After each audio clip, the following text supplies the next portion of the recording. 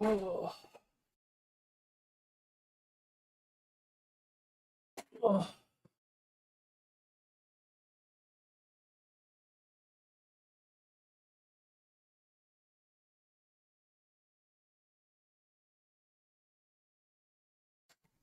Jeez, it's spread this time. Holy crap. Alright.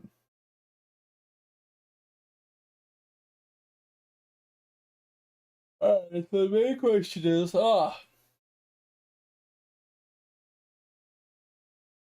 is Gopher here?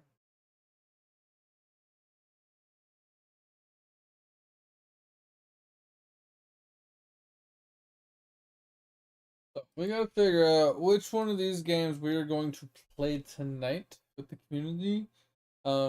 As it stands, Topher's the only one that replied, basically saying he would be here and he'd be playing with us. So we can always go back and play this, which would be pretty fun. Never played Raft. I know October's partial to Stardew Valley, and I've never really played it.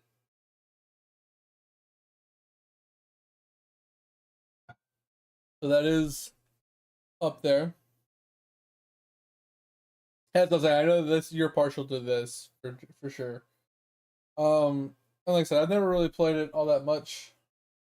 So if it was like all four of these, I'm down to play. Like that's my problem because this one I was telling you is like it's free to play, right? It's kind of reminds me of Minecraft almost, but it's been around since 2019. But it's like the Minecraft s environment, right? But you can like climb trees, you can group up with a bunch of people, you can fly on like I don't know, as you can tell they're on like ducks or some shit, right? And it's kind of like a Minecraft esque playstyle from what I can tell. I don't know much about the game. I just saw it was free to play and it was group oriented.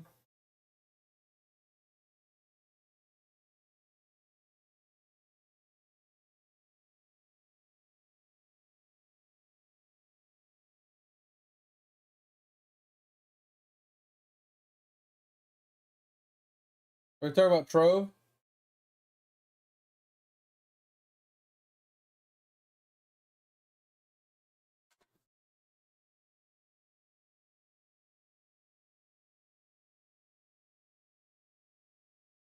Like I said, it looks cool. Like you build up a base, you like you know what I mean. You got fish. Like it just looks cool. I don't know if we would. I don't know if we would enjoy it or what all it really has to offer completely. But oh my god! And then you got the like a TV that you put on the wall. You can embed the stream into it as well. Like that's kind of crazy, right? Yeah, so this does remind me a little bit of Trove. I think when I saw this, it's like, oh shit, that reminds me of Trove. But at the end of the day, it's more like Minecraft. Because Minecraft is more open world, free to craft whatever and anything you want. And they got like PvP-esque like battle zones that people have created. I don't really know all the game has to offer. It just looked cool. And I was like, it's free to play. You can play it single player or MMO. Um, So I was just like, what, fuck it, I'll put it on the list just in case people like, because if we had a bunch of people, we could all just like, you know, jump in and just do shit. I don't know. This one was on the list. Um, and obviously, I've literally never played Raft. I just know that would be a lot of us kind of one person kind of steering and building, while other person's like gathering resources. Yeah, and I know this has a lot of updates since we played it last. And yeah, Raft is limited. I think this is somewhat limited, but not really. And Stardew Valley goes up to like 8 people or something like that. I will say I am partial to Project Zomboids because that game is fucking struggle bus.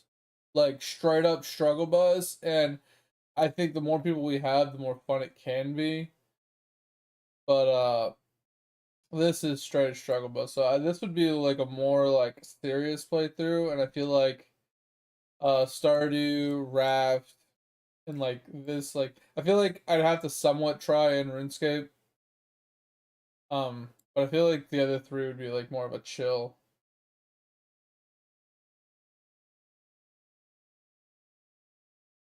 Yeah, Project Zomboid, like I said, I am partial to playing Project Zomboid sometime in the future.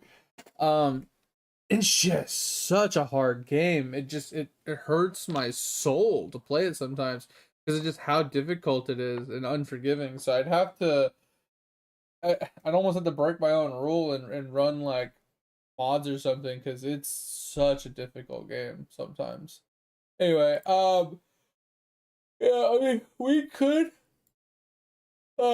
roll dice if we wanted here. Um, I am kind of leaning towards not doing this right now. If it's just two of us, I feel like this is a good game for multiple people, like three plus people. But if it's just me and you, I feel like it's more along the line of these three.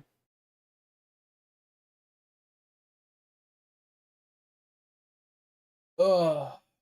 And I also feel like this one is kind of just, it's cool. I enjoy it. It's just, I don't know what all they changed in it. I mean, it's worth trying. I just feel like this is a lot of like we just go out and gather resources to level up our skills, and I would love to level up my skill just like I do in RuneScape and get to level 99 or whatever. But that's just like a huge grind in itself. What up, Chew?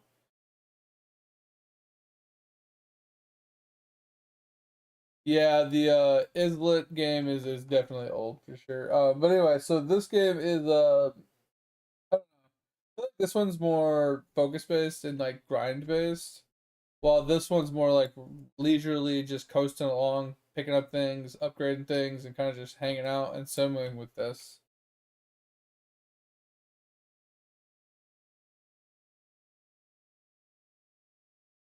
So I'm leaning towards these two.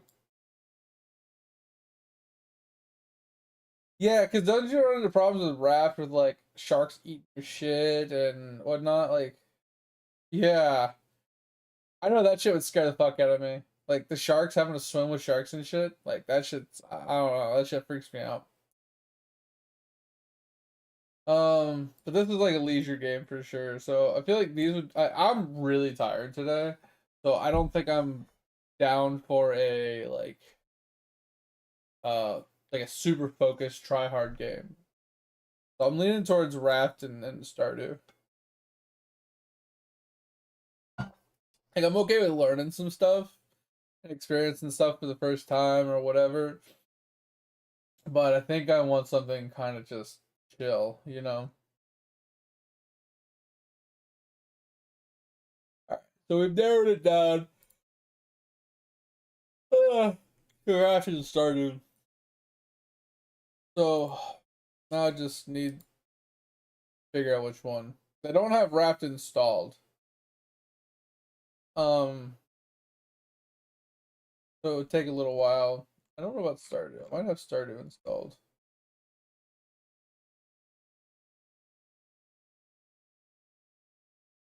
Yeah, Wrapped is not installed. And it's 6 gigs, so it's not too big.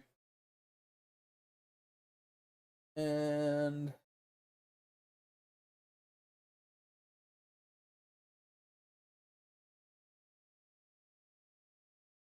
um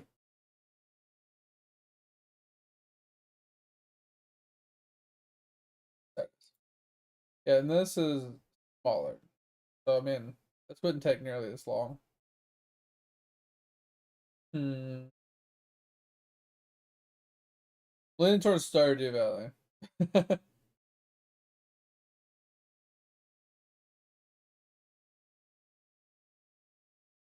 Hmm. Yeah, I think this is what we're gonna play. Fuck it. Alright. We'll let that install. I'm gonna change game.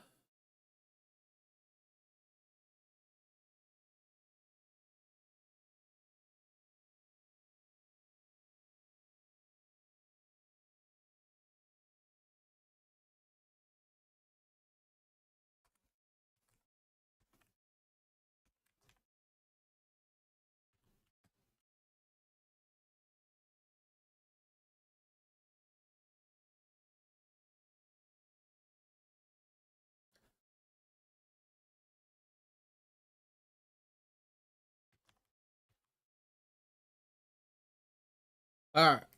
So we have officially changed the game.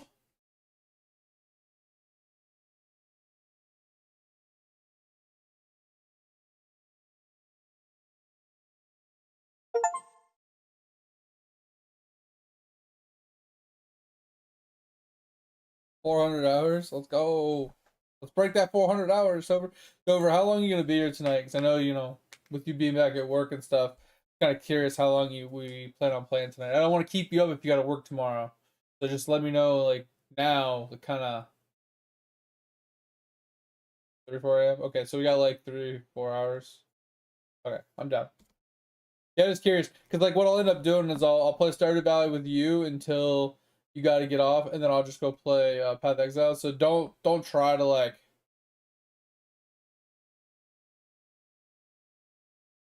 Oh, you got out early today? Yeah, that's that. So like, don't pull one of those. Oh, I gotta be at work at 6 a.m., but I'll hang out with you till 5 a.m. No, no, no. If you gotta be to work, right? Like, just go to sleep what time you gotta go to sleep. Don't worry about hanging out with me. I'll go play PoE and hang out with people. Not a big deal. Okay, sounds good. Let us launch Stardew. Minimize this. Does that go for the rest of the weekend too? Like, I'm just trying to gauge. Are you gonna be here all 3 days, and are you gonna be here late those days, or you got like short nights those nights? So I know if like there's a night that we're just gonna skip community night.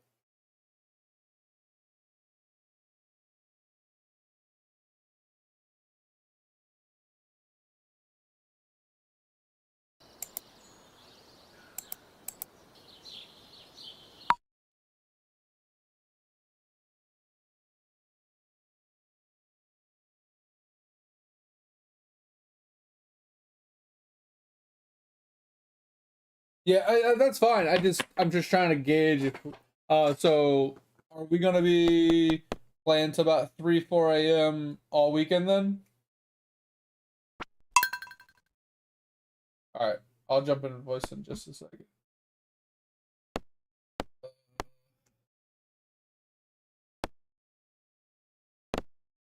Do you want to launch it, or do you want me to launch it?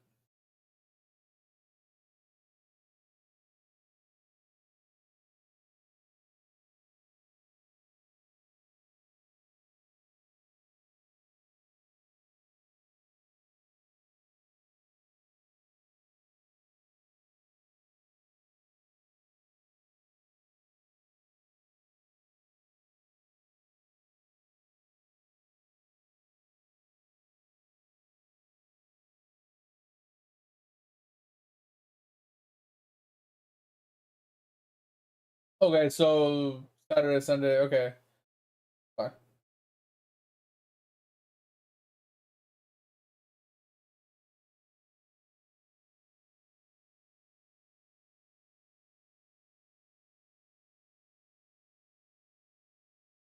Oh yeah, you couldn't see it because.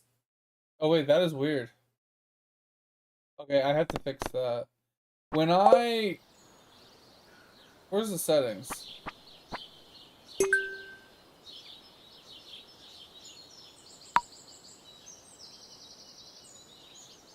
How about now? Okay. But it's in full screen. You guys can't see it. Really weird. What up, Camp? We're gonna be playing Stardew Valley with the community tonight. So it's gonna be all weekend. I'm gonna.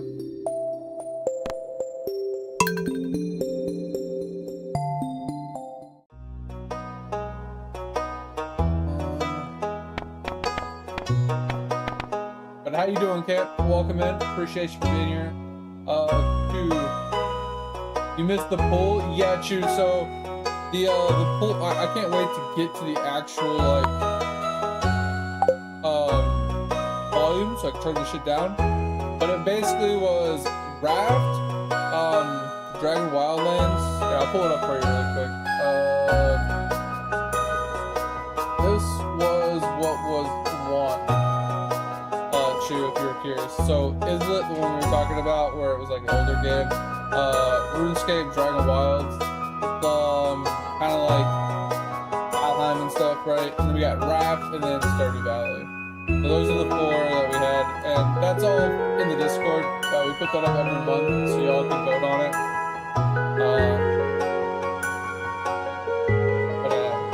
Need to cover. I will jump into voice after I get this made. Turn this damn volume down. Driving me insane. The only question I have for you, Topher, which one of these cabin layouts do you want me to do? And like, anything down here you want me to, like, I'm assuming money style will do shared. I don't know if profit margins will lead the same, but cabin layout? Okay, that's all I was cared about. Okay.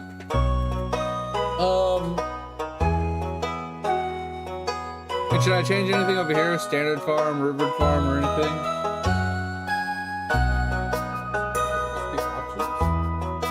Care about down here? Care if we change anything.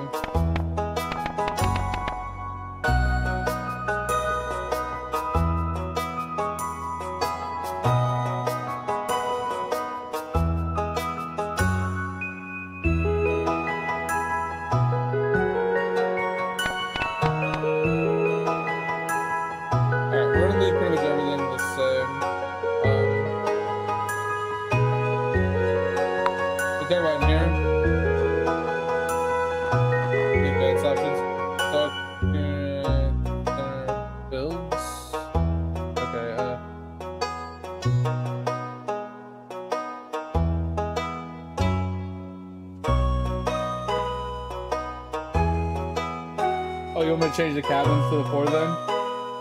I don't think we want to spawn monsters on the farm. Guarantee 1 year completable. I don't know what that means. Mine rewards, sure, whatever. Profit margins, normal, multiplayer options. Starting cabins.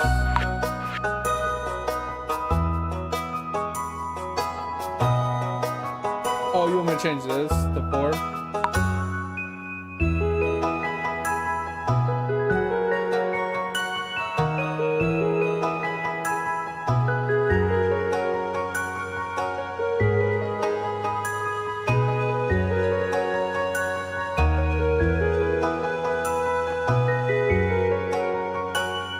Oh, yeah, I have no idea. Sure, we'll just leave it. Should I change it to 8? Over, or should I leave it at 4?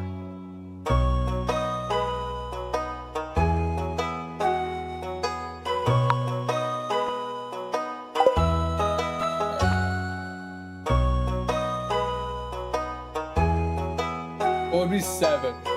Well, 6 others kind of you get it, yeah.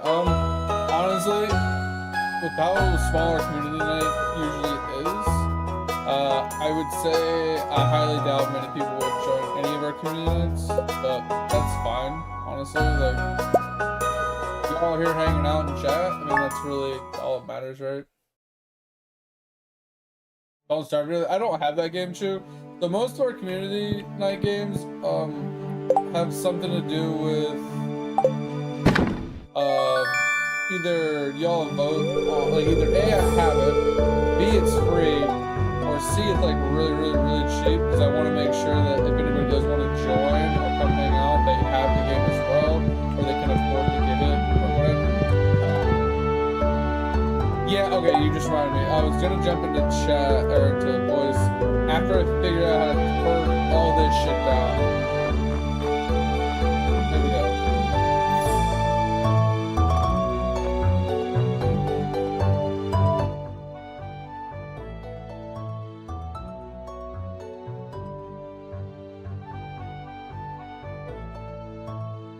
Why is it? I turned it so far down, it's still blaring for you guys.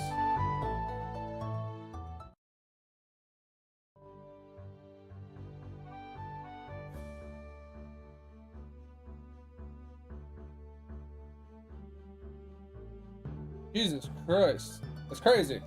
Alright, is that better? Thanks, Cam. Yeah, you reminded me for that.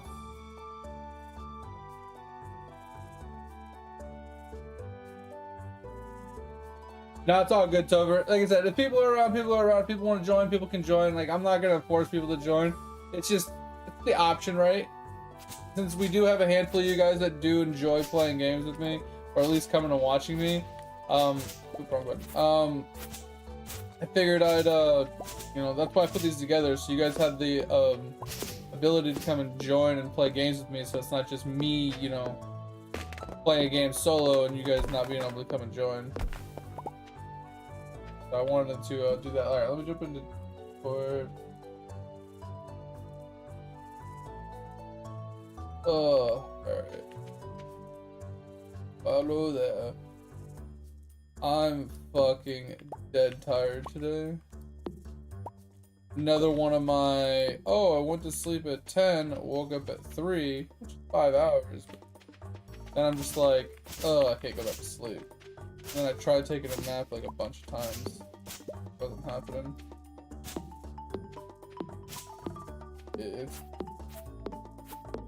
Well, for the last 2 weeks I've been doing that, and it's been driving me insane. I haven't slept well. No, it's just every once in a while, like, the problem is like the way my body likes to sleep. It's like, I like to sleep like 10 hours, but if I sleep for like 5 or 6, next time I go to sleep, I'll make up whatever I didn't get to 10 the next time. Unless I'm up twice as long as I slept. Okay. Or more than twice as long. I think that's why I sleep like that now.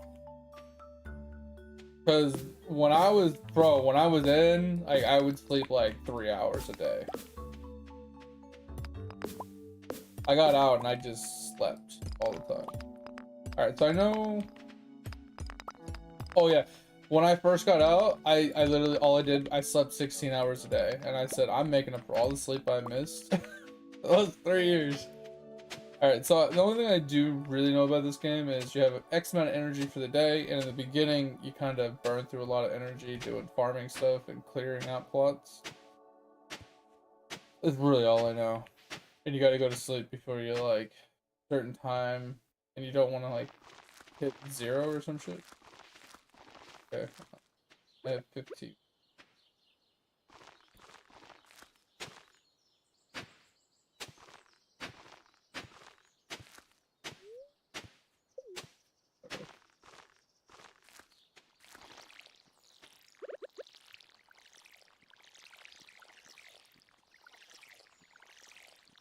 Oh, it was on before. Oh, it's interesting. Yeah, I'll fix that in a second. Oh, it's not on. It used to be.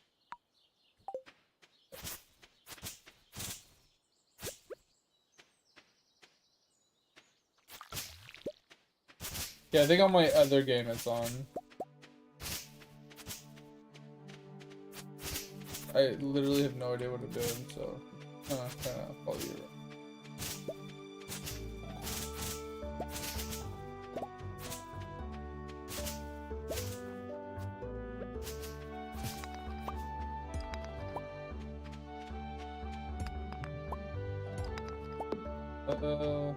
I have 29 right. So we have 50. Yeah, no, 41.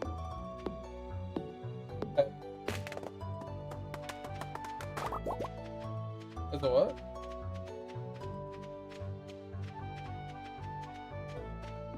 Okay. Oh, that's funny. I don't know how you saw that. We were way over there.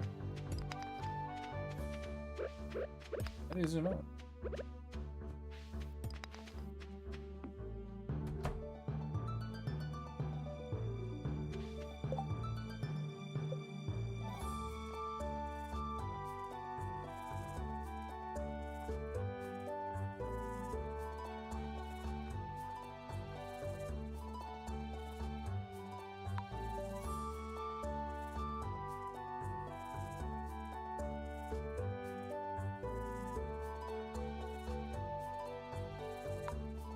Oh.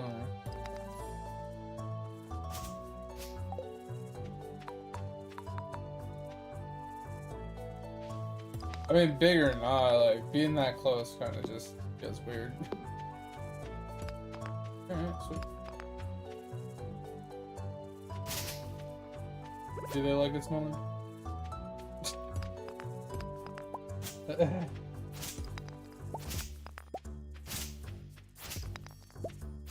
Alright, yeah, like I said, I know very little about this game. I did a little fishing, hated it. I went into the mine, hated it. Didn't figure out any of the quests. Did a little bit of farming.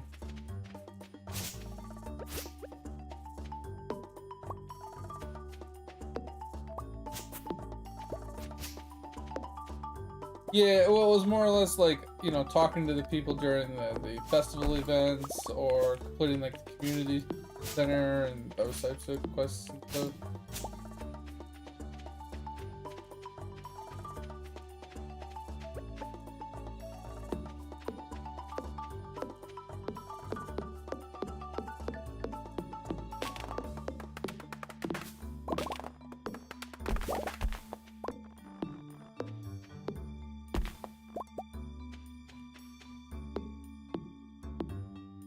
Mm-hmm.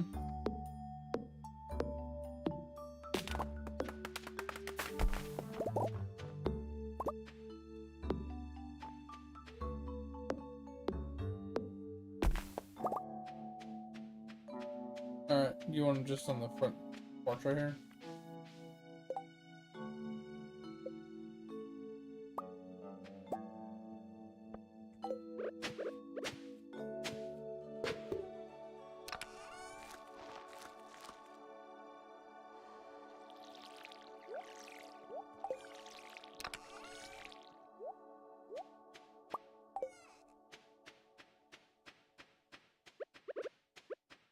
Alright, well, I'm pretty much out of energy, so should I go to 0 or should I hold on to some?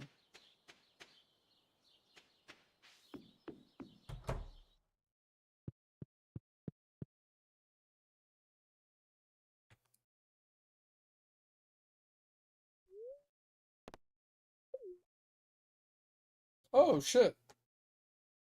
Is that new or has that always been a thing? That's pretty cool. Alright, yeah, because I remember before it's like, oh, I just went to bed early because I was out of, you know, I was out of energy. That's pretty cool. Yeah, I usually like to just clear out the whole farm, but then it always comes back over and over again.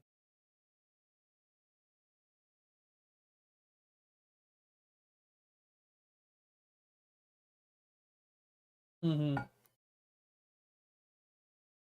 I did lay down for an hour before stream, but I almost didn't get up. I was laying on the floor and I was like, do I get up and stream? I could just keep laying here. Nah, I was just like, I want to play games with you guys. I wanted to like get on and do something, but I was just like, do I just get on late? I was like, no, because nah, fuck it, I just get up. It's just like, uh, uh, no, I still have the one that you told me about, like the double XP, double tokens from before. Yeah, well, I haven't started it today. I started it yesterday, so I just. No, I know what you're saying. I was just saying like I haven't. I got on the computer. I just haven't touched anything. I saw your guys' stuff, your messages. I was like, oh, I should do this.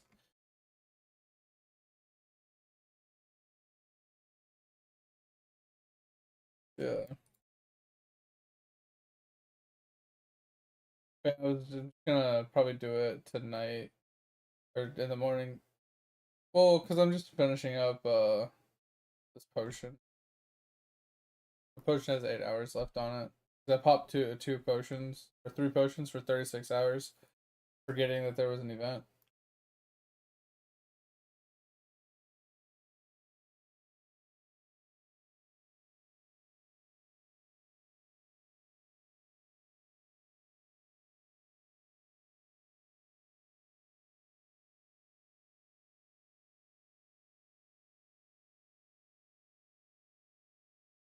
Oh, God. Oh. So I got the no man's land here.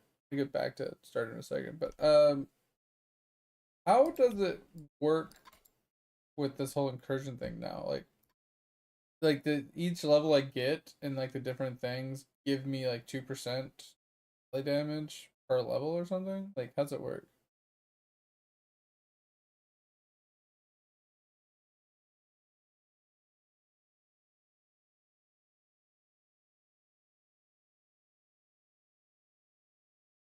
Well, what I'm saying is like, so over here it says 0 to 1,000, 185 out of 1,000, 0 to 1,000, 509 out of 1,000. But on the incursion thing, it just says all tier 0 stats, and it just says plus 2k LA damage, blah, blah, blah. But if I go to the abyss, and I hover over down here, next rank reward, it just says 2% LA damage. So is it like every rank just give me whatever the stat is here? Which would be 2 LA damage, LA bonus. Huh? Oh, I'm literally just sharing it on screen for stream. So I was asking.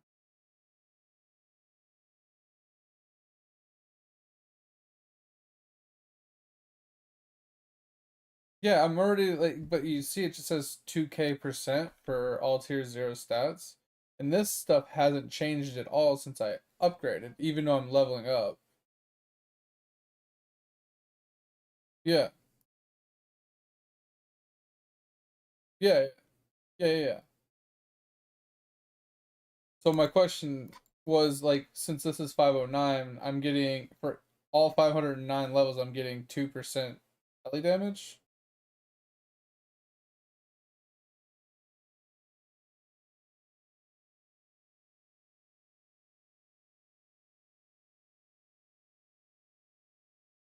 Yeah, that's what I'm saying. So every time I level up, I get this. Oh, every time I've hovered over it, it's always said 2%. But these things down here do change, the cards and stuff. The cards change, but I mean, I'm pretty sure the Ascension Elixir and this chest have been here every time, along with the fist. So that's what I was asking. So for each level I get, I do get 2% LE damage and all the slew of other stuff underneath it. Okay, that's what I was curious on. Yeah, but I had to lower my world tier from 38 down to 30. I could probably go up now that I've leveled up so many times, but I'm just not fiddling with it. Fuck it. I've just been laying on it, but I'm not sleeping.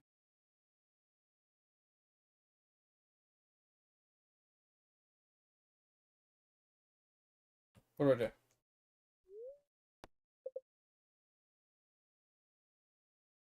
Yeah, I was gonna come out and stuff, and I got sidetracked when you brought up Gideon.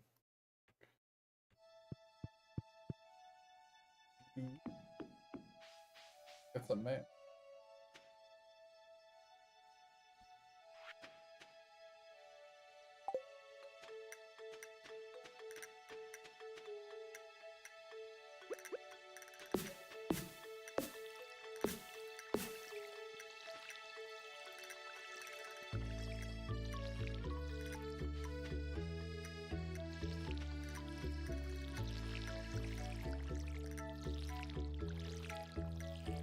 Yeah.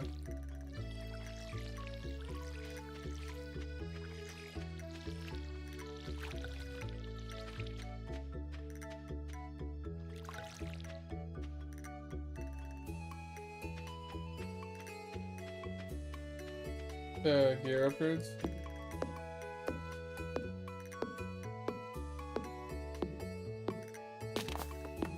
Oh.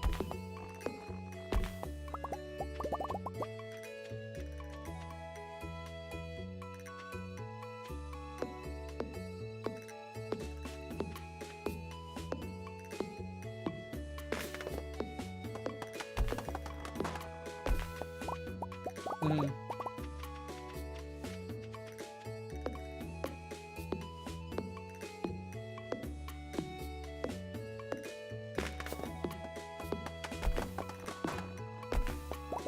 Choose your potions.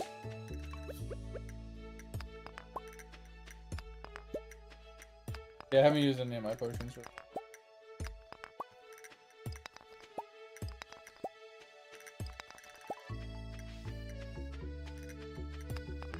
Yeah.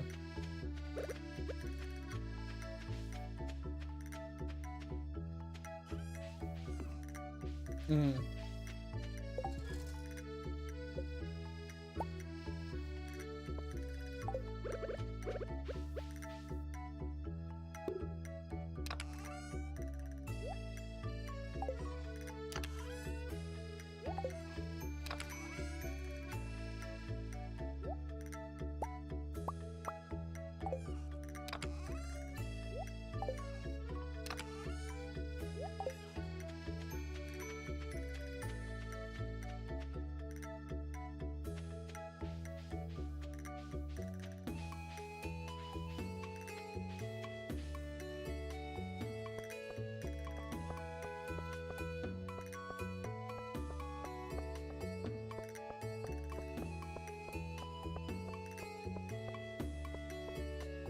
I already left, but I mean,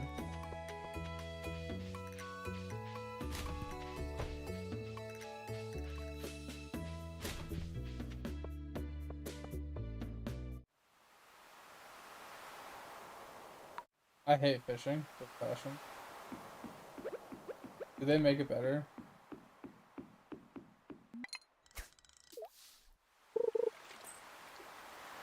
Fishing was so bad.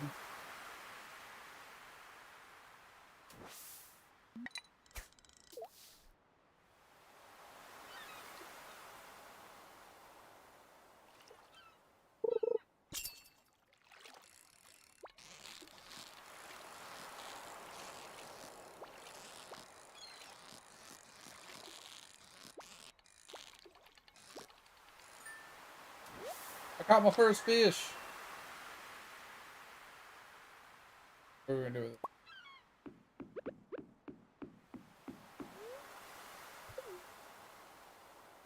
Wait, try to just catch him.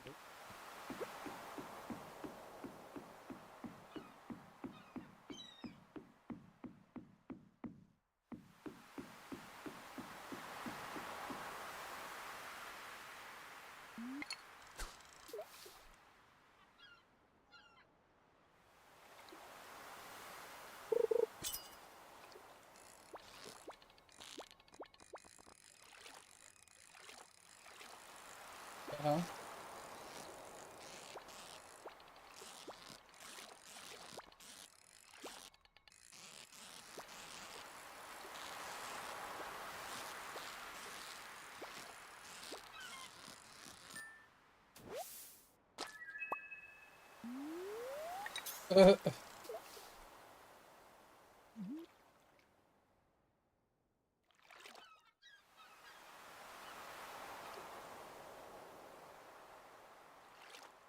Isn't there something like cages and stuff you can get later?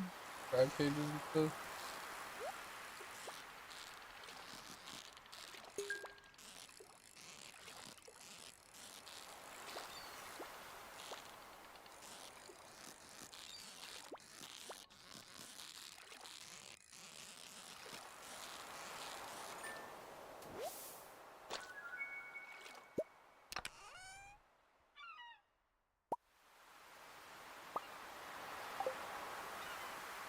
Yeah, that sounds pretty.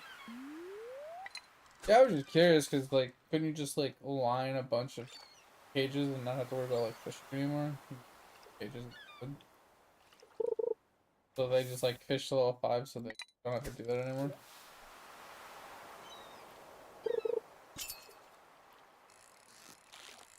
I just think fishing sucks, honestly. Minigame blows.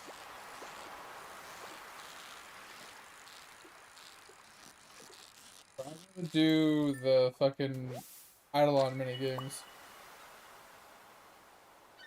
No.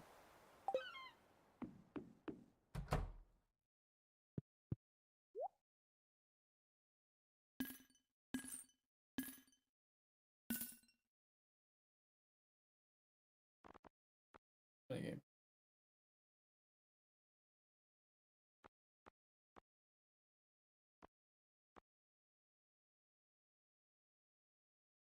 Fisher's Devil Bed?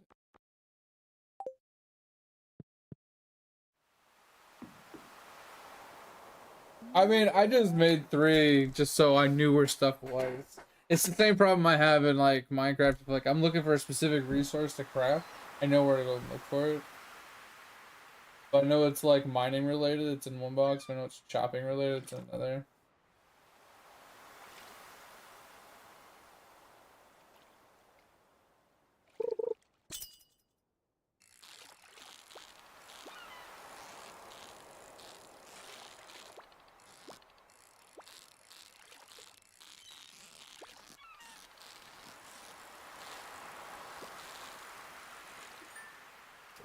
Yeah.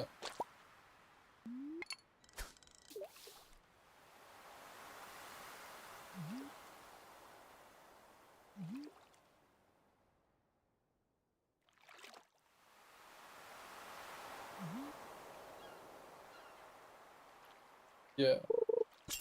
Yeah, which is if we get that, then it doesn't really matter where we put it. But until then, like I kind of need to know where things are.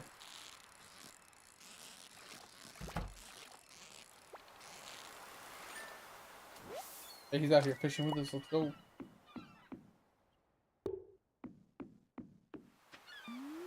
I didn't know that you could bring items up your building area. That's actually pretty.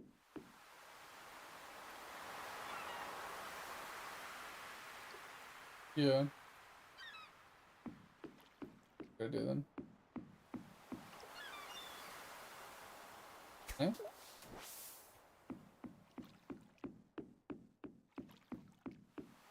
How's that?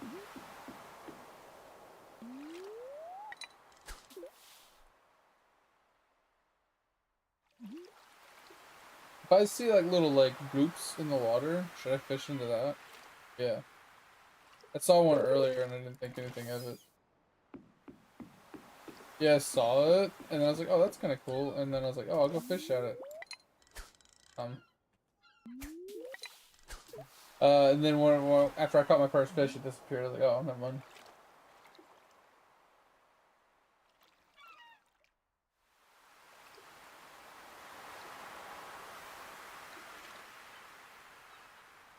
Dark. What time do you usually head back to go to?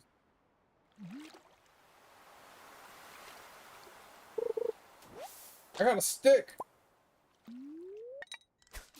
Be rich.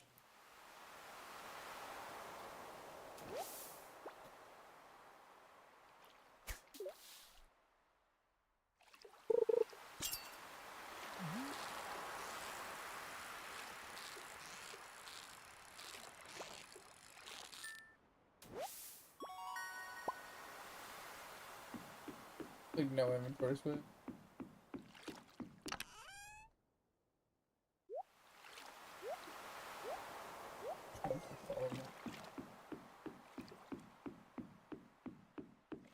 Oh, my inventory's all or my energy. Fishing takes energy.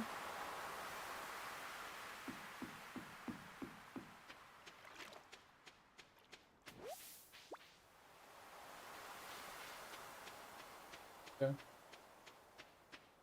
I guess I'll just work on leveling up my fishing then. Get all sorted. I forgot there was actual levels in it. I knew there was like better axes and stuff to like better pickaxes, break the big boulders and stuff, but unless I had that wrong too.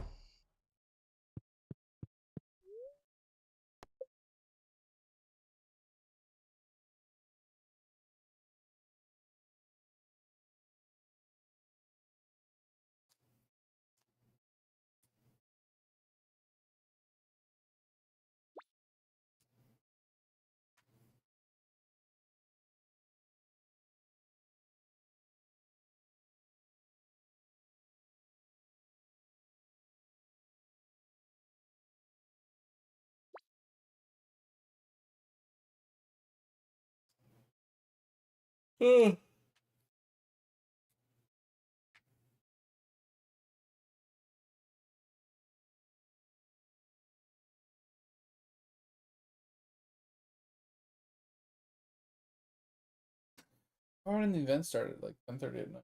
Crazy. Oh, that Ragnarok online looks sick.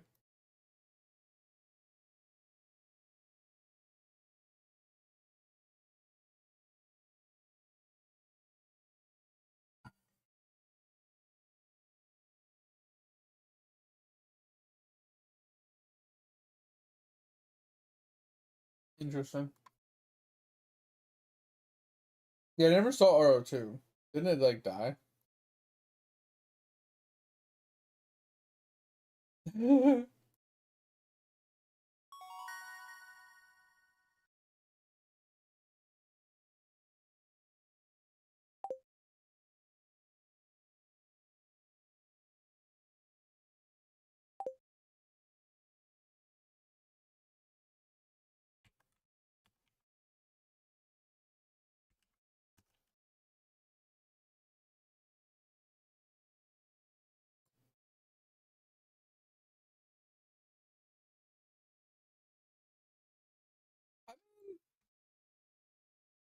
This doesn't look bad.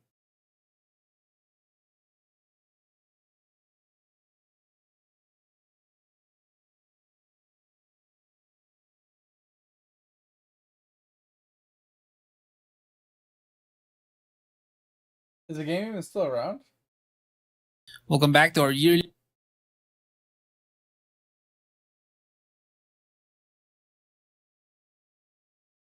Oh, because this video says RO2 in 2025 isn't worth it. You can fly? I don't know. I saw someone flying. Room. Yeah. I mean, moving around the map doesn't look bad. The characters don't look bad.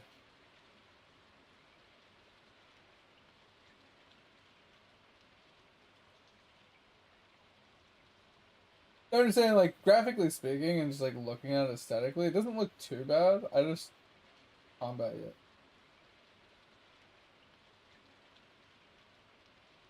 Yeah, that's what I'm trying to get to. Like, he's in character creation. Like, the movement around the map looks fine. It's just, like, I want to see him punch something. Can he just punch something? For the love of God. Okay, he's in a little dungeon looking thing. Okay, can we fight? Oh, he's about to fight something? Maybe. This looks like the cockroach area.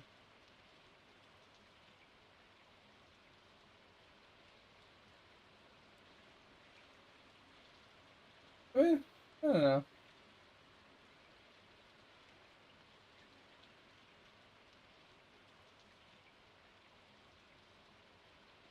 I mean, the combat looks very, like, RuneScape-esque.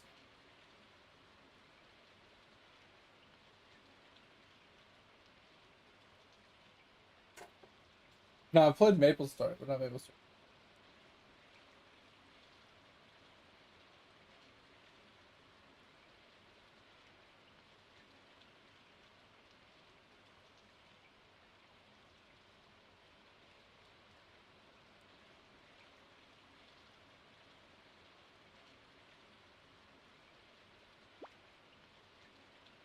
I mean, I don't know. Something like, I've seen worse. Let's just say that.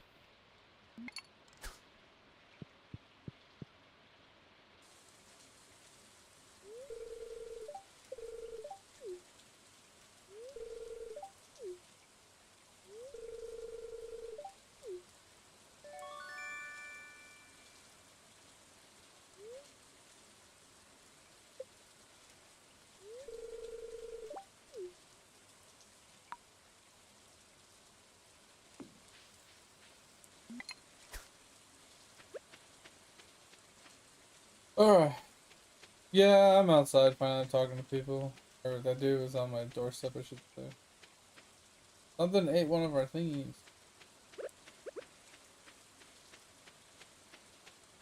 Alright, go back to fishing. Do we share levels of EXP? Okay, because I got a foraging level and then I got a fishing level.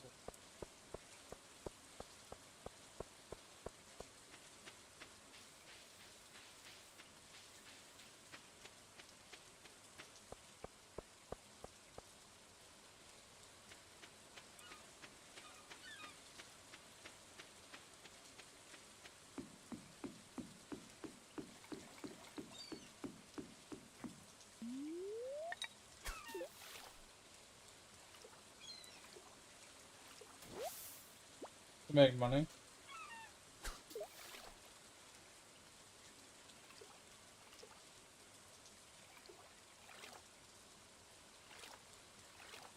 Hmm.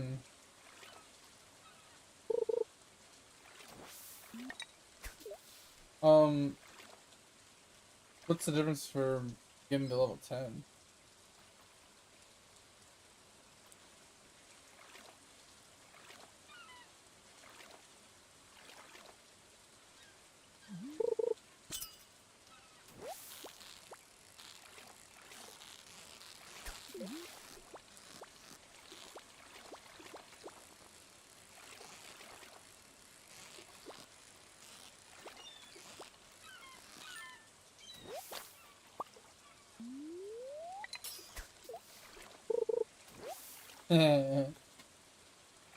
Yeah, so, yeah, that's what I was gonna say, like, you just fish to make money, basically, for a little while.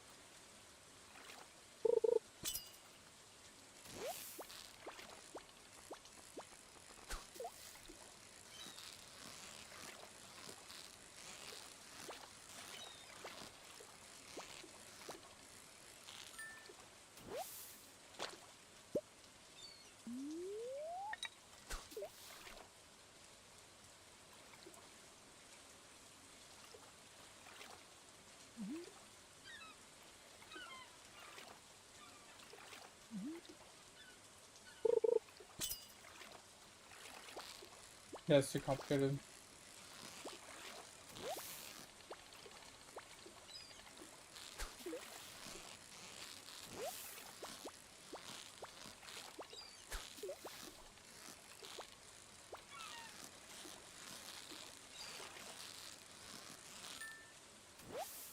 That's way too much. It's just a lot of stuff. Like, you got this specific time on this specific day doing this specific thing for this specific person. A lot.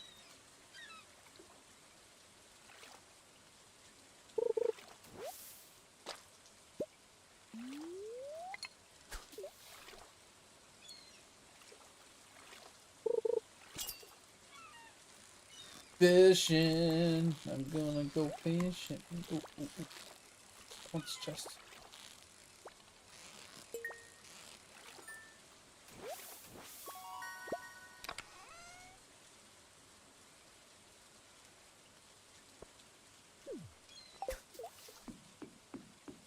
It's so annoying. It's actually annoying.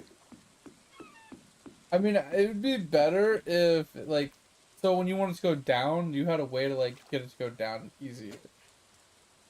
Because sometimes the fish just plummets to the bottom, and if your thing plummets to the bottom, it bounces and bounces and bounces.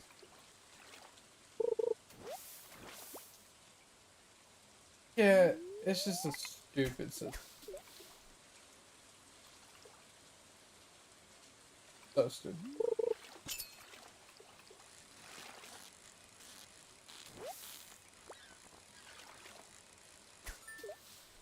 Perfect! Yeah, I remember when I first played this game, I googled it, and people were like, just download a mod.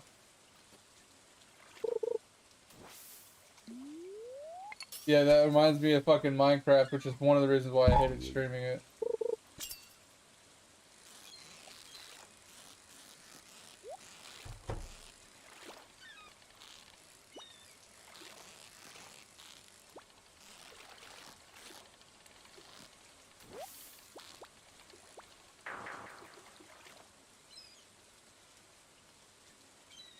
Mm-hmm.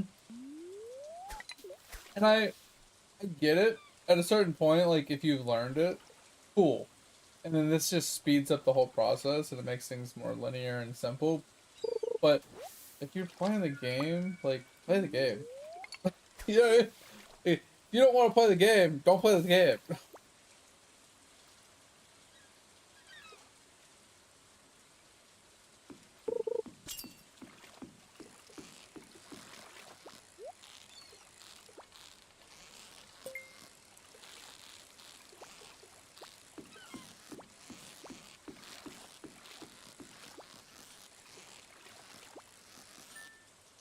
Also, like, regular players, like, trying to test to see if someone's cheating or not.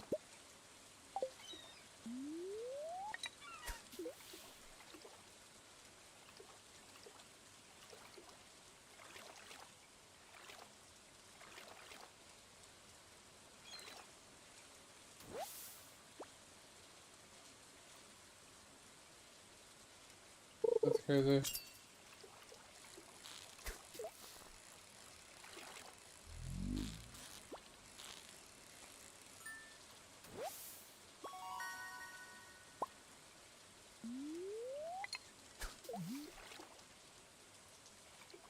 Hmm. Weird. Hire more after announcing a cancellation. It's a little.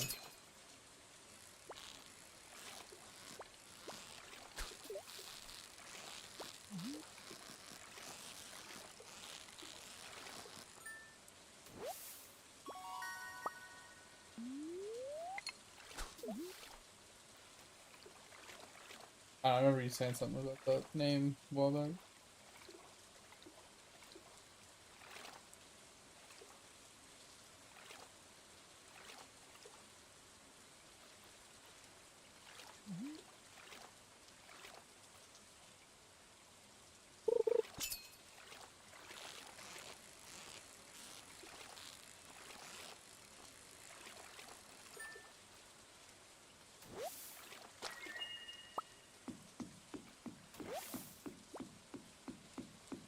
Huh.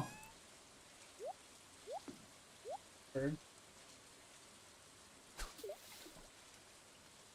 That's a purple starfish.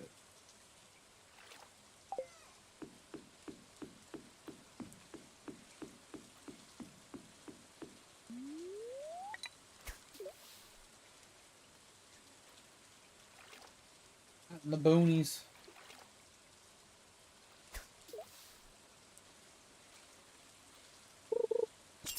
How much is it gonna cost us to get bigger backpacks?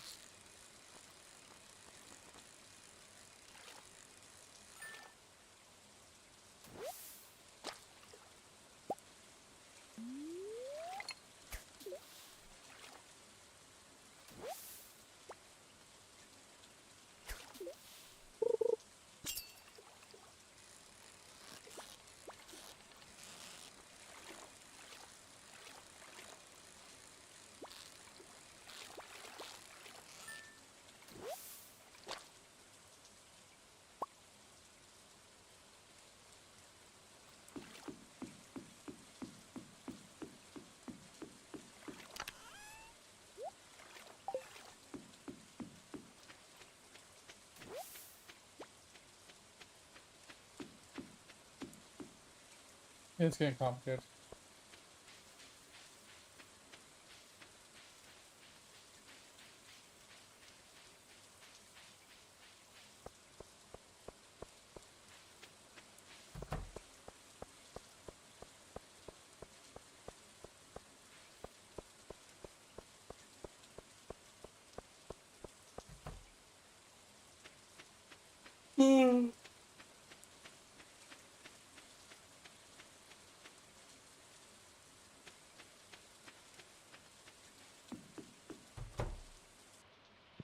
I mean, I'm just playing the game to play the game. I'm just figure I'd throw some farm stuff down, go fish up some stuff, put some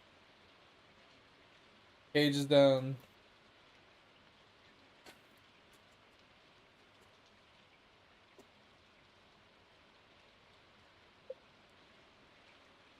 Hmm.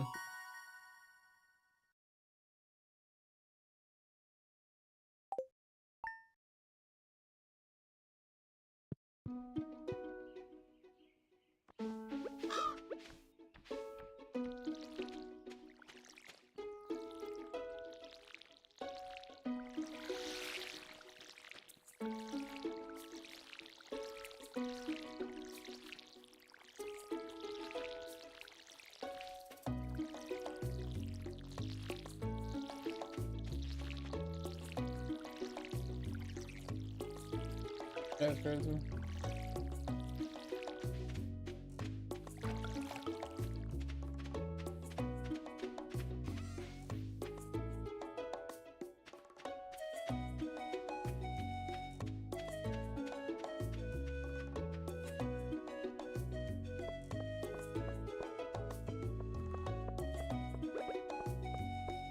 Time to be a fisherman. Be a fisherman. Is it a dog? Dog.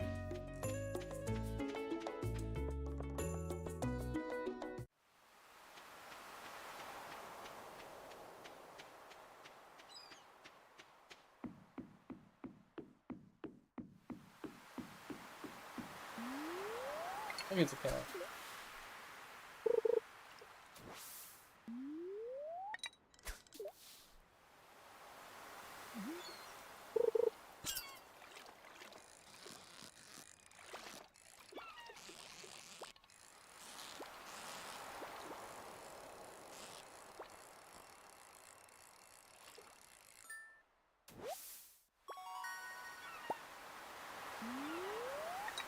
Oh, nice.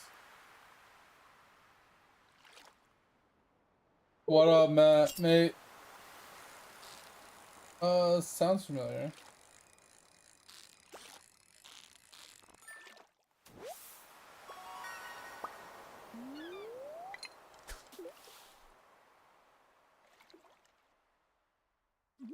Oh, it sounds good, mate.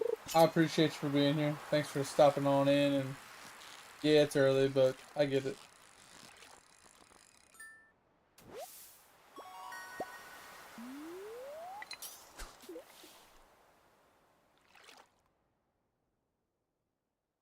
Hmm. Yeah, mate. That was what we decided on today.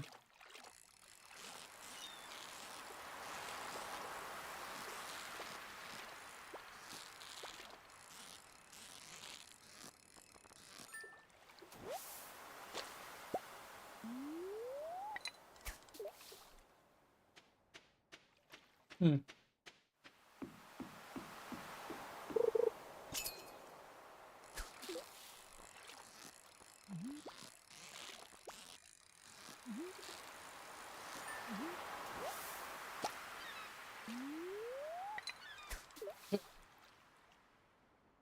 I want to play that country song. I can't even remember which it's there's I can't remember the name of it. Would you like a cup Basically of it's water? You look thirsty as fuck right now. like he said something along the lines of like his wife made him choose between going fishing or her, and let's just say he went fishing.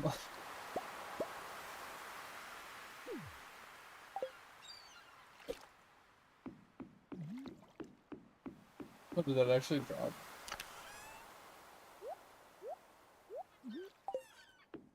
When I saw them not on the ground, I was like, oh, I guess it just deleted them. Okay.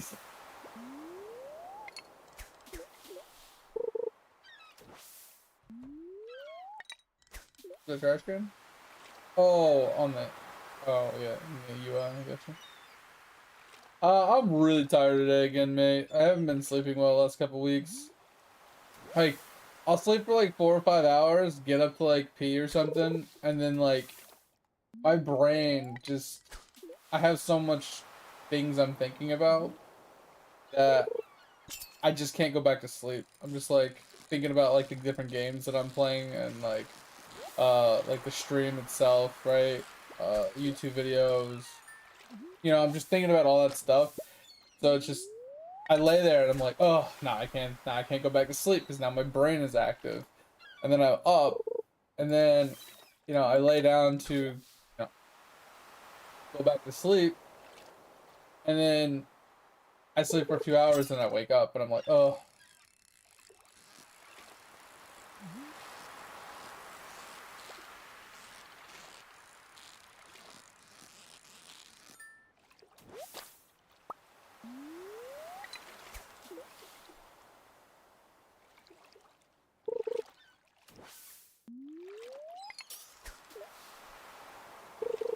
Ugh.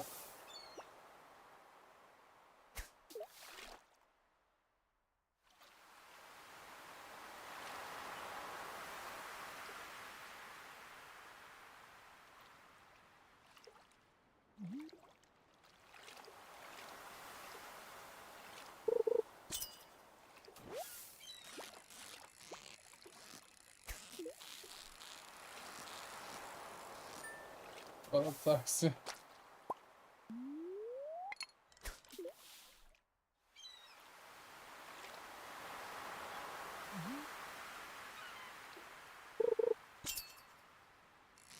Playing video games? Like, come on.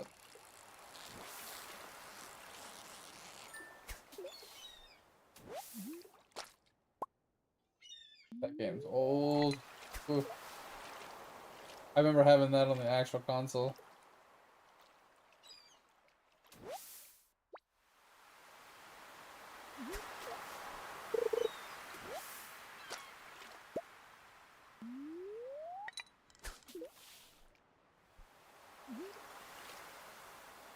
Oh, I had that one.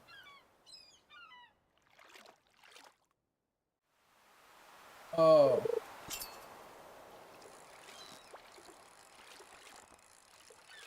So there was the Star Wars racing game where you were.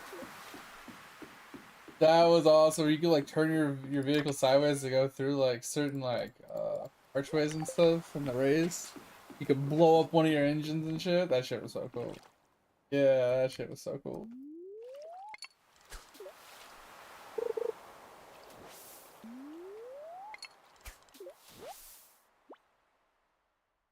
Dude, GoldenEye was ruined for me because my cousin he memorized the map and all the spawn locations. So he would kill me, and then by the time I even took like 2 steps, he was already like on top of me, and he would kill me again with the golden gun. I literally couldn't play.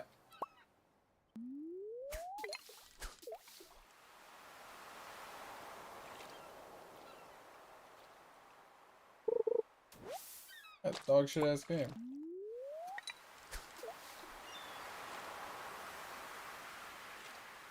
Oh god, looks like Quake.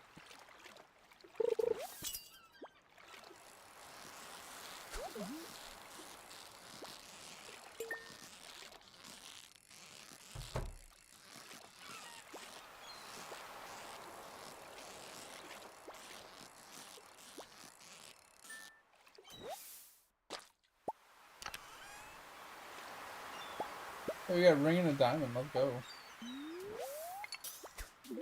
We're in the money. Ooh, Minecraft server. Okay.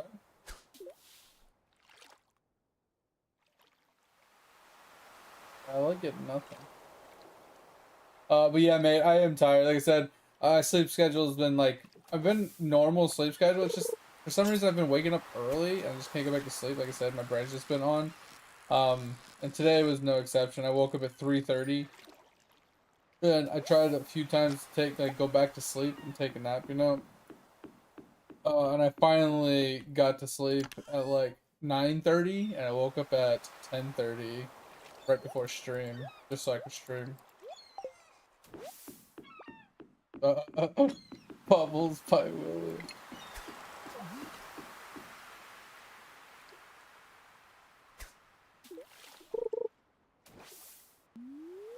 Why is it that I just keep like not catching things? Like it goes boom boom, and I click the button, and then nothing.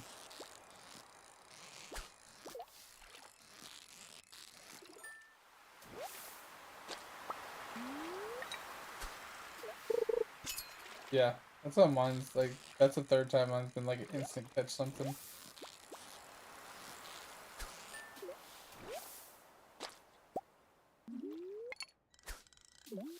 Pretty much out of it. I got sad about it.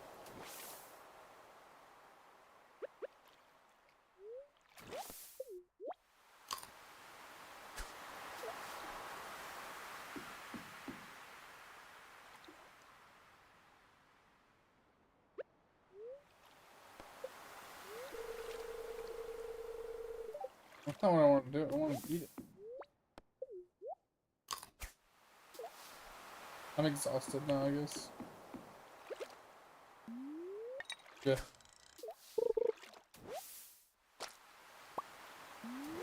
I don't know how to check.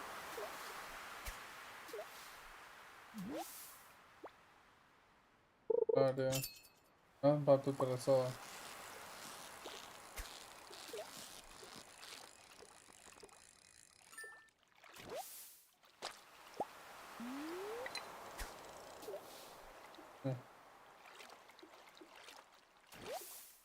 I can just lay in bed for a little while.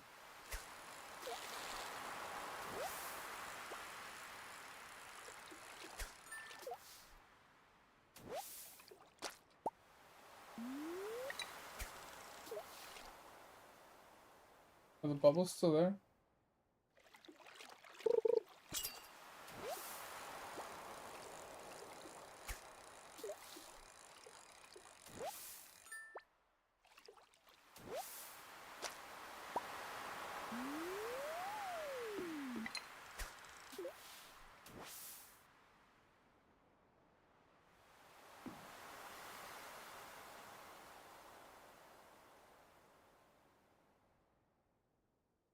Why?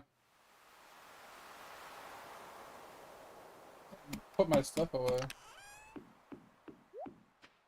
Yeah. Do what you gotta do. Windcraft. Oh yeah. So there's a lot of people when I was playing Hypixel, they recommended I tried Windcraft, and I looked at it for a minute and I said, "Oh, that could be cool." It's just my problem with Minecraft is I like playing Minecraft. I get bored of it after a little while, and it's not that the community is per se bad. They're very pushy, and they're very just they're right. Does that make any sense? Like when I was playing Hypixel, they were like, "Oh, well, why don't you get this mod? Why don't you go download this mod? Go get this mod. Mods, more mods." All I heard was them basically just bashing me for not using mods. And every time I would complain about something, like, "Oh, I wish it was more like this," or "I wish it was easier to do this," or whatever. Like, well, if you had mods, if you downloaded mods. Mods. It's like, bro, shut the fuck up. Like, seriously. Like, it just annoyed the absolute shit out of me. And it made me just not want to keep playing. Bro, I guess I'm exhausted still. And I had no energy, so I'm like slow walking all the way the fuck back. I'm at the farm, man. I'm at the farm. Yeah, he's on early because he's got to get to bed early. Which, if I'm being honest, I might go to bed early.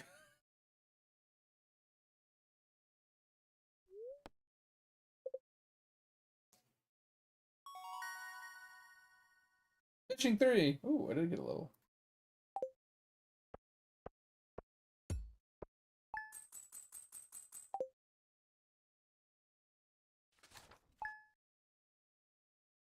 Bum, bum, ba, bum, ba, bum, bum, ba, bum, bum. Why you move my TV?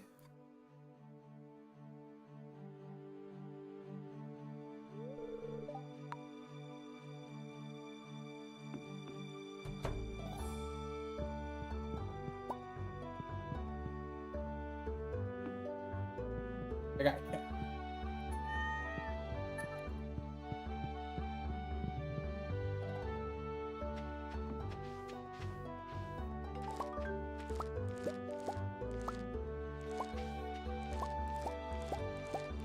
But yeah, the Windcraft did look like it could be kind of fun.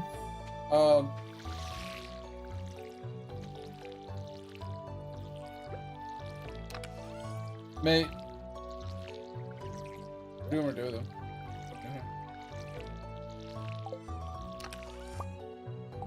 But yeah, it did look pretty cool. It looked different. Looked like something I could play for sure. Just gotta be in the mood for it, if I'm being honest, because like I have to deal with the people, right? The people is the problem. But I have so many other games I want to play as well,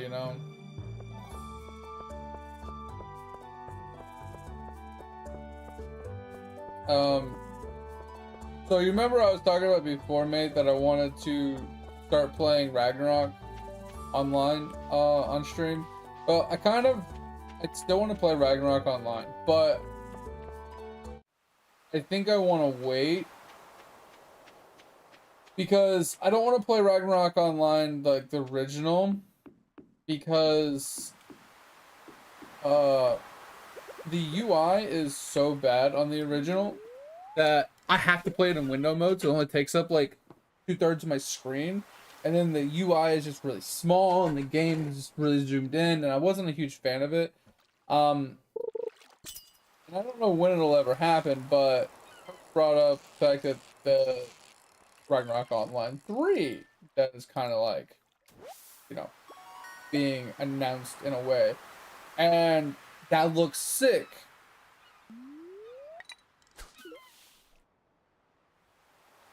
Oh, did you? Yeah. And then we were talking tonight about it, and he brought up Ragnarok Online 2, and I was contemplating playing Ragnarok Online 2 instead of the original, until 3 comes out, if I need something to play.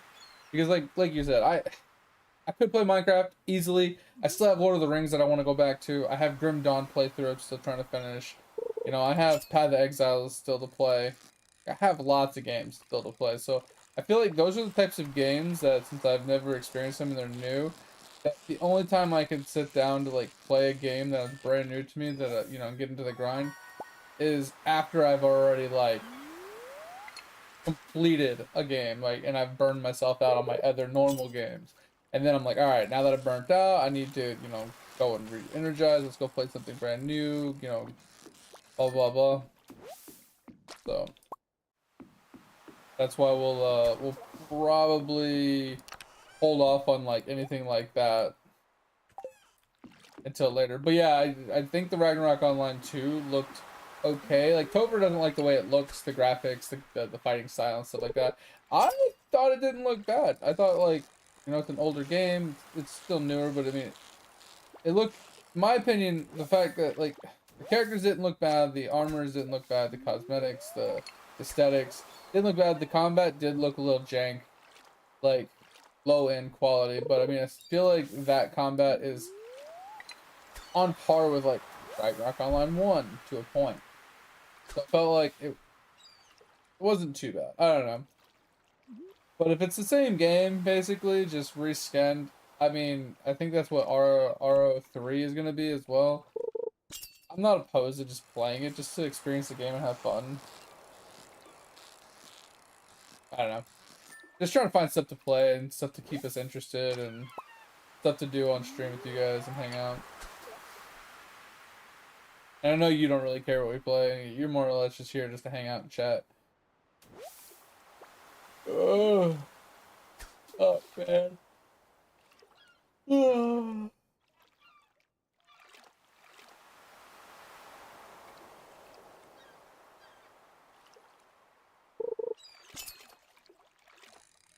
Funny, I was talking about, I don't know what I was talking about, but mate's like, hey, I found this found this Minecraft server you might like. I was like, oh, what's it called? These are Windcraft. I was like, bro, I can't tell you how many fucking people told me that when we were playing Hypixel.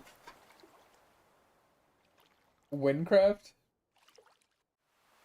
Yeah, and I looked it up. And I was talking to mate about it for a little bit just now. So many people like recommended it to me when I was playing Hypixel. Like, oh my god, yeah, it's so much better than Hypixel. You should try out Windcraft. I'm like, really? And I looked at it and it looks thick. It looks completely different. Like, the same but different. Like, they completely modded it themselves and did it differently. So it's like something completely new to work with, I guess. But it was one of those things where it's like, oh, I could try that at some point. But it's just the community of Minecraft is really hard with. All you hear, like fucking seagulls, like mods, mods, mods, mods, mods, mods, mods, mods, mods. It's all you hear. I feel like I'm in fucking Finding Nemo and it's just fucking seagulls everywhere.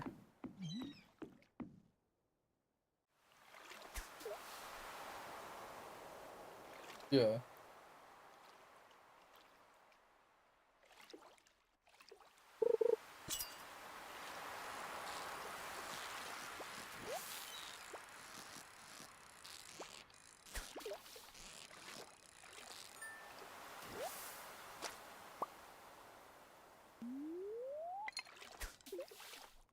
Yeah. So it's like,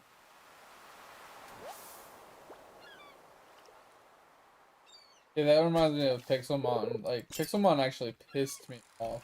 I was playing it for a while, and me and a buddy, we partied up on day one. We ran into each other, you know, we went and found each other, we made a house together, we were catching Pokemon, we were breeding Pokemon, and we would trade each other the Pokemon every once in a while, you know? He'd have a couple that I didn't have or whatever. And, you know, it's against TOS Pokedex trade. AKA, you know, I trade you 5 Pokemon. Yeah, well, they don't want you to do it for Pokedex trading specifically. Like, they don't want someone to show up and hand you all 150 Pokemon and fill up your Pokedex, like, you know, for free, quote unquote, right? Because there's like rewards for completing certain tiers of the Pokedex within the game. And I get it, like that's in their TOS, no Pokedex trading is specifically what it states. And my thought was, okay, you don't want people Pokedex trading, but it's okay if you sell things for real money to other players in the game. So there's people that catch like the super rare, ultra rare, like no, rarer than that. Like Rayquazas, like shiny Rayquazas that spawn like ridiculously rare. There's one. Okay, so I'll tell you a quick little reason why I'm pissed.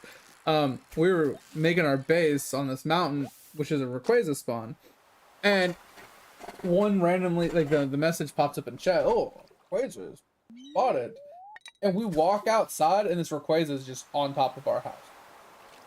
We're like, what the fuck? And it was a shiny Rayquaza on top of that. So we catch it, and come to find out, there's only one other shiny Rayquaza in the entire server. And it goes for, I think they said that you could, like, the guy said you could sell it for like 3 grand or something like that to another player. Because it's so rare. And I'm like, wait, so it's okay if I catch this shiny Rayquaza and trade it to somebody for real life money, but I can't just trade a friend of mine a couple Pokemon, right? And then on top of this, 99% of the game is about breeding. So you make like perfect EV, IV kind of, you know, Pokemon or whatever, and you breed them together. Yeah, so I didn't even know that was a thing for the longest time. So that's all it is. It's, you make breeding pens and you just breed the battle perfect pets, and you sell them to other players, or you trade that one for one of their battle perfects, so you can breed another battle perfect type of pet.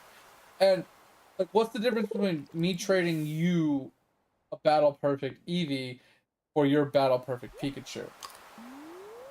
Like, right? It's like, it's not Pokedex trading because I already have the Pokemon, quote unquote. But it's the same premise. What if I like caught a Geode, right? If I was catching a bunch of rock Pokemon, but you were catching a bunch of like water Pokemon, and you wanted my Geode, but you had like a fucking, I don't know, Diglett that I really wanted. Like, what does it matter? Like the reasoning of, like, you don't know if I'm Pokedex trading, like, or if I'm just trading because I want that thing. Like that's what pissed me off. And what was even stupider is I logged into the server and my character was in jail. I'm like, what the fuck? And I got a message saying, oh, you've been put in jail and you're permanently banned. So you were permanently banned and placed in jail for Pokedex trading. And the buddy I was playing with that was doing the trades with me didn't get in trouble. So they only banned me.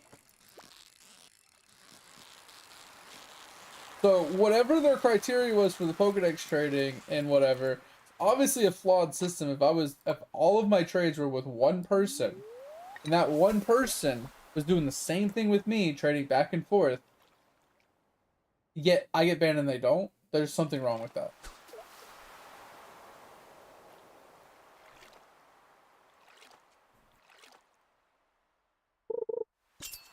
Well, he had the Rayquaza. I let him have that because he likes dragons, and so do I. But it is aesthetics, right? It was like a black and green turquoise. It was really cool looking, and you could ride it. And I let him have it because it fit his aesthetics a lot better. And then I got the shiny Kyogre that spawned in the ocean next to us. But yeah, bro, I was like, this is fucking stupid. Like, I want to play this game. I want to play like Pixelmon and catch Pokemon and have fun and all. But it's not even about catching Pokemon. It's about breeding Pokemon to be battle perfect and trading other people for breeding perfects.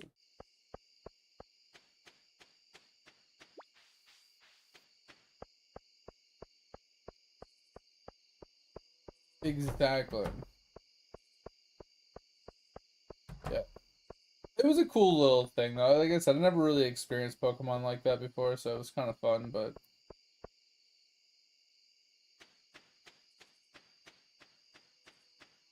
oh, Pixelmon is huge. Still has lots of people playing it. What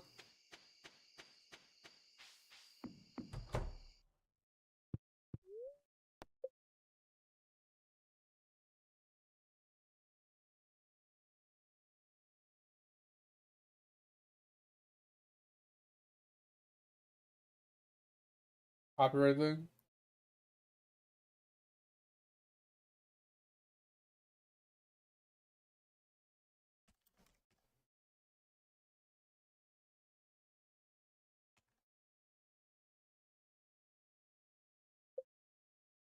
Yeah, even like Google just says, yeah, Pixelmon is still a thing, which is the server I was talking about and you're talking about. This is where the original Pixelmon mod was shut down. It was revived as Pixelmon Reforged, with a newer version maintaining the core gameplay and features of the original, allowing players to experience Pokemon within Minecraft environment. I don't know how they got around it.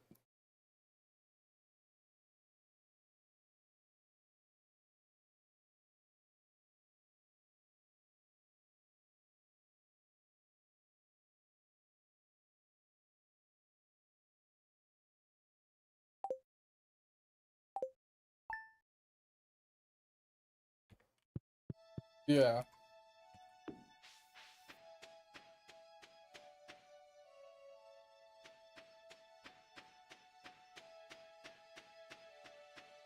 Yeah, you go there, everything is ripped off. Everything is duplicated. But yet, if it's their stuff, they're like, nope, can't be having that.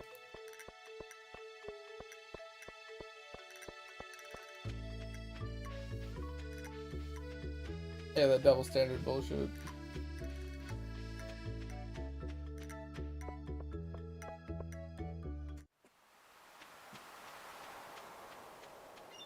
Yeah. Yeah. Alright, I'm gonna be right back. I gotta pee. Alright, right back, guys. Give me a second.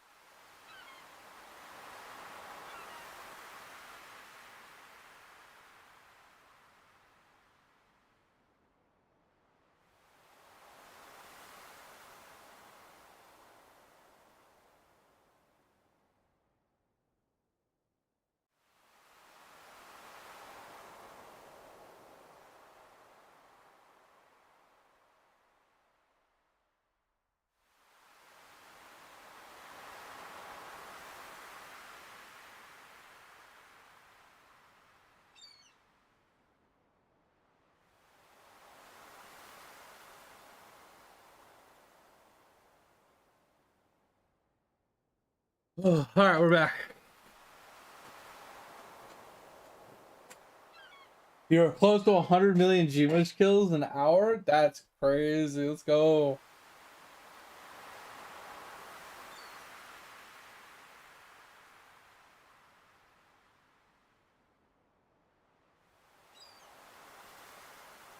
Yeah, were you able to get to 100 mil? I don't know what my kills per hour are, honestly. I just know I'm trying to get the 1 billion Gmush kills. I think it's 1 billion, or is it a trillion for um the mirror thing?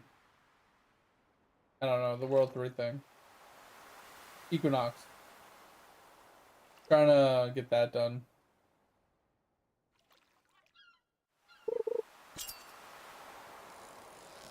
I hit fishing 4. What is?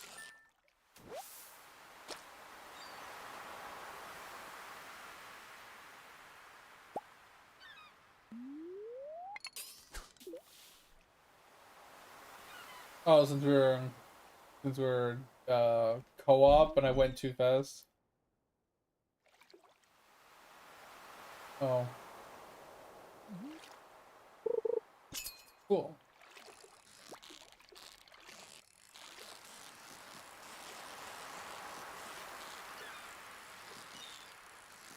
You want me to come back, or was that yesterday?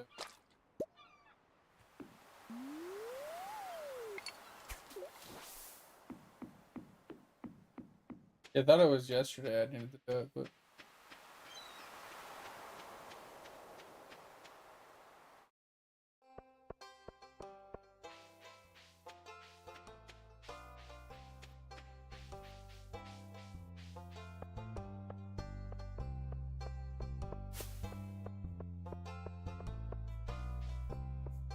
One bill? Yeah, that's what I'm trying to get to, mate.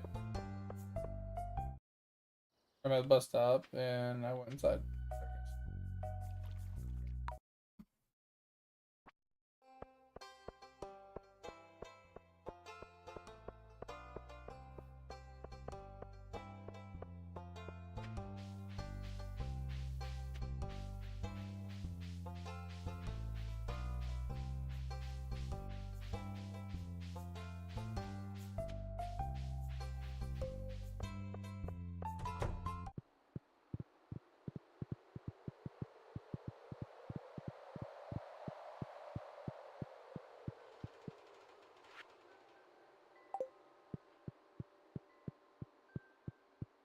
I touched it.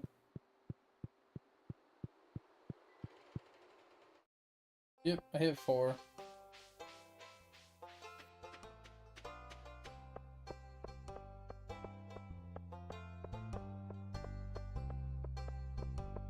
So, I guess I didn't realize it, mate, but all of my guys were set to... What's it called? So for divination, you're the one that it gives 1 XP to all characters. So if all 10 of your characters are doing divination and they're all set to that, you get 10 XP per day or whatever, or per hour. All of my guys were set to that, but nobody was sitting on divination. So no one was getting XP. Don't you have to be on there for that to work? Or was I doing the right thing? I'm so confused. Hold on. My dog's here. I gotta let my dog out, guys. After I catch this fish. Hey, Poopy. What are you doing? You go try and go potty. Alright. We're back, guys. Give me a second.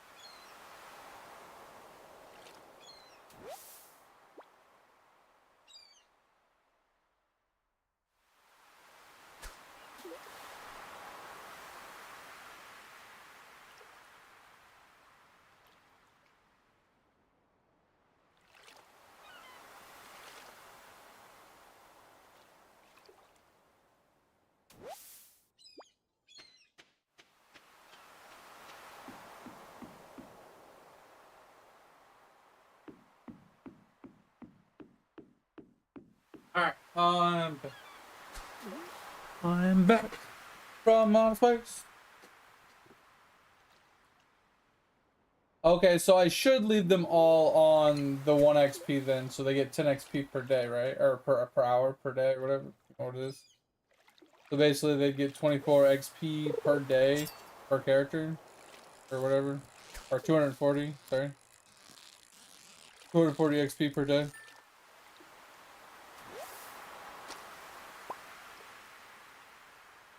Oof. Since I'm not sitting on div, right? I can just do that. But I was curious because like all my guys were like level 50 something divination, but I hadn't been doing it, right? Bubbles.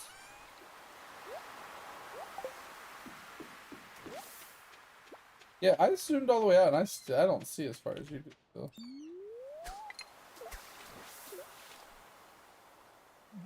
That max cast is it. Eh.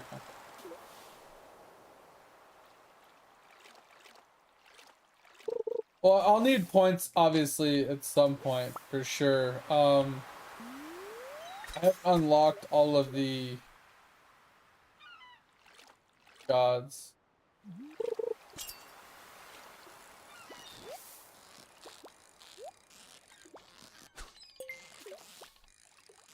I think I'm on the Badger now. I unlocked 2 gods yesterday.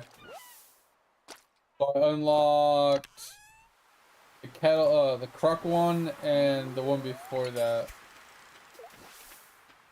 So yeah, I think I have like 1 more god to unlock.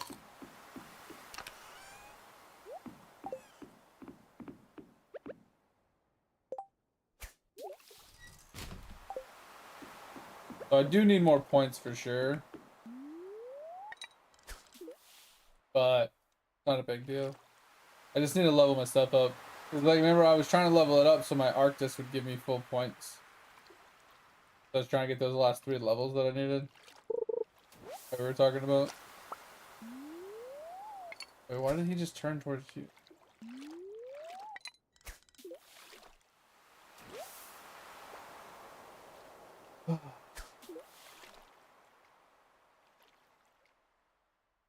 Oh, so I don't know if I told you guys about this.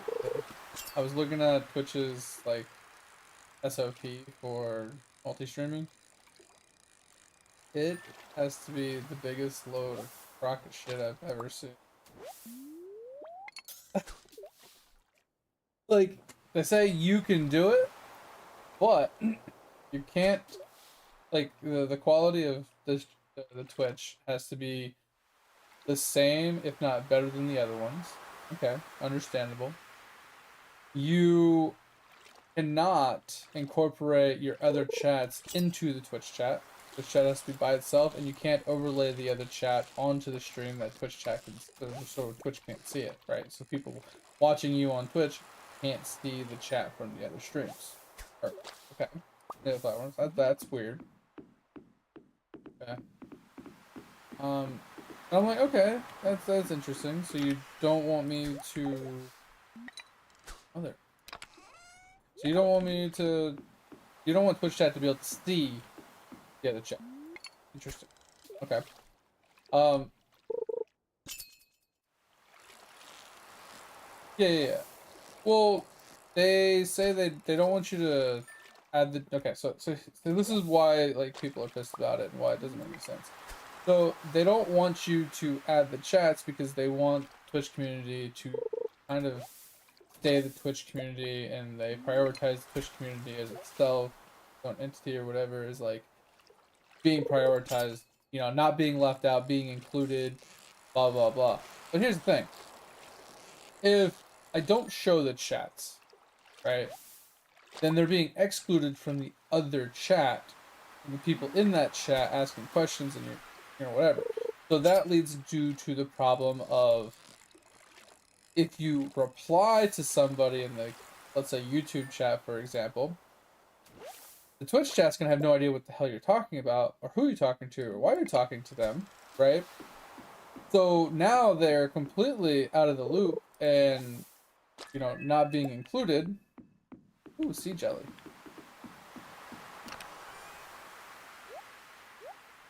I got something called sea jelly.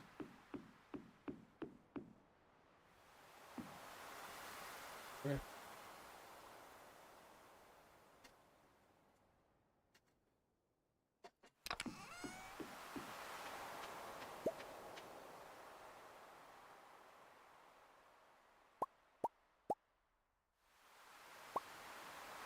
Oh, fish, specifically.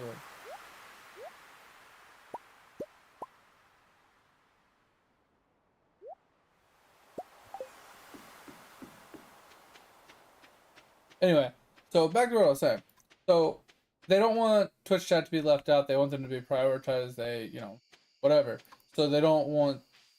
But like I said, if you reply to your YouTube chat or your TikTok or whatever the fuck, then they're being left out. So they don't want you to reply to your other chats. Yeah. So you say I can stream to the other platforms, but I'm not allowed to have their notifications on the stream. I'm not allowed to talk to the other chat. So what? So tell me I can't multi-stream without telling me I can multi-stream. Like, that's what I feel like. It's literally what it feels like.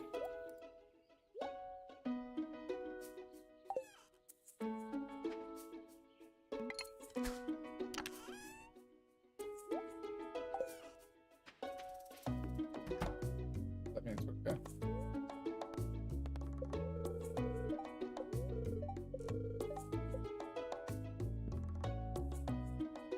Alright, back to fishing. What?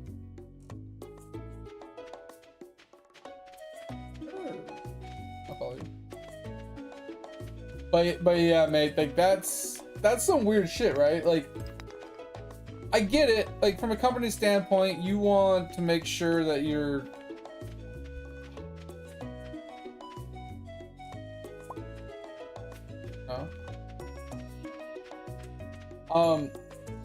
like, you want your company to succeed, right? You want to seem like you're not seem like, but you want to make people happy and make them, you know, feel like they're not being forced to, you know, be on your platform only, and, you know, they want to feel a little bit more free or whatever. So you give them the ability to say that they can, to make it seem like you're the good guy in the situation. But then you put these stipulations on it, and that's where I'm like, wait, you're trying to be the good guy here by saying we can stream, but then you're slapping us with so many regulations and things to basically make it impossible to do it.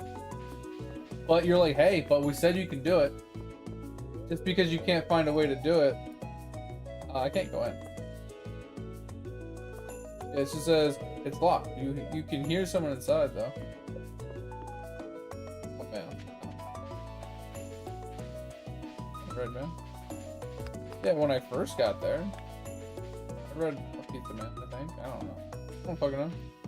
Yeah, so it's just kind of annoying. I right clicked it and it disappeared. That was in the like day one. I haven't done it since.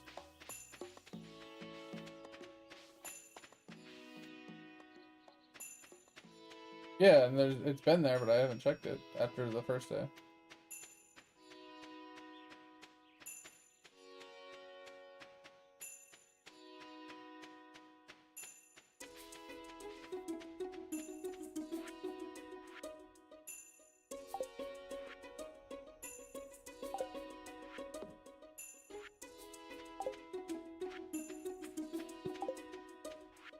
But anyway, sorry, he's just talking to me about the game stuff right now, so it's hard to like have the two conversations. But yeah, so it's kind of like I've watched a few videos on it and like other people's reactions to it, and people are like kind of picked about it. They're like, basically the bottom line of what people are saying is, which is trying to be like, be inclusive and, you know, nice and letting us do it, and we thank them for that. But then at the same time, they're basically tying our hands behind our back, hog tying us, you know, in the closet with a ball gag and a blindfold and stuff, and saying, all right, have fun, you know, see how good it goes for you, kind of thing. And it just seems like, why are we making it so difficult, you know, to, like I said, as a business standpoint, you want people to stay with you. You don't want to lose people, right? And you don't want like lose viewers and things like that, and things like that. So I get it. Like they're looking out for their own interests and whatnot. So I don't really fault them for it. But at the end of the day, this which one about? Sorry, he's talking again. It's hard to think.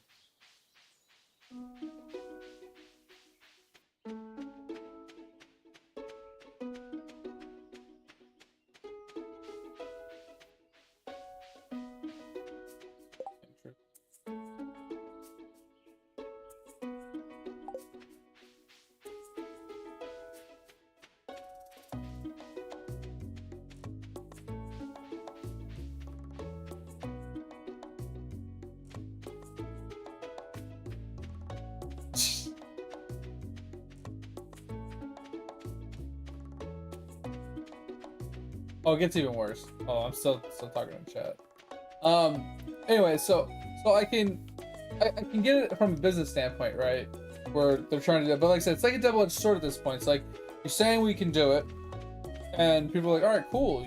Now I can watch this guy stream, not just on Twitch, because like there's some people that don't like Twitch for some apparent reason. I mean, I like Twitch. I think it's a great platform so far. I mean, I don't have any problems with them per se.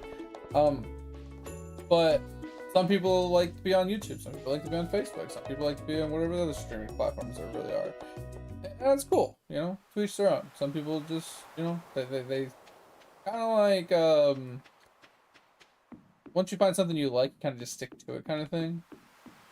So when they find the preference and they kind of just, you know, go with it. Anyway, in theory, multi-streaming to multiple platforms could bring somebody from a different platform to Twitch indirectly, right? But obviously the same can be the other way. And that's why Twitch is like putting these regulations, because they don't want people leaving their platform going to other platforms, and I get that. But if you're putting so many rules and regulations and stipulations on people being able to do this, it could have the reverse effect of what you're trying to do, right? It could piss off the streamer and make the streamer just leave the platform to a platform that's a little bit less regulatory when it comes to what they're trying to do, right? And then the viewers might look at it and be like, well, that's really dumb that they're, you know, putting all these regulations and things, like, you know what I'm saying? It could just be one of those double-edged swords where it could be a good thing, but it also could have negative impact. And I don't know, I don't know how it's going to turn out. You know what I mean? So the only reason I bring it up is because I watch a lot of Tim Tatman, right? And stuff like that, especially lately. He's been popping up in my feed. And I watch him, and he's drinking alcohol, you know. He's drunk, he's gambling on CSGO and stuff like that. A bunch of this, you know, more mature stuff, right? But he multi-streams. And I'm like, oh, okay, cool. I didn't know that. I don't ever watch him. I don't ever watch YouTube personally. But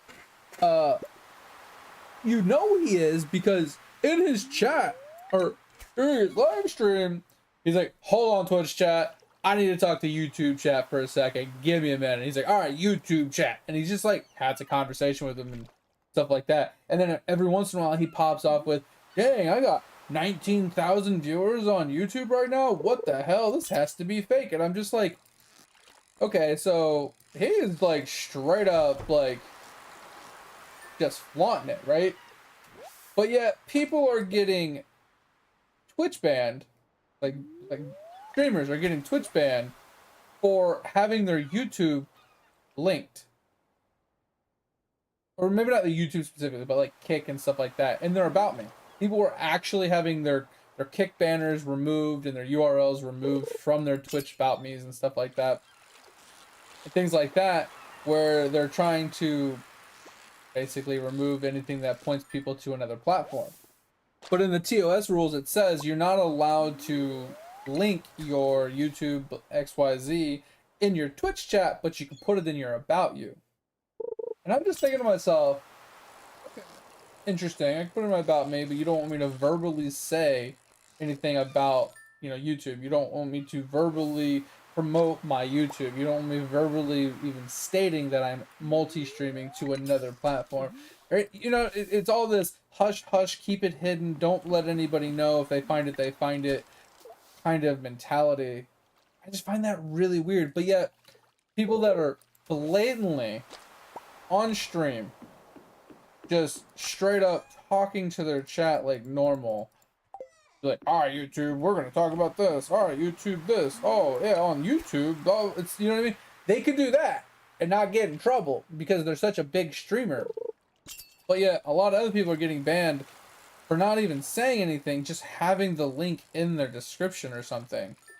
It's just weird. I don't know. Like, I don't get the double standards here. I don't get like the understanding behind the one versus the other. Like, why is one thing like frowned upon and people are getting in trouble for, but the other one is just like kind of, it's me, just do whatever you're gonna do, keep bringing us money and viewers, and you can get away with it because you're so large. Like, it just, I don't know, it seems really weird. Like I said, out of the business standpoint, the bigger fish, can get away with more, right? It's true. Like, it's just like the rich people. Like, rich people get away with a lot more than poor people do because they have money to throw at problems. I feel like that's kind of the same thing with like celebrity people, right? Celebrity people can do stuff that regular people can't do, and they kind of get away with it because they're famous. I'm not saying that like Tim the Tatman is famous or isn't famous. I'm just saying like he is a big online presence and he has a lot of viewers and stuff. So I feel like he could get away with a lot more than other people because he has some like leeway and say because he has a lot of following and he keeps a lot of following on the platform in his with his chat and everything. Like, I love Tim Tatman. He's a fucking great person. Great. He's hilarious. He's entertaining. You know what I mean? He's a great streamer. And I'm not trying to like throw him under the bus. I'm not trying to get him in trouble. I'm not trying to do anything like that. But I just find it funny that I can see that blatantly on his stream. But other people are getting bans and strikes for literally just having a link in their about me. Or, mentioning that they're streaming on another platform. Right? That's just crazy to me. Just saying. Just a little crazy. But I am grateful that they did, I think it happened a while ago, but yeah, they are saying you can definitely multi-stream, right? That's kind of cool. That's a step in the right direction. Obviously, hoping that the regulations for it kind of get tweaked in a manner that, like, makes sense. Right? Like, I definitely agree that, you shouldn't make your Twitch stream in any way degraded compared to other streams. But I feel like if you have one stream being streamed to all platforms equally, right? The same across all platforms. Let's say you were streaming to 4 different places, and you had one stream set up with one bitrate, one, resolution, XYZ, and it was being streamed to all 4 places equally. Everybody got the same sound, everybody got the same music. Oh, great. Everybody got the same music, sounds, alerts. The chat was all together. Everybody could see each other's chats. If everything was all the same across all 4 streams, nobody is being left out. Nobody is being, promoted higher or lower than the other. Everything is equal. I feel like that is the best way to multi-stream. Because that way, you're not giving, like, more emphasis to, if you want better quality, come watch me on whatever, right? You know what I mean? If you don't like the quality on this stream, try this stream. Any two?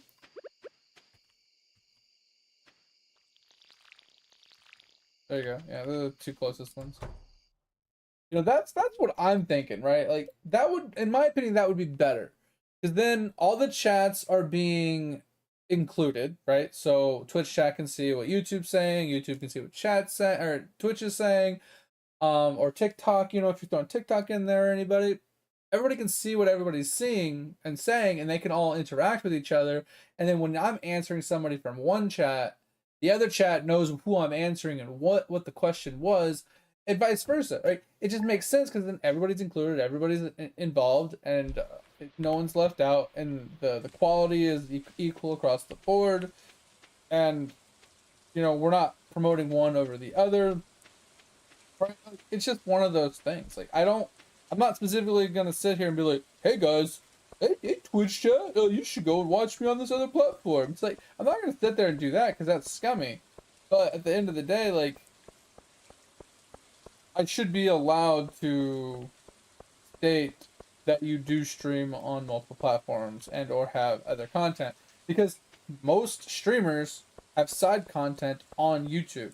So if I can't say, hey guys, go check out my YouTube, you know, when I'm not live, if you ever want to go see any of my, you know, VODs, videos, what, you know, whatever the hell I want to say about it, but I should be able to promote my YouTube in general if I make YouTube content on the side, because Twitch only allows for live streams, not for like video guides, VOD. You know what I mean? They have VODs, but there's a limitation on VODs, right?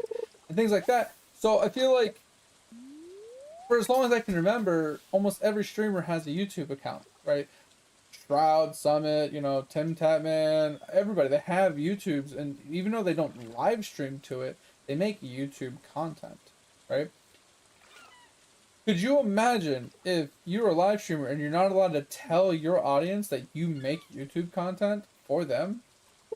Like highlights of streams and highlights of like the games that we were playing, or, you know, like guides or videos, or just, you know, putting all of our VODs there, or whatever it is that you're doing with your YouTube. Like, could you imagine not being able to tell your Twitch that you do that for them, or that that's available?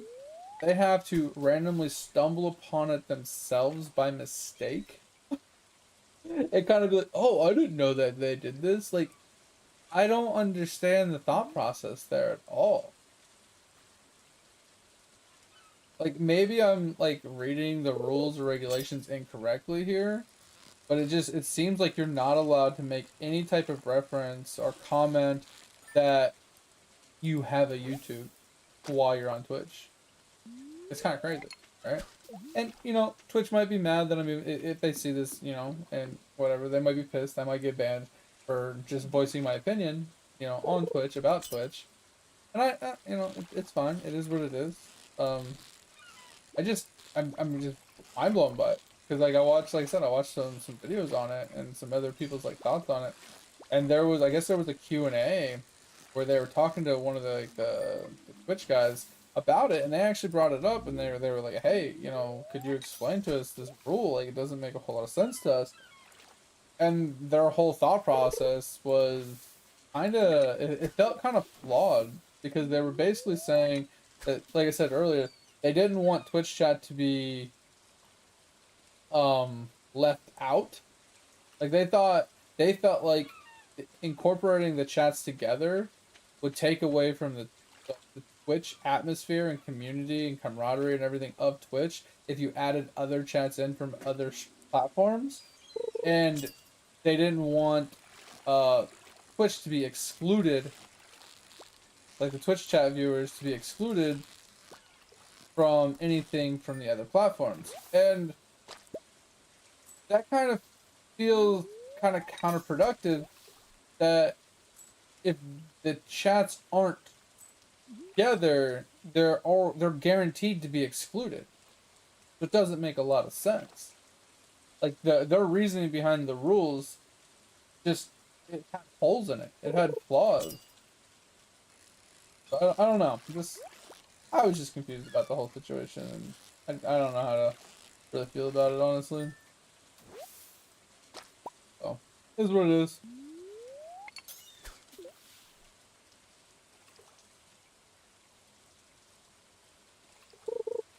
It supports bad things? Do I even want to know, mate? Like, I think I've heard of Kick once, and it was like somebody on my stream, or not my stream, but my Steam. He had like his URL as his name. I don't even remember what his name was, but it was like his name dot whatever the Kick URL was or whatever. And I went to it just to see what it was, and I was like, oh, it's another streaming platform for interesting. And like the UI looked okay. It looked like a copy and paste of Twitch almost with a reskin, like a color scheme difference. And it just felt like some of the features or the polishment was just missing at the same time. I don't know. I wasn't a huge fan of it. And I didn't know much about it. I didn't really like. I think I clicked on like 3 or 4 different streams just to kind of see, and the streams were just weird, and they seemed very unprofessional almost, and just weird. Like I felt like what I was watching wasn't what I was used to. You know, like I feel like the quality of which the streamers are on Twitch, obviously that's saying something. Like obviously there's millions of streamers, so like I'm not speaking for all of them, but I feel like majority of the ones that you come across are decent, right? They're streaming correctly, they're being somewhat professional, they're entertaining in some way, shape, or form. They're not rude or just being vulgar or disgusting with their language or anything like that. Like, you know what I'm saying? Like, it's a much better environment. And what I ran into over there, I was not impressed with. I think I lasted a total of like 5 minutes. I was like, yeah, I'm not feeling this. But I mean, that can be said for a lot of things too, right? Like, I tried scrolling through whatchamacallit, I think another platform, what was it? I think it was YouTube's platform. And YouTube's like search algorithm is so weird. Like they have like a game tab, right? So you click on games. And like the UI is just so fucking wonky. So you go to games and then like they have tabs for different games, but you have no way to like navigate back, right? So to go back to the main game page to get to the list of the games. So let me back up. So let's say you clicked on gaming and then you saw the list of games, and let's say you wanted to watch Path of Exile stream. All right, cool. So you find Path of Exiles if it's even on the list of the main page, or you just type it in at the top, Path of Exiles, and you try and find like the live section for that. Anyway, you make your way to the Path of Exiles live streaming section. But let's say the stream you click on, you're not enjoying it. You can't go back to the Path of Exiles category easily. You have to either A, research it in your search bar, or B, go back to the gaming tab, go to the browsing section, find it in the browsing section, and click on it, and then scroll back through where you were already looking for streams. That's a lot of work, right? That's one of the things that I love about Twitch is, let's say you're watching a Path of Exile stream. You can literally, underneath where it says the word Path of Exiles, you can click it and it automatically brings you right back to that category. I don't have to re-navigate to it. I don't have to research for it or anything like that. I can instantly go right back to the category I was on. And now, don't get me wrong, there's ways around this. You could right-click and open a new tab, right? You don't have to keep searching or keep going back to it over and over again. But at the end of the day, like, just make your UI just easier, right? Make the searching and the the navigation just kind of smooth and seamless and just easy to navigate forward and backwards. So you don't have to like fiddle with it, fuck with it, you know, get all annoyed and struggle bus. Like, it just doesn't that make sense? You know? So I think that's something Twitch really has going for it. Is I think they put a good amount of effort into the UI and the navigation and things like that. And obviously it being one of the bigger streaming platforms that everybody kind of goes to, it's kind of like when you're thinking like search engines, right? You're like, hey, I need to go Google something. Always say, not everybody, but majority of people go and use Google, right? They say they're gonna use Google like in their references. They use it when they're actually in practice doing it, things like that. It's the same thing when it's talking about streaming. It's like, yeah, I'm gonna go watch some streams, and it's implied that you're talking about Twitch, right? Because like that's just kind of the go-to.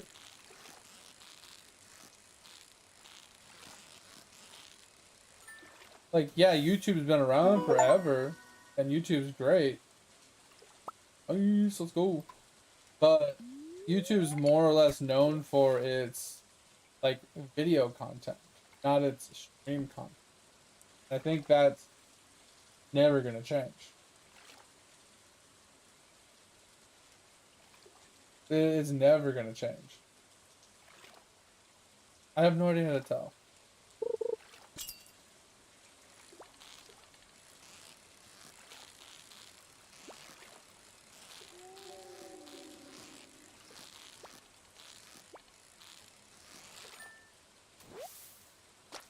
Caught like 3 eels back to back, so I don't know.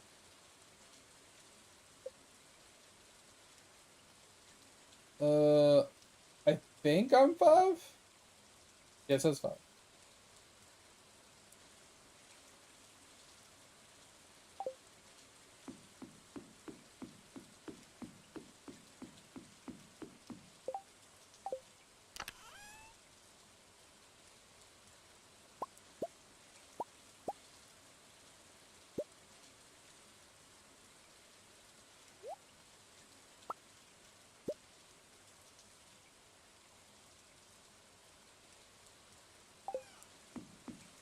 Come back. But anyway, so yeah, that's like the way I'm looking at it, man. It's like Twitch has a great viewer base because, like I said, it is the grandfathered in kind of go-to, and the UI is just great, smooth, easy to use.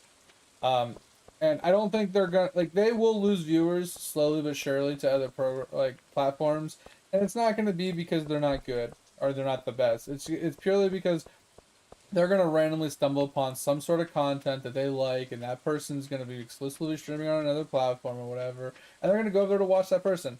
Now, once again, this is kind of, I wouldn't say rare, but it's lower end chances.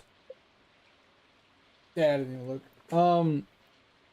Because, for example, when that big debacle where Twitch streamers were getting paid big money to exclusively stream on other platforms, when that happened, there were so many streamers I just never watched anymore, right? Like, I think it was Shroud, for example. I think Shroud was streaming on another platform. I don't remember what it was, with Mixer or some stupid shit that went under. I didn't watch him for that whole year. He was gone. I literally did. You want me to put it in the storage bin?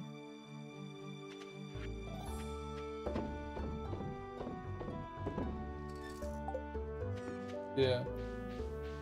Which is like, it's one of those things that if they are on another platform, like, I'm sorry to say it, but most people aren't going to switch from Twitch to the other platform because they'd rather be on Twitch, right? Like, just like, take me for example, like, I'm not going to start using Bing to do my searches, even if Bing's search algorithm is better, because I'm so used to and kind of just set in my ways of using Google, right? The same thing for streaming, like, not streaming, but like viewer watching, right? When I go to watch live streams, I don't go over to YouTube and try and find someone to watch. I don't go over to fucking Kick or TikTok, find someone to go and watch streaming. I go onto Twitch and I go and look for something to watch, right? So, I mean, with all that said, I feel like Twitch could just be like, yo, let's loosen up a little bit. Let's let them do whatever they're going to do and trust that we're going to keep, you know, we might lose 10-15% viewers, which is a lot of money, don't get me wrong. But you also might get more viewers back from other platforms, or over time those viewers might come back to Twitch because they're not enjoying their experience on the other platforms or what, you know what I mean? Like, it's one of those things. I mean, it is what it is. It's just like car companies. It's not like if you're driving a fucking Hyundai for your whole life and then, you know, you're like an avid Hyundai driver and then you finally get like a Toyota, you're gonna be like, oh, this is different, right? You're gonna be enjoying it and whatever, right? Maybe, maybe not. Who knows? But you might go back to a Hyundai later. You never know, right? That's just life. Things change. People's preferences change. So I don't know where I was even going with this. I'm just kind of just ranting to rant at this point.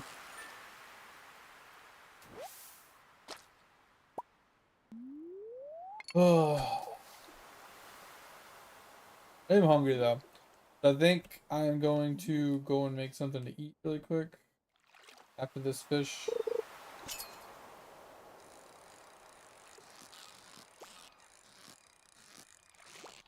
I don't know what I'm gonna make yet though.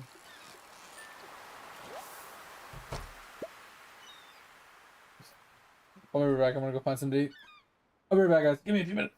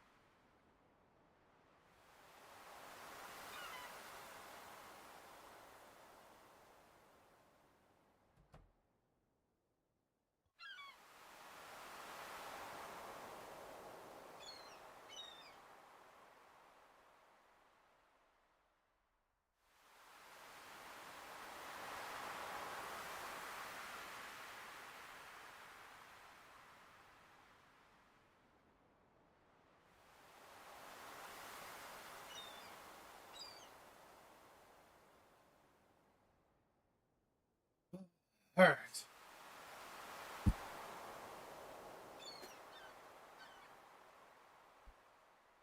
Alright.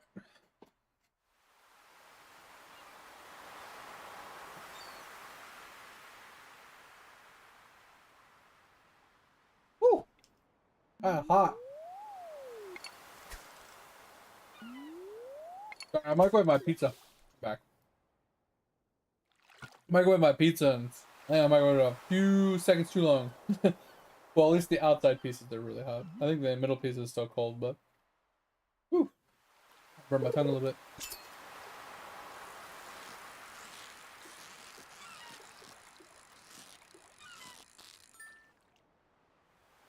My hopes and dreams.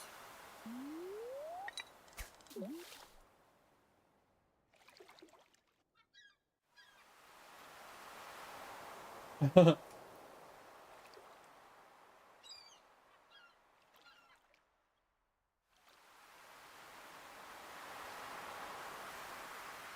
your day going so far, mate? I know you said you got like an early day tomorrow, so kind of sucks.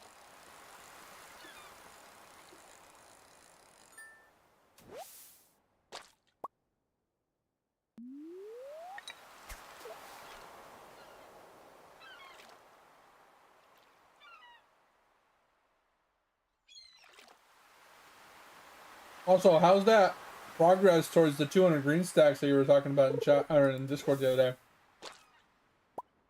How you said you were with the math you were doing, you can get up to like 202 or something like that. How's that coming along?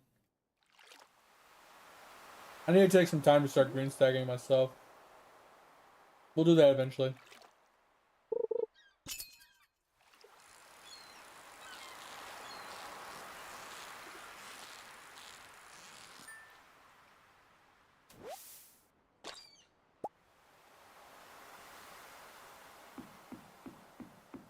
I made a couple more armor slots the other day. So I finally got some frogs to work with. So I made the Dementium gear. So that's done.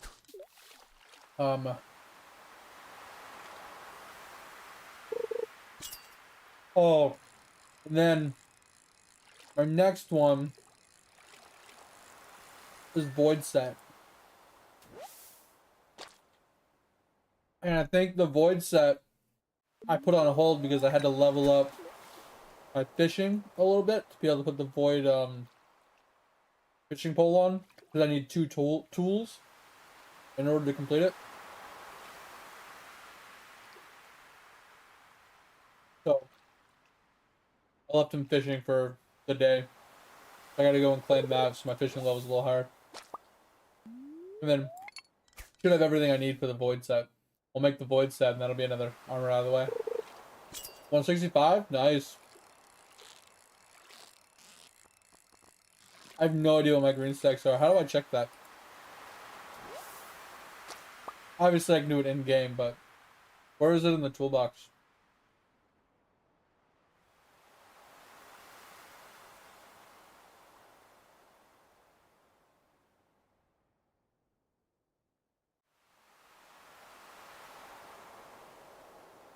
Yeah, I forgot all about it, so I just started doing it.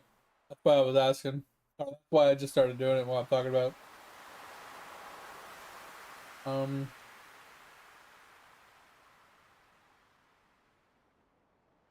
do I find green stacks at?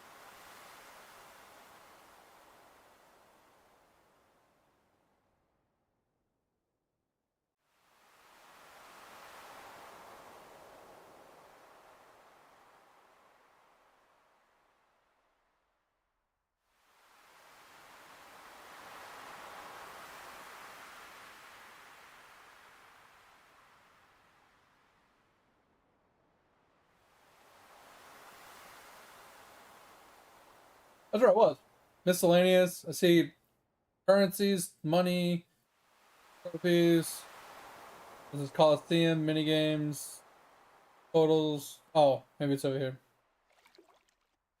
Yeah, I don't see it over here either. Plants, trash, mats were fine, PO, high damage, damps, bubbles.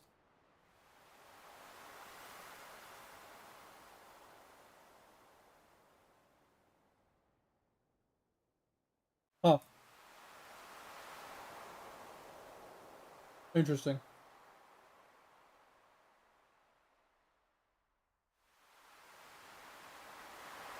Oh, that's why. Okay. And click into it.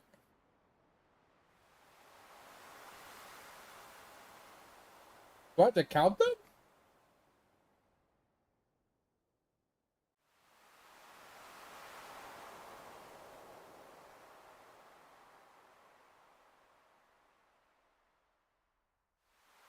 Oh, there's no way I have to count these.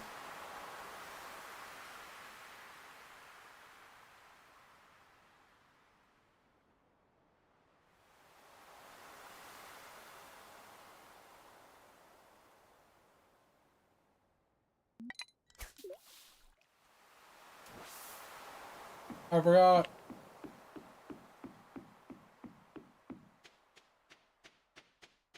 Go back to bed. This was my toolbox.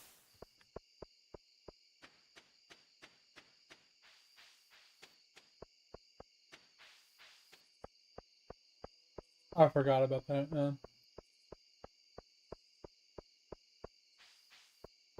Yeah, I keep catching like 5 fish. I had to put things back. 5 fish. I'm like, God. And then when you said that, I was like, wait, I have all my tools on me.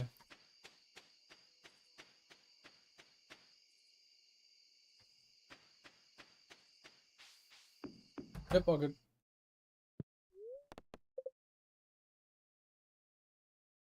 Will Equinox tell me?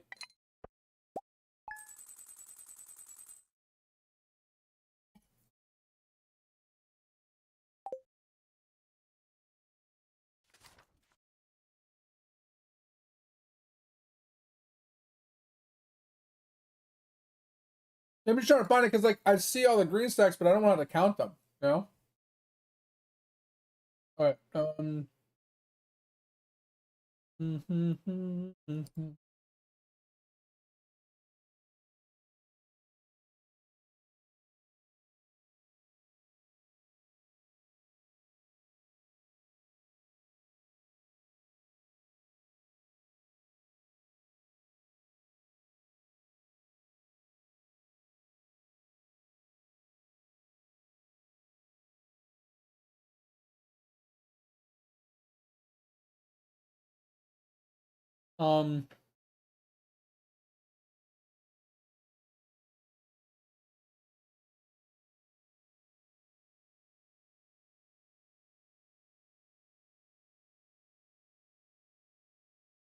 I'm lost.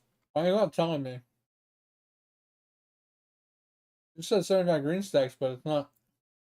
I have. Whatever. We'll just make it easy.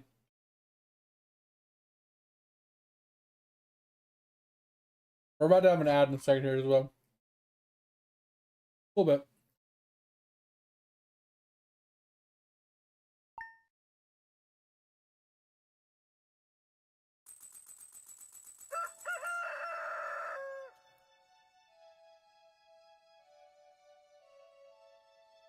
Look at them levels, baby. Let's go. Alright, yeah, I'm only at 129. Ooh. Oh.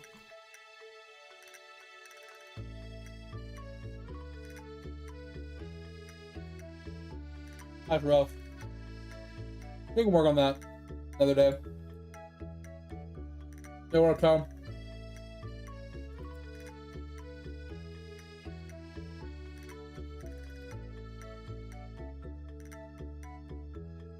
Big game time? Yeah, let's go.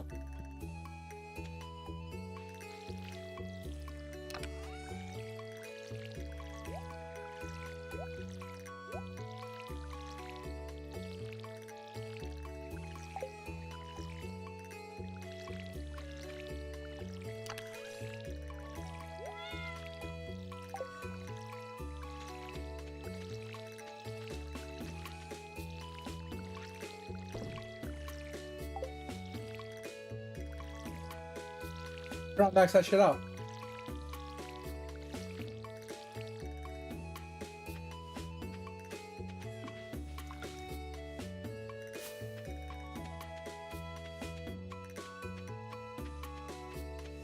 Fuck it, we'll get it to 10, make a bunch of money.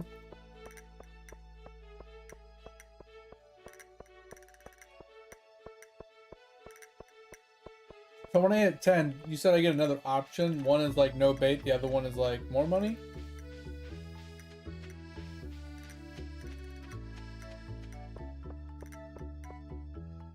How do you get the no bait for the crabs then? Okay, that's what I was saying. Oh, on the first one? Oh. Yeah, never mind.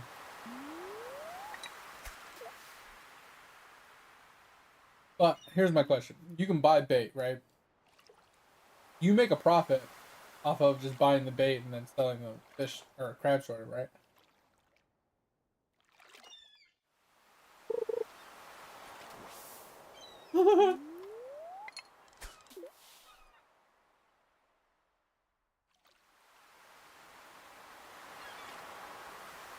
Well, I'm just saying, like, on average, like, if you did, like, 10 crab pots, you'd make your money back for the 10 bait you spent.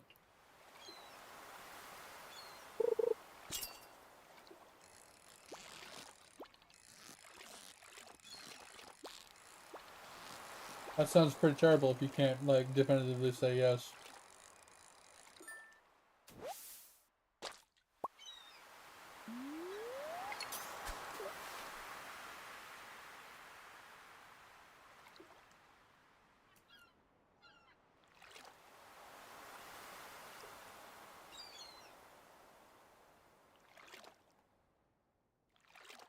Yeah.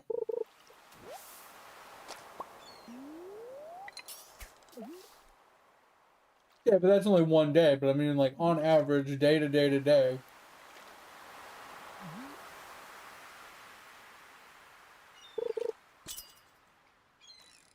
Yeah, because I mean, RNG always plays a factor. As long as, like, on bad days, yeah, you're going to lose money no matter how you look at it. But on, like, a good day, like, on an average day, you lose as long as you're, like, making more money. That's all that matters.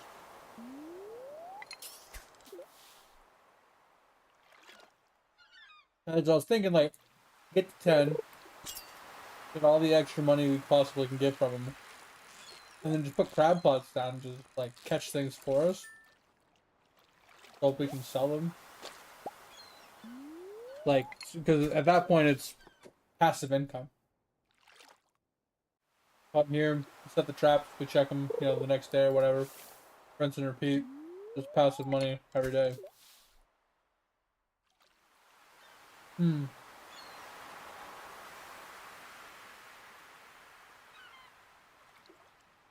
Oh.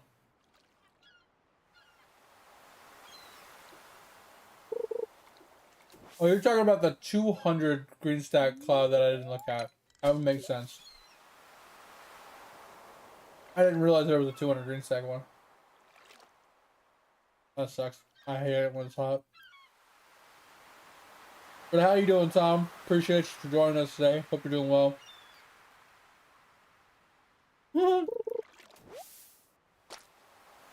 I got something actually called trash this time. Uh-huh. Yeah. Yeah.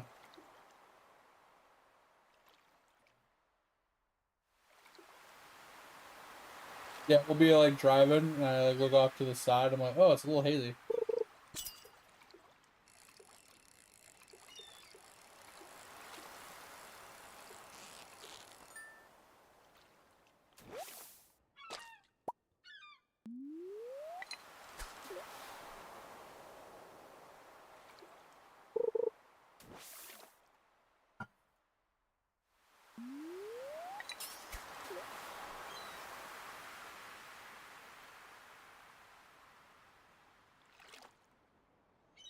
Jeez. I mean, isn't a lot of Canada like forest though?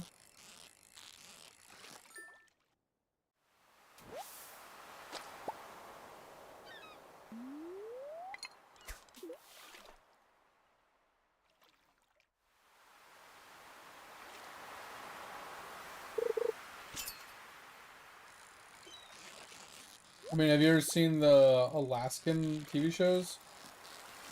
Those people are crazy.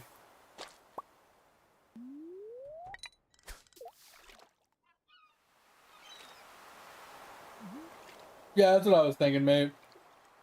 They already completed it and won't show it.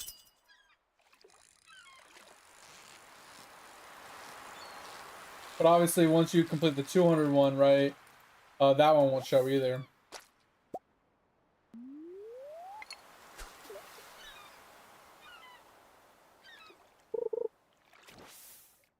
Did a bunch of those series where they go out into the wilderness and they like build like a shelter with their own hands, kind of thing. And then a lot of that stuff's fake because like I actually use like a backhoe to like dig the hole and stuff.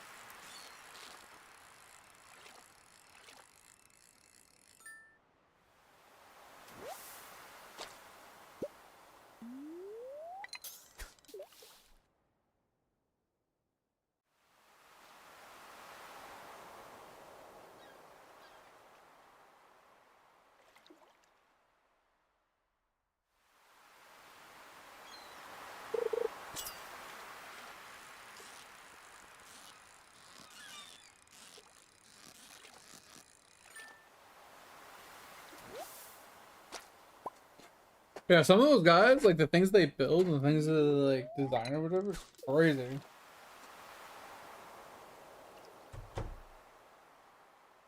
Yeah.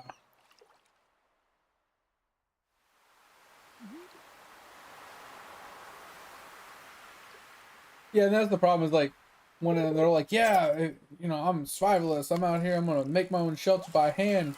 But then like they somehow dig a 10 foot by 10 foot by like 5 foot hole deep in like 30 minutes. It's like that's not possible, bro.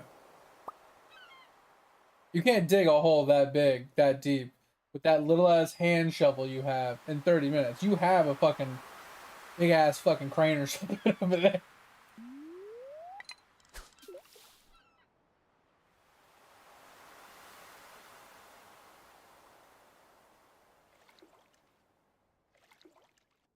Oh, it's a lot of screen side cloud? Yeah.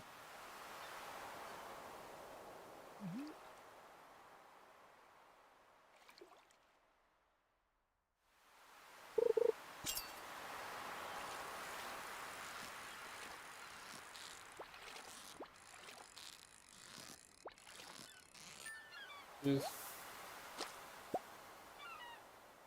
yeah.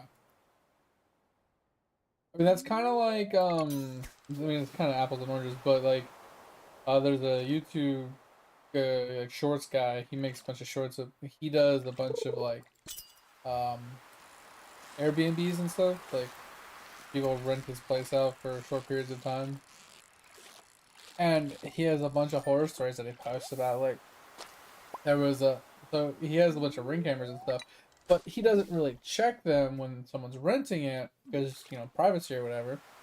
But when he sees like 100 alerts going off in like in a 2 hour window or something, he's gonna take a quick look, you know. And it's like the doorbell one, and he saw like hundreds of people showing up to this house, carrying stuff and bringing stuff in, and he's like, "What the fuck's going on?"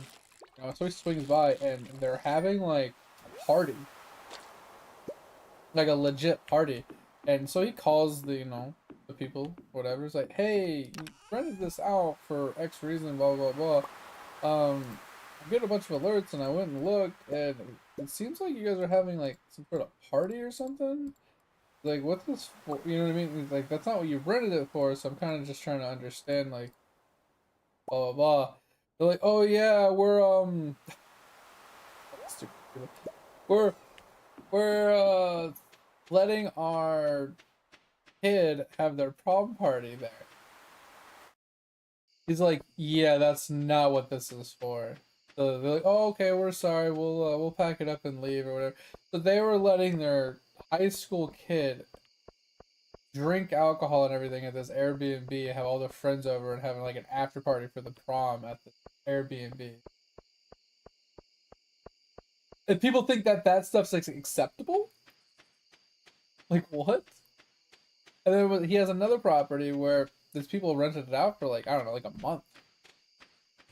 And he's like, all right, whatever, you know. And the day they came in, he went and checked it out. Like, he got like got an alert or something from his water company about like the usage, and he wouldn't look. And I think he said in like the matter of like 3 or 4 days, they had used like $600 worth of water. Yeah, it was ridiculous. And no, so he did a little digging, and I guess his people have done it to other people as well, but they run a laundromat service.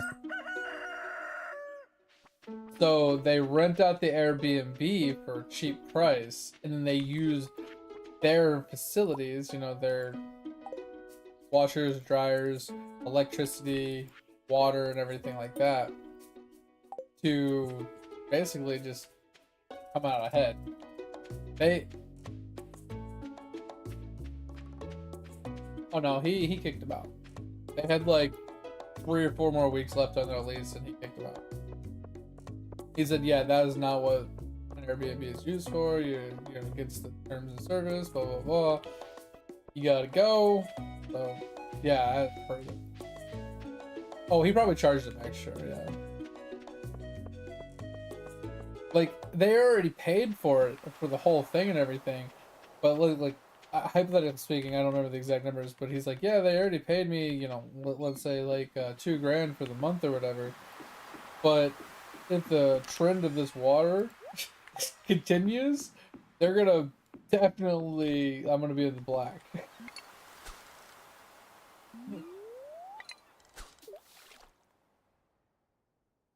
Yeah.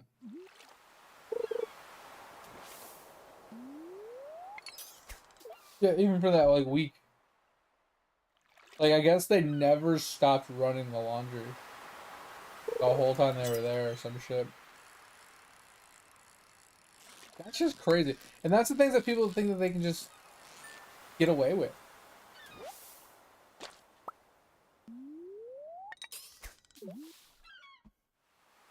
Yo, thanks for that, Jerry. Water? You look thirsty as fuck right now. Yeah, exactly. It's just trial and error.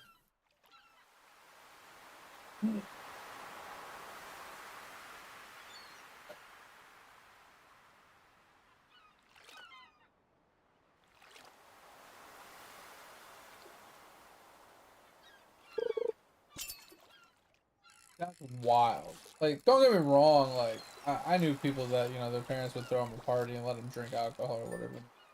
But just think about it. If you're the parent that is allowing that to happen, anybody that gets hurt, anybody that does whatever, you're liable for all those people. Yeah. But I'm just saying, though, that's why they rented the place, so they don't have to worry about it.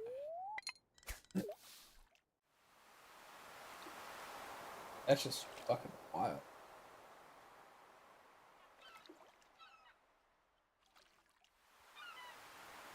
Yeah, one thing that threw me off, so this, her parents are out of town right now, so we're going over to, like, take care of their animals in the morning. This morning, I went to go over there, yesterday, and on my way back, I was, like, driving past this, like, I want to call it, like, a somewhat wetlandy-ish area. It's, like, just all grass, you know? And I'm driving by, and I'm like, what the fuck is that shiny thing?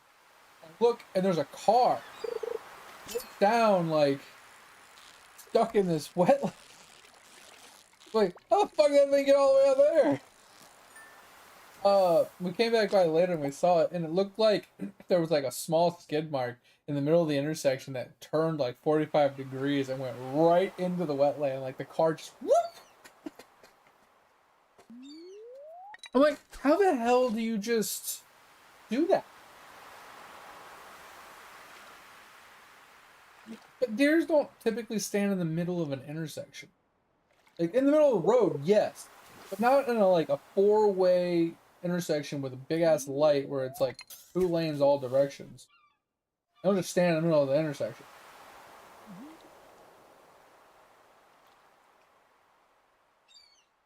But there was no other skid marks. There was no other like scuffs anywhere.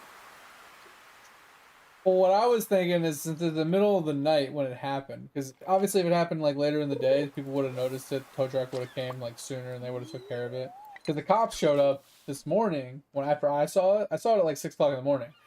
And the cops showed up at like 8, and they had a tow truck there pulling it out. So it had to happen sometime in the middle of the night. And what I was thinking is, what if someone was speeding down the road, and you know how the intersections usually like have like a little bump up kind of thing.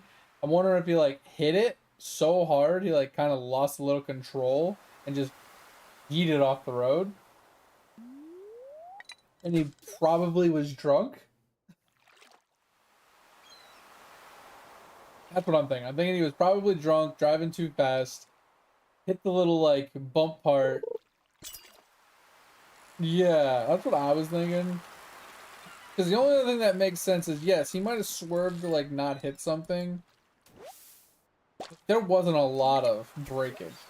You know what I mean? Like, it doesn't look like there was much breakage going on at all on that skid mark.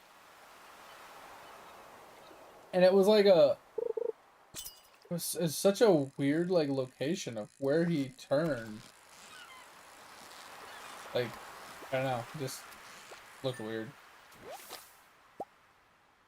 But at the same time, like, we just see shit all the time. Every time I go somewhere, I'm nervous. Like, people do crazy shit. We were in a parking lot, and when you're leaving the parking lot, it's a one-way. You're supposed to go right. This person's pointing to the left, and me and the wife are like, what the fuck? Why are they pointing left? They start driving down the wrong way, and she honks at them. She's like, yo, where you going? Fuck you going? You know, like, why are you driving the wrong way? So we just go to the right and we keep going. We look behind us, and they're driving directly at traffic. And like they're slowing down, like getting off to the side, trying to get out of the way and stuff.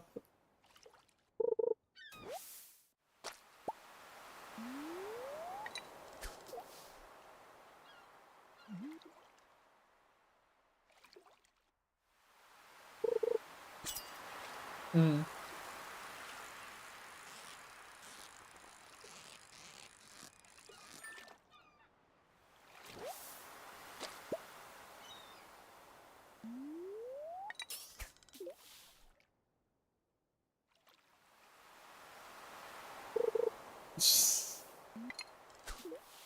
So funny.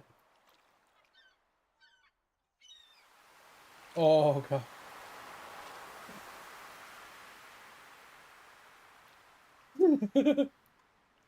I mean, at that point, he's already committed. He ain't backing up. That's crazy.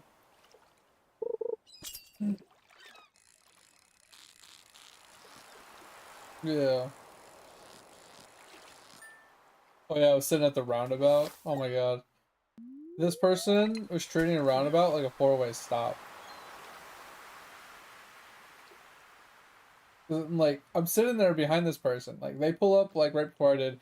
Right before they pulled up, someone to their left pulled up, right? So it's like, yeah, the person to his left would have had, you know, the right of way to go if it was a four-way stop. But the guy to the left wasn't going because someone from the front was already, you know, in the roundabout, like, coming towards him. So he was waiting for that guy. The guy in front of me could have went. Like, he had, like, good 10 seconds that he could have... I'm like, is he gonna go? Is he gonna go now? How about now?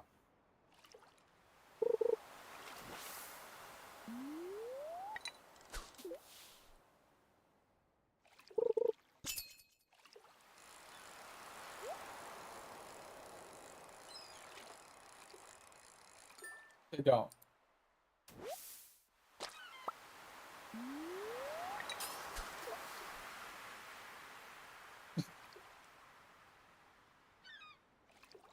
It was just mind blowing.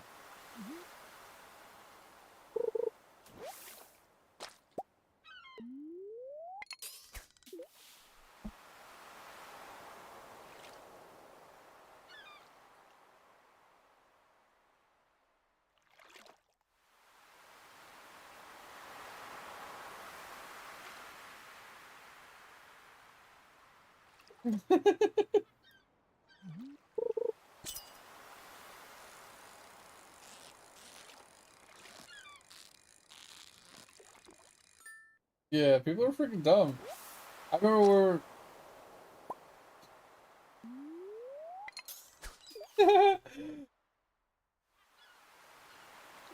Yeah. I remember we were behind a lady that was, we were both in the roundabout. She was in front of us. She was going, and we followed her in because no one else was coming. And she slams on her brakes in the middle of the roundabout and stops because there's another vehicle waiting for her to pass by, to go. She just slams on her brakes and just like waiting for them to go. We're like, what are you doing? The roundabouts work!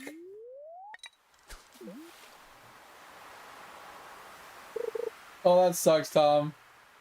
I was talking to you too. How's life?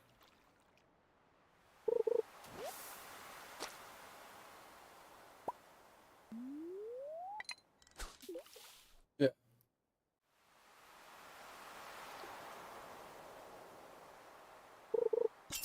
Oh yeah, it's not really been much of a thing.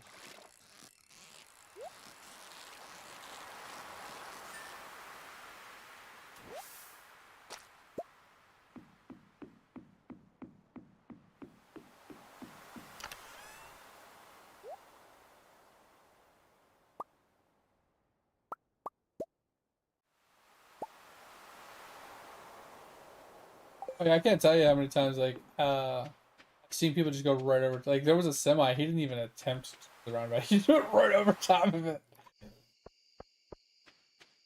Didn't even try.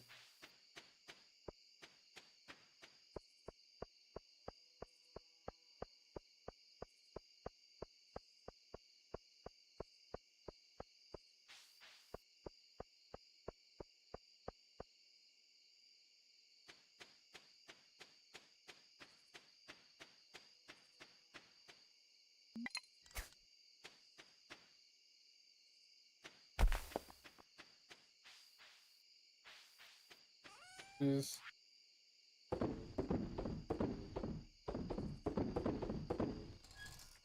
yeah, no thank you. I remember there was one night. So there's funny. There's actually two roundabouts, like one on either side of my road. It's kind of annoying.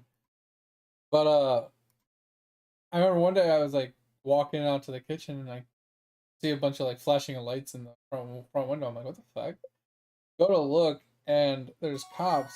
So there's my road, right, that my house is on, and then there's a house on the other side of it that faces towards me.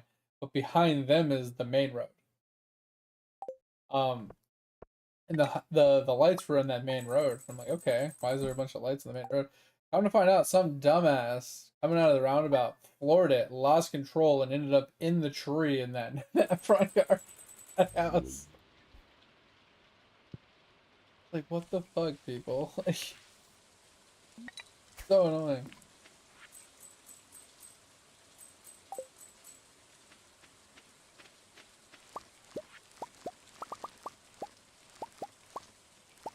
Wait, what's this? Egg festival in town?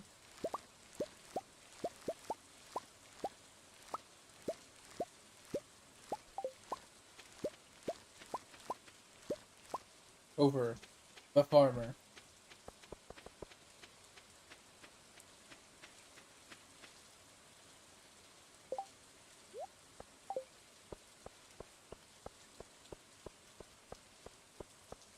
What up, Jim?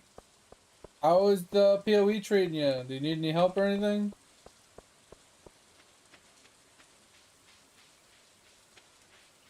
Do you want help setting up like automation or anything for like watering and stuff?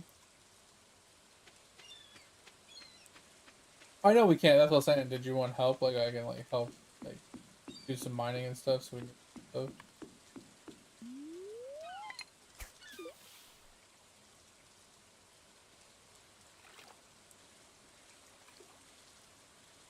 Alright, sounds good, Jim.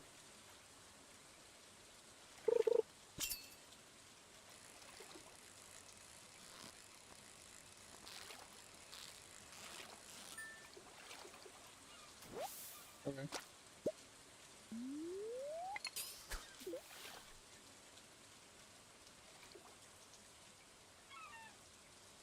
We're talking about PoE 1, Tom. Okay. Yeah, because don't you have to do it like kind of at a diagonal to like use the space wisely? They don't overlap. Yeah, I was saying, so you don't overlap, because if you go diagonally, like, 'cause it's like a star that they do. If you go diagonally, at least you can cover up, like, the edges and stuff a little better.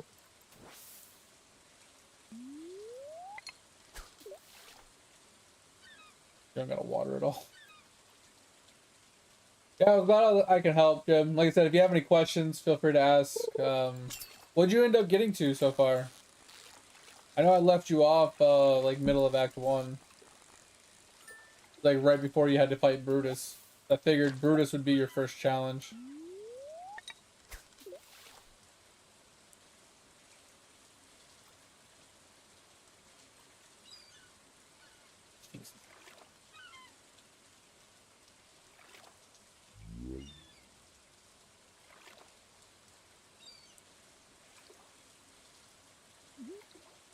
Well, it's 6 fishing plus.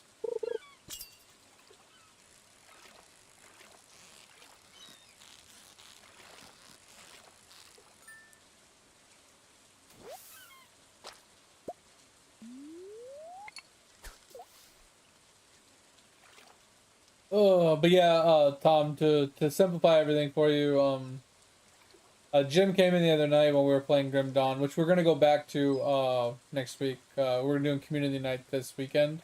So tonight, tomorrow, and the day after is all gonna be community night. Probably playing Stardew Valley the whole time. So if any of you guys want to join, you're more than welcome to. Just let me know. But last week we were playing Grim Dawn a whole shit ton. If you remember. But we were talking about Path of Exiles a little bit and stuff, and Jim came in, was asking questions, and we ended up helping him out, going through a whole bunch of stuff, and we started a little bit of PoE playing with him. We helped him get like halfway through Act 1, explained some stuff, showed him the ropes a little bit, you know. Oh, it's all good, Jim.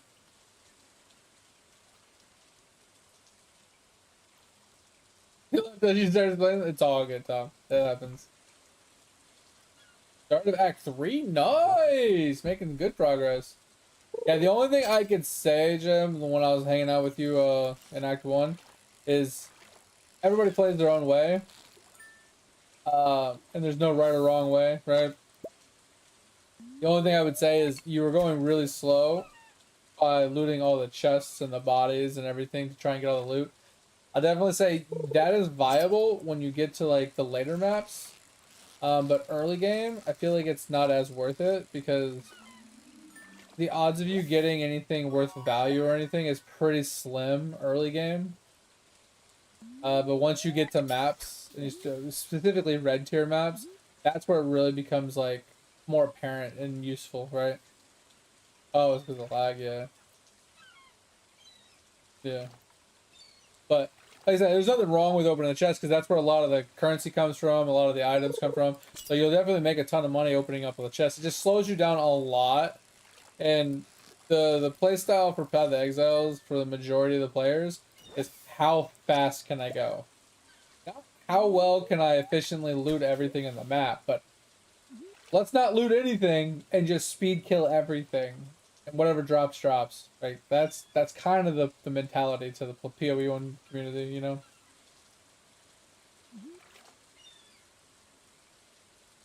Huh.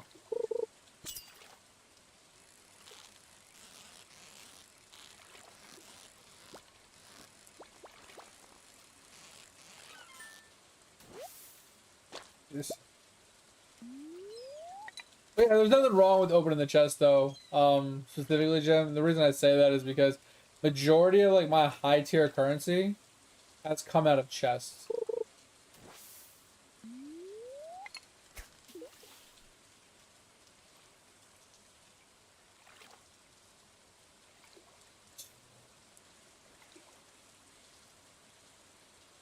Yeah, I don't know. Dash cams are cool and all, but sometimes it's...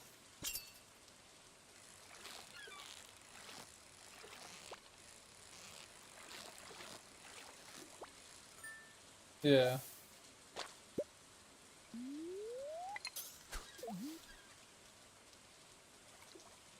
Yeah, I was just saying, it can always be a double-edged sword, because if you fucked up,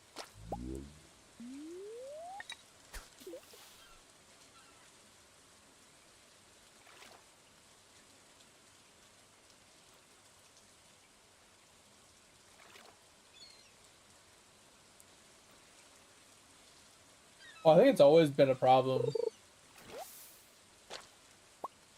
Her mom used to be one of those insurance claim investigators, and yeah, that was like 30 years ago, 20 years ago, and like it was still a problem.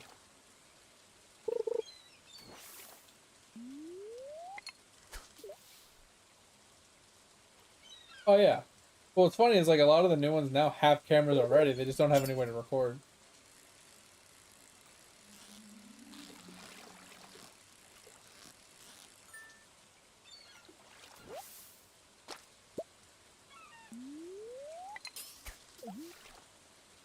Hmm.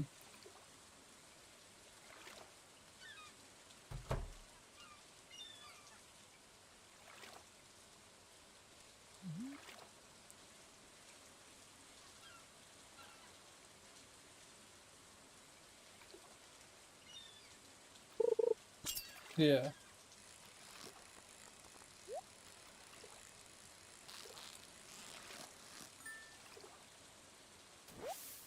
Almost 6.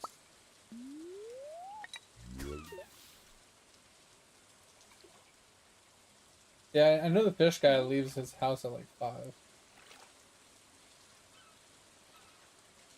But yeah, like I was saying, Jim, opening the chest isn't a bad thing. I just would recommend it more later in the day, or if it's like right there in your way as you're walking by. I wouldn't go out of my way to zigzag, backtrack to like open up everything. Um, because in some maps there's hundreds of chests. Like I think there's more chests in some maps than there is mobs sometimes. It's crazy. And those are the maps that you want to open the chest though, because there's guaranteed to be one map in like every map, right? So you can maintain your maps, but it might come out of a mob, it might come out of a chest, it might come out of a breakable box. There's almost always a map in every map. Oh, but yeah, it's just one of those things that it's so time consuming and grueling to just be like, oh chest, oh chest, oh another chest, oh another chest. Uh, But like I said, everybody has their own playstyle. Like my buddy, he's a goblin. He will literally loot everything, bring it out, right, as much as he can. And there's nothing wrong with that. He makes a lot of money doing it, and that's just what he enjoys. And I'm not gonna follow. I'm not gonna tell him he's playing it wrong because that's the way he wants to play it. Hey, that is what it is. You want to open up every chest? Go right ahead. Like I said, I'm just telling you from experience. You can make really good money opening the chest because there's a lot of good currency in them. There's a lot of items that come out of them like because like I said, maps are said like they're kind of set when you go into it. It's like, hey, this map will drop, you know, a map. This, you know what I mean? But that map could be anywhere. It could be, like I said, be in any of the chests. It could be in any of the breakables. It could be in any of the mobs. And the same thing kind of holds true with the currencies. I'm not saying that the map is guaranteed to drop a specific currency. Um, but I'll definitely say that like every time you open a chest, it's like equivalent to killing a monster, right? And since it's pretty easy to open up a chest, that it's a really easy way to make currency. But at the same time, like I said, this is why most people don't open chests, is because since the playstyle of the game is speed, speed, speed, they have builds that just blanket the screen and like off-screen kill things and just do so much damage and kill so fast that they don't it's faster for them to just right click the screen and kill like 50 to 100 mobs and speed run off to the next group than it is for them to walk over and open up 1 or 2 chests, right?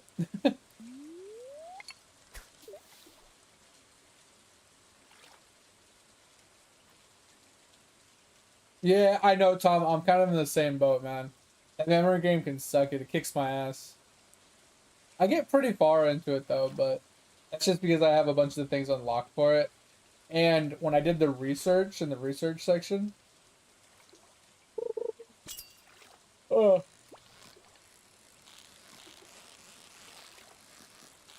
oh god, I'm just sitting here talking to chat, just fucking fishing. Like I said, that's the only reason why I picked this game is because it was just one of those turn my brain off and leisurely play and just Didn't really think about it.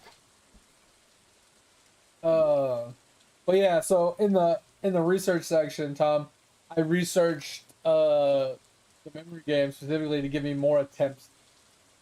So now when I log into it and I do it, I start off with like 32 attempts every day that I do it. So I have a lot of chances to get further. Which one? Yeah, it looked fun. It like cool. I'm just sad that it was single player.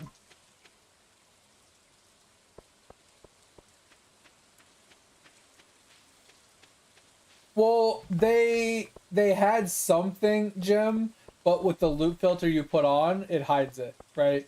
If you hold Z, it'll disable your loop filter temporarily. And you'll see what I mean. It drops like a bunch of trashy white items that are like worthless. And once again, that's the nature of the chest. It's basically another mob, but in a clickable chest form. So it could have a good stuff, it could have bad stuff.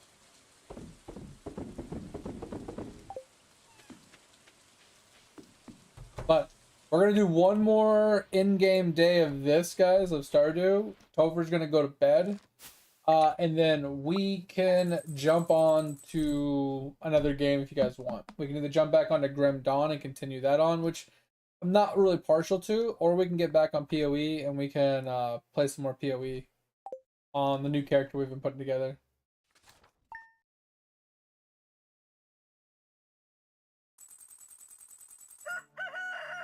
Yeah, Tom, that's the thing with Eidolon, man. Like, Eidolon is like such a big fucking hefty just thing with how much he's been adding and how much that you have to like keep up with. Something is always getting neglected. There's nothing you can do about it. Also, welcome in, Dig.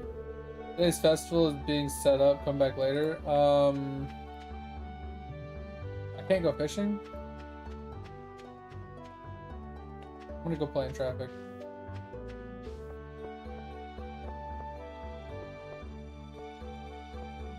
I'm playing in traffic.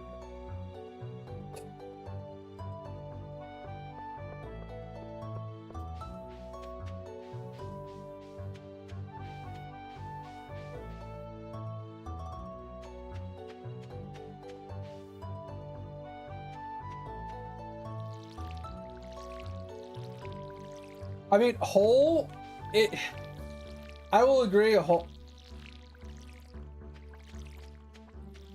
definitely does give some catch-up mechanics and stuff.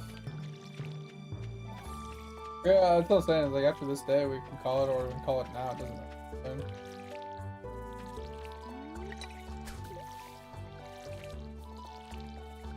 Okay, I'll just sit right here. I'll sell everything.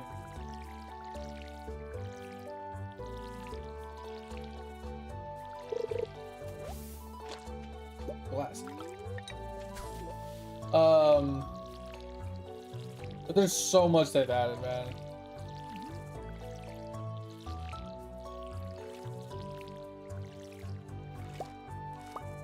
Oh yeah.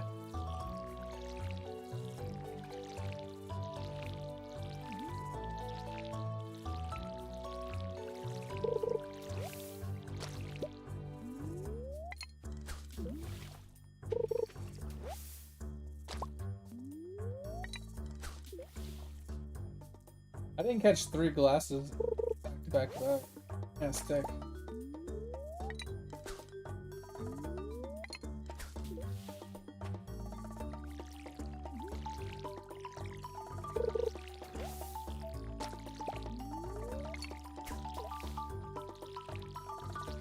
Give me a second, Tom. Cover's 10.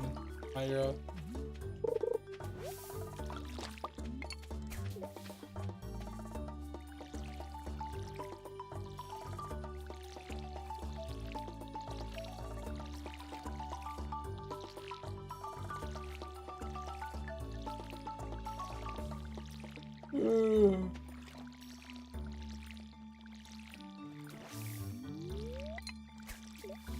Yeah.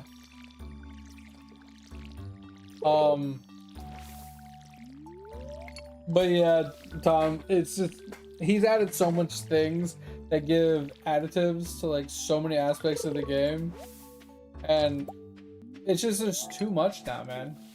Like you gotta worry about still doing the basics, like alchemy and your skilling and stuff like that, and your prints and your combat, and you got your what's that thing called?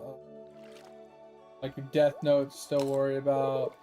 You got your cooking and your sailing and your breeding and your gaming. You got all the basic skills that you gotta worry about, divination and stuff. But then you got like the owl. You got Rue, the fishing one. You got the hole. You got Equinox. You got Shimmering Island. There's just so many things now. Yeah, now with the hole from World 5. And then you got World 6 stuff. And then he added the armory dude in not that long ago as well.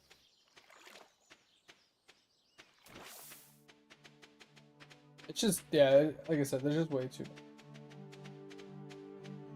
much. Way too much. But that's what also gives it some enjoyment, because there's so much to do.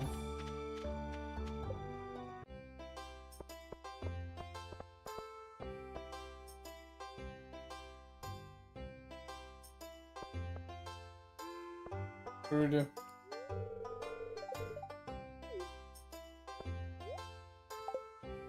Yay.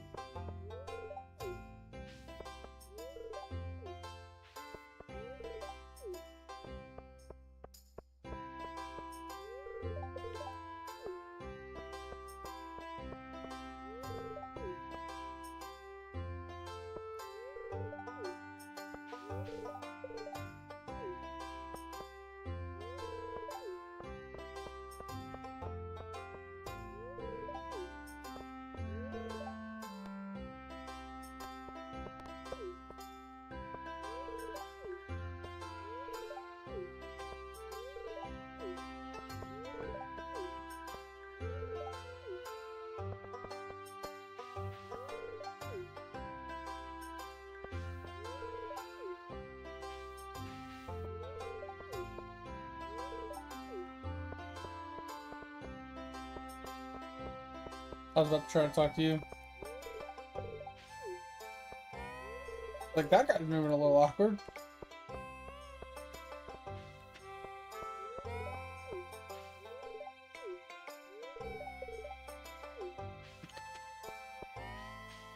Gotta break up this date real quick.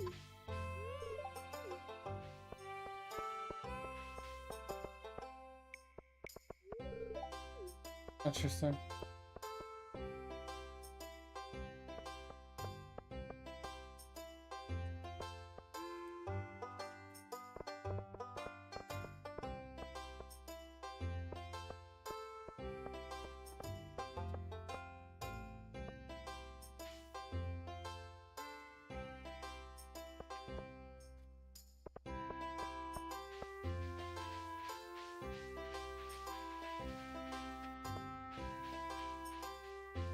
What? You said go to the right.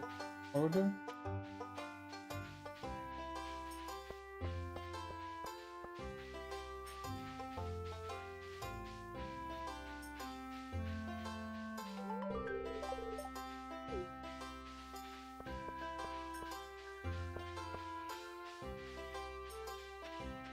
You're the wizard!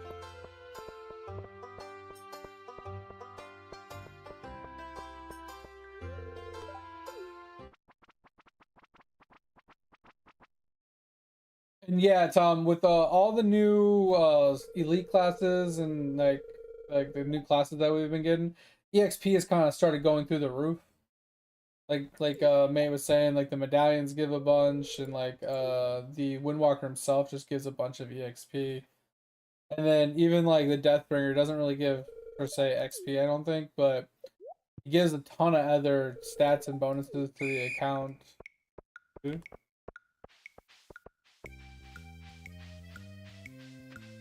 What do it look like?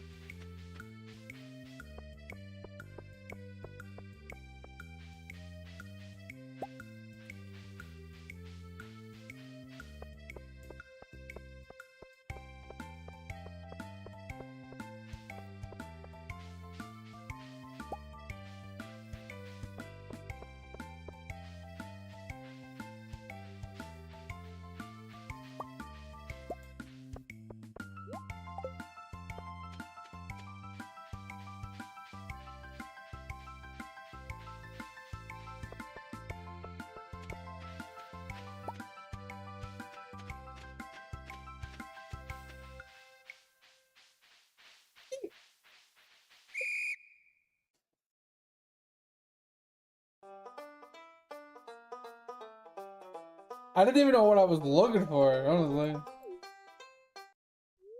I was running around, I didn't see a single egg for so long, and I was like, I don't know what I'm looking for.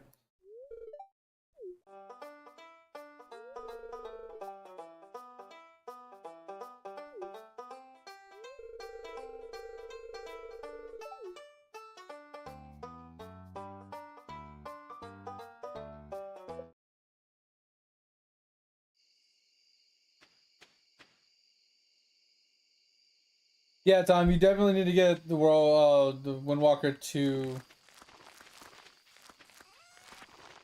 Samurais eventually, you know, to take full advantage of that. I can make one, I think.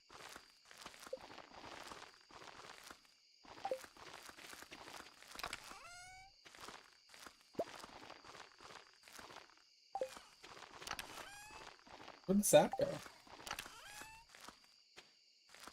Oh, come.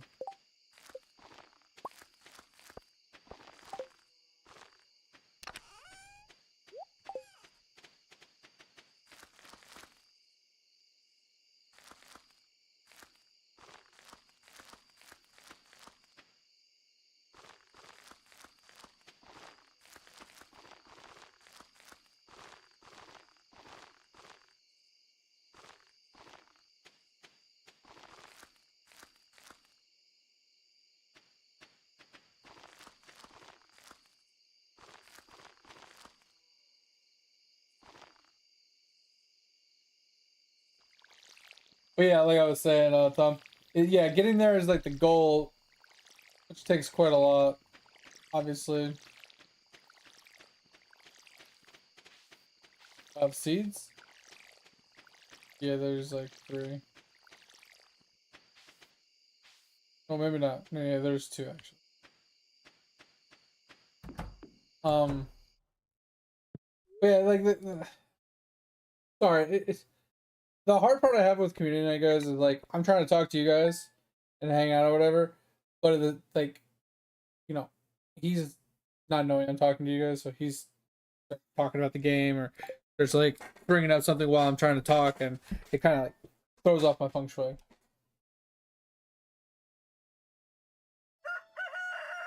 Yeah, yeah. That's what I was saying. Like we could work towards getting automation. But anyway, is that it, or do you want to do another day?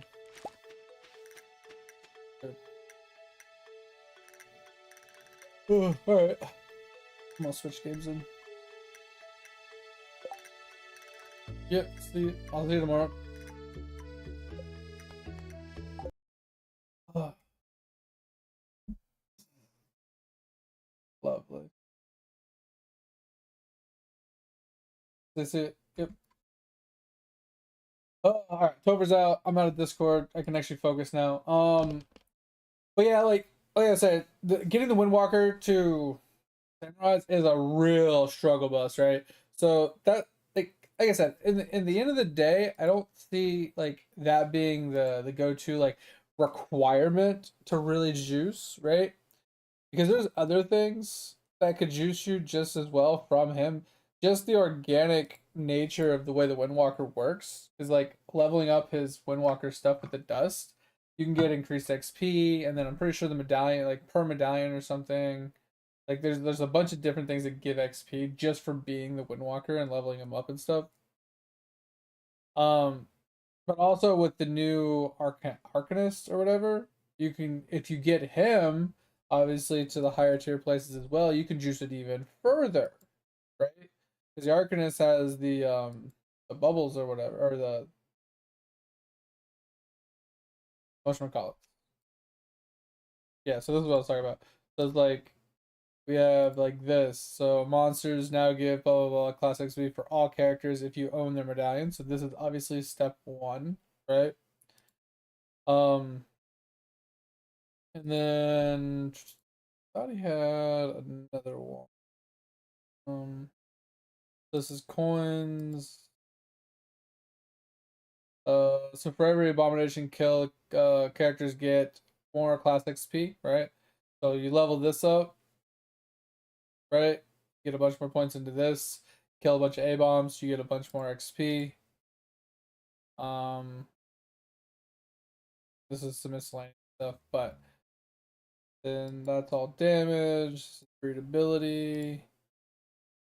And then inside the actual thingy thing, right?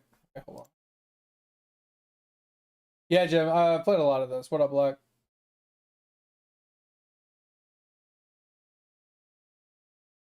You leave the game running a lot because it's an idle game.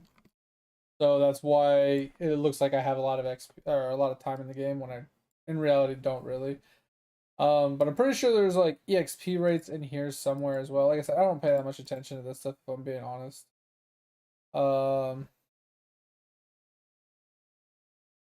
Damage and accuracy, chance for them to drop.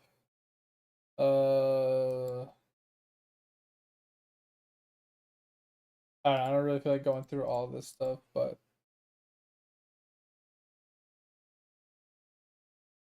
anyway, yeah, so this is one guy that's obviously gonna juice it out a little bit, right? And then once he's juiced it out quite a bit, then you have the Arcanist. Because he has the new crystal thingamajiggies.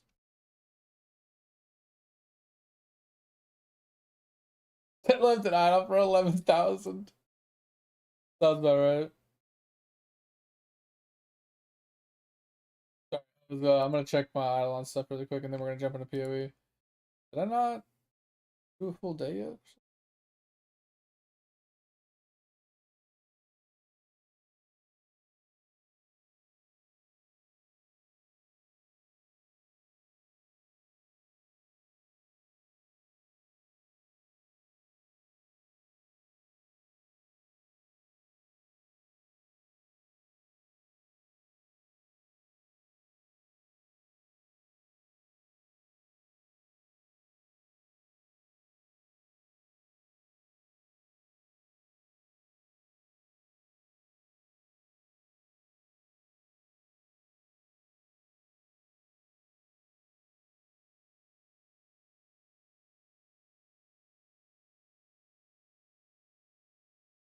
Oh god, you guys are spamming the chat. You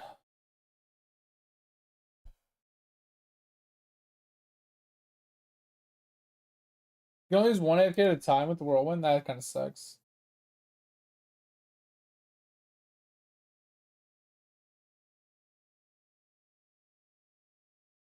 Mike Tyson died as well, Tober? Yo, I didn't know that one. Damn.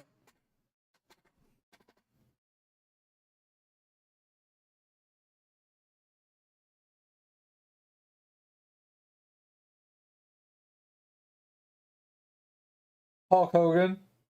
Yeah, that's Hulk Hogan's HH.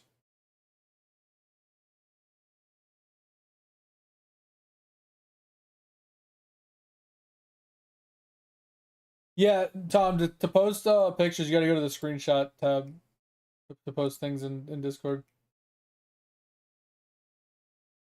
But yeah, what were you trying to post? Oh, your AFK thing? I have not done the AFK island yet. That's some work though. I felt like that island was kind of just meh, honestly.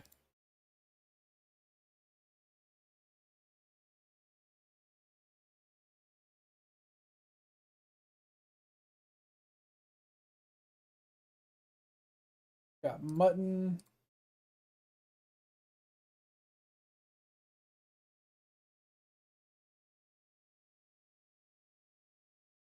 Yeah, that's the thing. Like, if you like look at what it gives,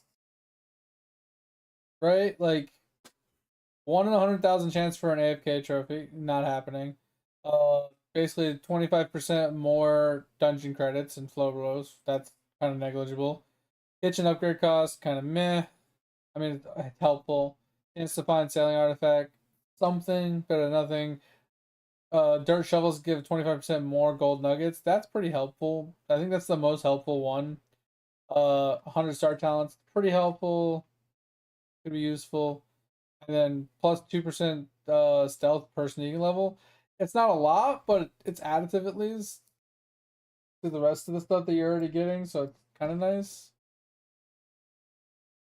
But it's like I feel like that stuff's just kind of, it's not like that 40,000 hours or how many hours you put into that just feels like it could be better used somewhere else.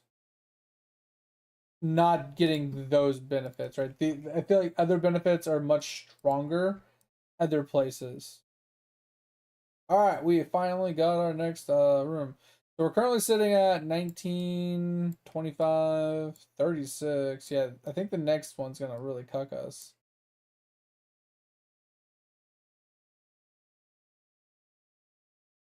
All right.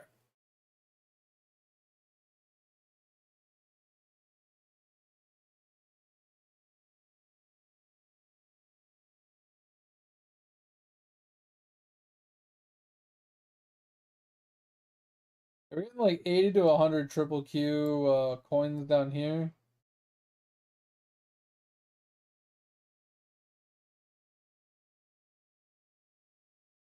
And then we need to take off, oh shit.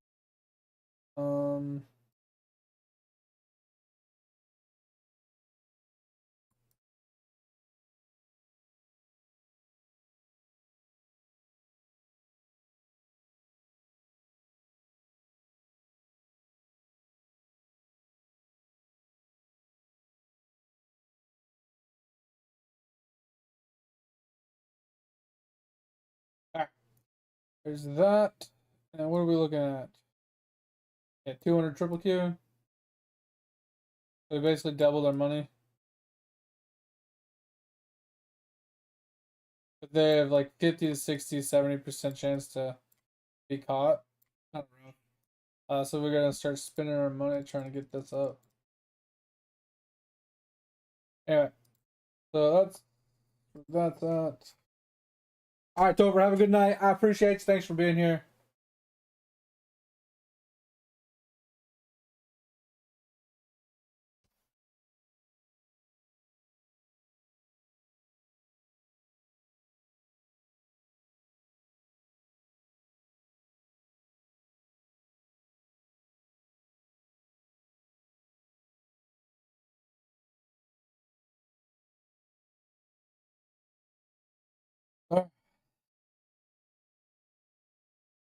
Like I said, I feel like the AFK island, it's just the benefits you get from it aren't worth the amount of time you have to put into it in comparison to other AFK times, like things that you can like AFK at.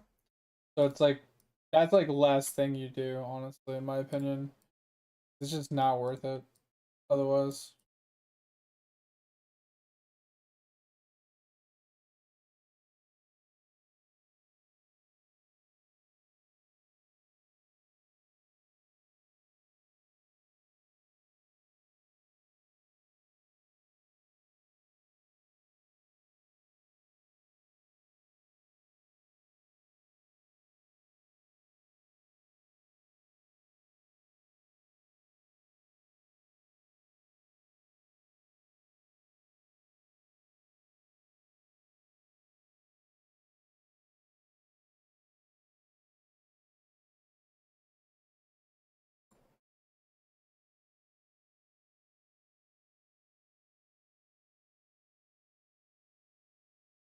Alright.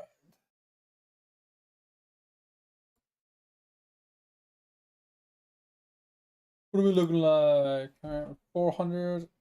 We're almost back up to limes, which is good.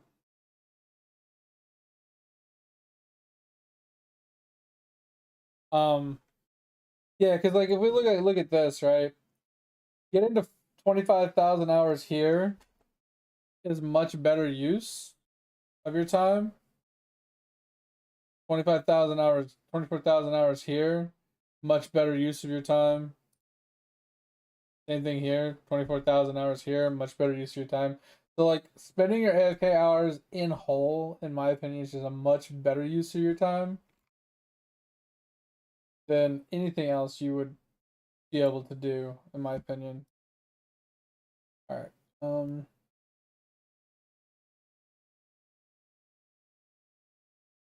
I need to fix these guys again because I have them all set up for tranquil now. Maybe this guy's on mantra still. But I think I should leave everybody on mantra for 10 XP per hour versus 3 XP per hour, even when not meditating. Technically, one guy could be on this, and the other 9 could be on tranquil. So the one guy out levels everybody else.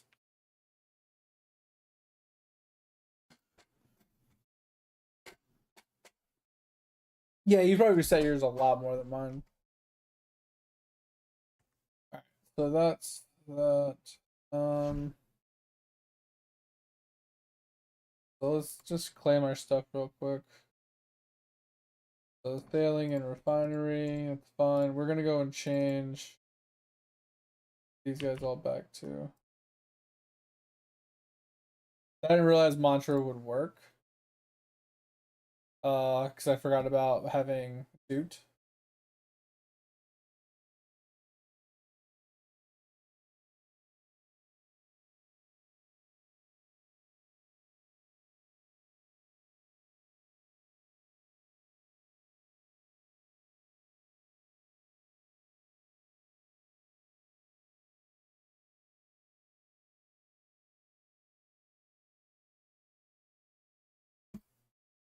Sailing and refinery again.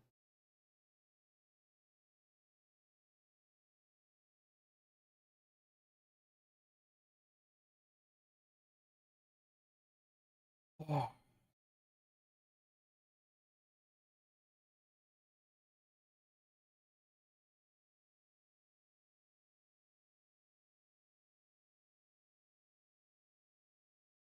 Yeah, I was just thinking like having the well, I was thinking specifically the V-Man because I wasn't sure if Div counts for his damage increasement of the one that says for every 5 levels of his lowest stat or his lowest skill, he does more damage or some shit. I wasn't sure if Div counted in that. So I was gonna do that with the V-Man specifically, so he was ahead. I did not remember what this one procced. I wasn't paying attention. Watch the VOD. Unless someone else remembers what it did. Alien printing?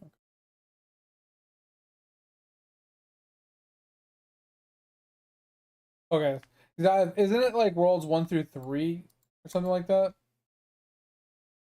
That it does? Can't remember.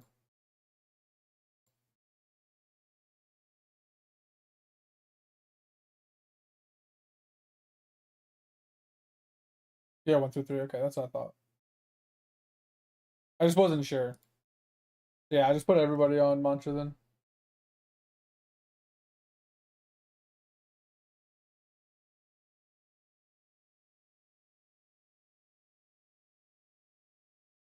I really need to do a reprint of my mining.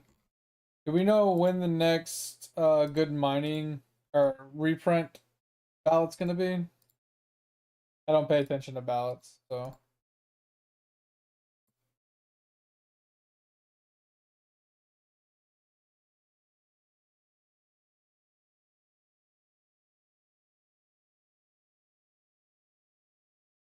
Alien printing in game.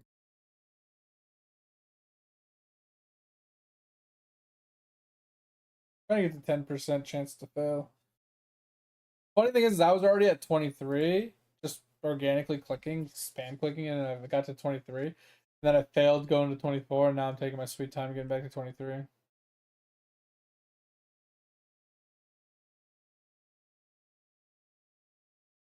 Gotcha. Alright, well, then we'll just hope for the best whenever it eventually comes around, and we'll do a mining reprint, bare minimum. I'd like to do all my prints, but prints can suck it. Prints can, like, legit suck it. Prints suck. Like, I wish we had presets at this point. We should have literal presets for things. So you can, like, fully set up, like, a print setup with a preset. And then you just click the preset. And it just swaps everything. Obviously, you have to have the stuff on your character.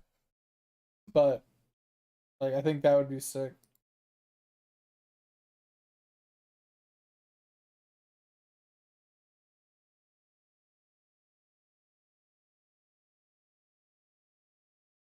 Sailing and cooking.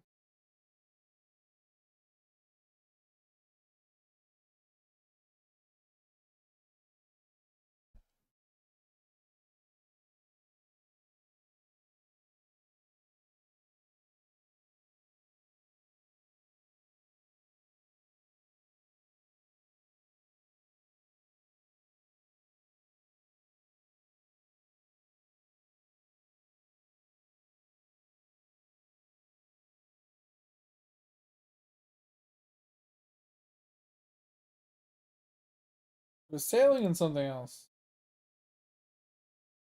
Whatever, just sailing. I think I'm gonna leave him leveling faster than everybody else while I try and get the last whatchamacallit. Because like I said, it doesn't matter who's in front on that one. Double sailing proc.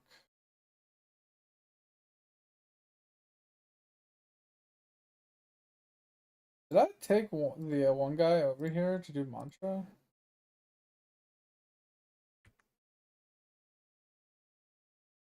I can't remember. I took the one guy over here for mantra.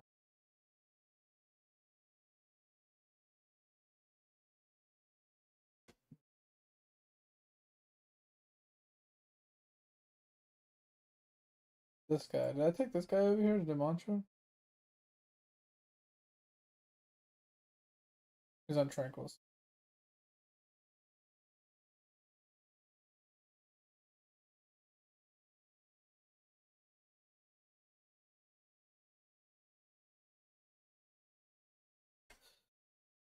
Wait, what? I didn't get anything for this guy? Did I already check him? I don't remember checking this guy. Interesting.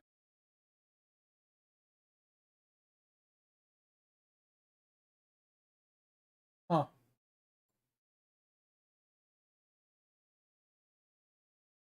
Sailing and printing. I think this has a billion kills now. Alright, World 5 is officially done.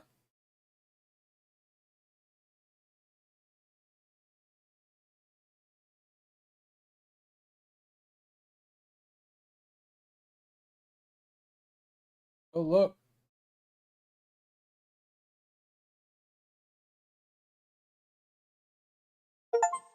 World 5, baby, let's go. Let's go.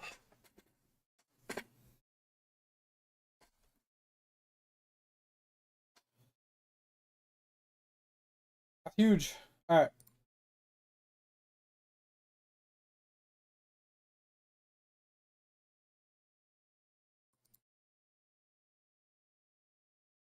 Now we need to go back to the beginning.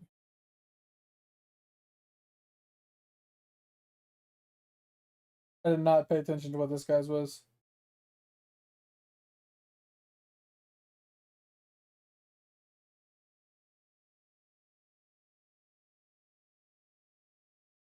This is called Eidolon. If you were curious.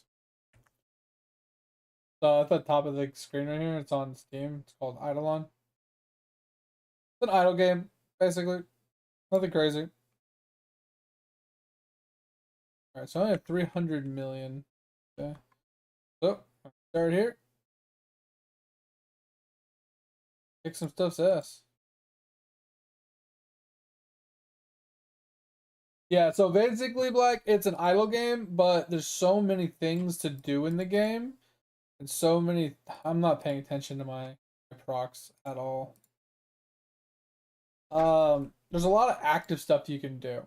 But I'm going to show you one of the things that, like, why so many people have so many hours in the game is... And why it's truly an idle game. Is because there's actual a lot of active AFKing things. Same thing you can do in like BDO and stuff, right? Oh, I forgot to change.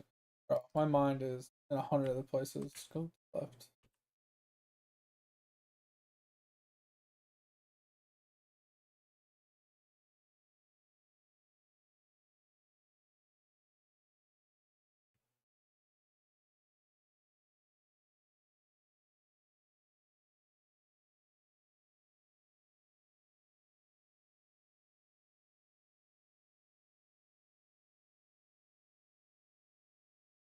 So the game operates like a traditional idle game where while you're offline, it still progresses in whatever it is you left them doing.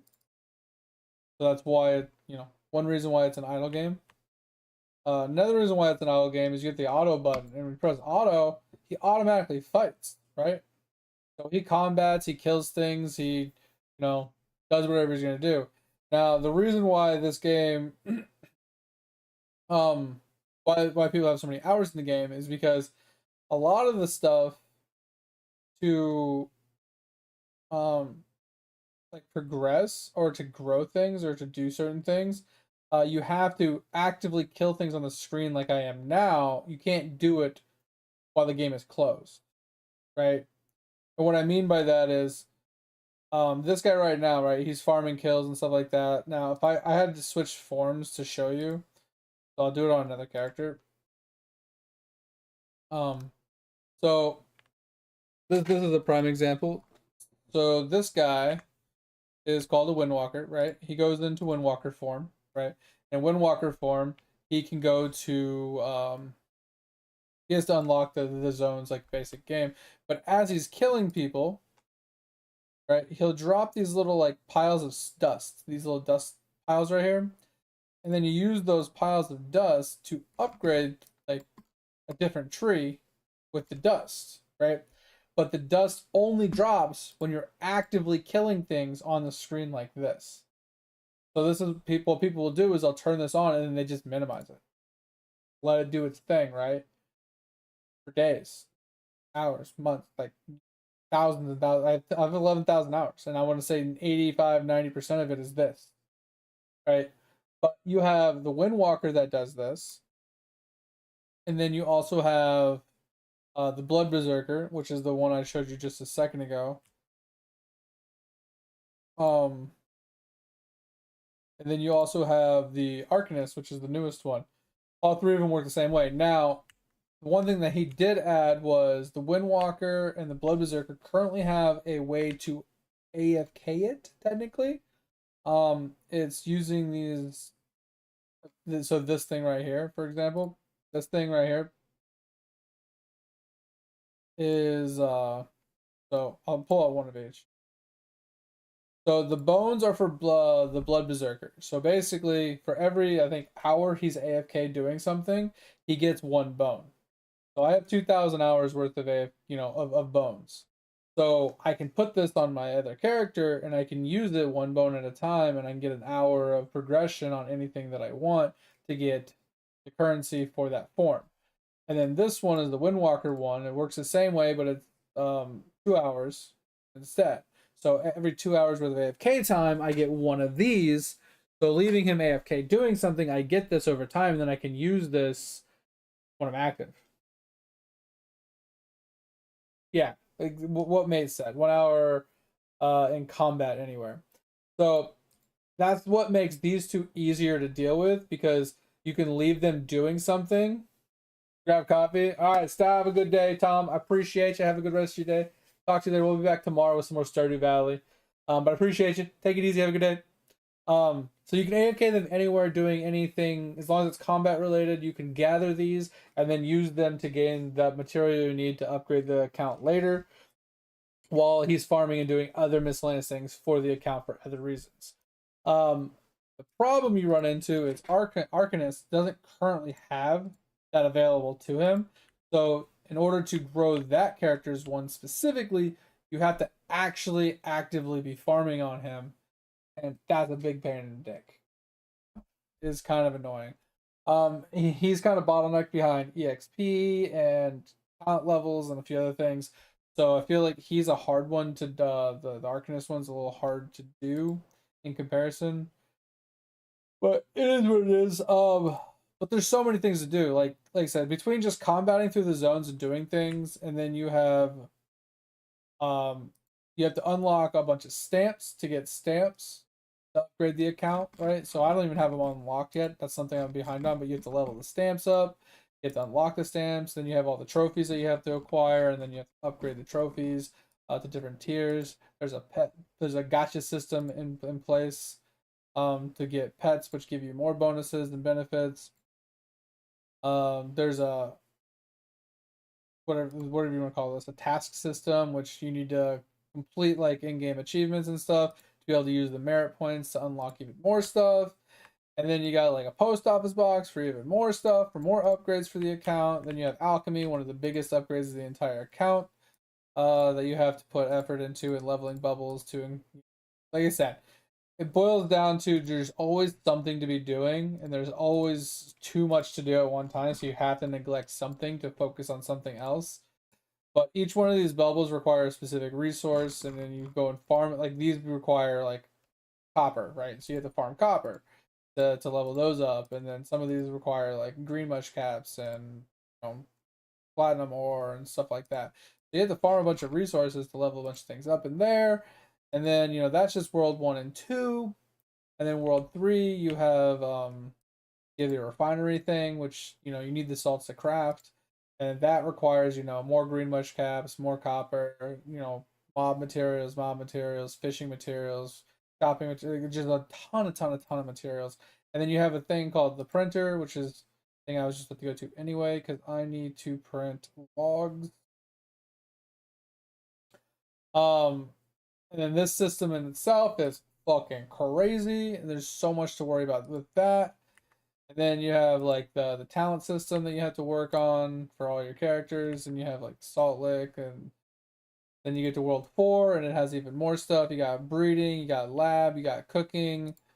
And then World 5, you have sailing, you have gaming, you have divinity. And then World 6, which we're getting World 7 soon, you have like sneaking, farming, and summoning. But then on the sides, you also have Owl, which is like side content, which is very helpful and useful for the account to grow it. Because if you look at the bottom, the benefits, we get class XP, base damage, total damage, class X or skill XP, drop rate, all stat. You get all these bonuses and benefits for doing this side content, which is kind of like an AFK side content. If I'm being honest, you put a little bit of time into like leveling things up, like I'm about to do here, and then you come back in a day or two, you upgrade it, and then you come back in a day, 3, 4 days, maybe 5, 6 days, maybe a week, maybe 2 months, before you come back again to level it up again, and you just rinse and repeat that over and over again. And I've upgraded this one 10 plus another 18, so like 28 times I've leveled this one up. So that's one side con, and then we have the fishing one, which is Rue. Uh, and then we have Hole, which is in World 5. We have Rift in World 4. We have Equinox in World 3. I don't know what World 6 has, if it even has anything yet. But it might not have anything yet. But yeah, they have the side content as well, and then you have the active content, and then you have the completionist content on top of all of that, which would be like the slab content, which I can show you in a second.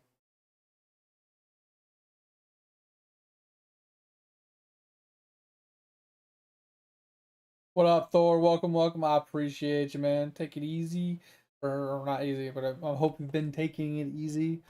How's life and stuff and things? Also, how you enjoying BDO? I know you want to take it slow, and you're like doing all the quests and stuff, so hopefully that's been going well. But then here's World 3, Equinox, right? So there's resources here to farm. There's like challenges to complete. Uh, things like that. So this place, like, you need these resources to like upgrade other things. And then Rift is up here, which I've already done. It's completed. And then Hole is the one I've been working on lately. And World 6 doesn't have one that I know of yet. World 2 has another one. It's called Shimmering Island, the fishing island. So World 2 has two. But the thing that most people like I was talking about, is it World 5? So we have the slab. So this is like total items in the game, 1748 items in the game. I found 1260 of them. So I need to find more to get the bonuses from this. And then like it tells you what I'm missing. I'm missing a marble, and so on. Like, so there's a list of items to complete.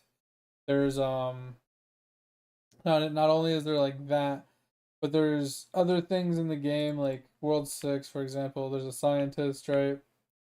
And he gives you bonuses based off of the amount of like things you've found. And there's a bunch of those side just additives and increasements to the account that you have. Like I said, there's tons and tons and tons of things to do in this game. And I would say the game isn't is technically free, but I would say bare minimum it's a $5 game because you want to get auto loot at bare minimum. And then I would call it like the box price of a $5 game. And if you like idle games or if you're on the fence about idle games, it's probably one of the best ones I've ever played. Really enjoyable in my opinion. So much stuff to do. Between boss farming, item crafting, freaking events that pop up, min-maxing your account, upgrading your equipment, juicing out your character to get him like his damage like ridiculously high or his survivability really high or whatever it is you're trying to do. Yeah, it just gets kind of crazy. All right, so that is that. I was gonna go play some PoE tonight since we are done with the Stardew Valley playthrough. Let's change our category to path.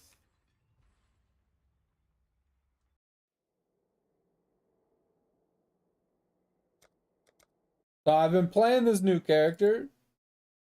Not really new per se, but it's new to me. Playing a new Righteous Fire version. So playing Righteous Fire like I always do, but I'm playing with Blood Notch, and it's kind of interesting.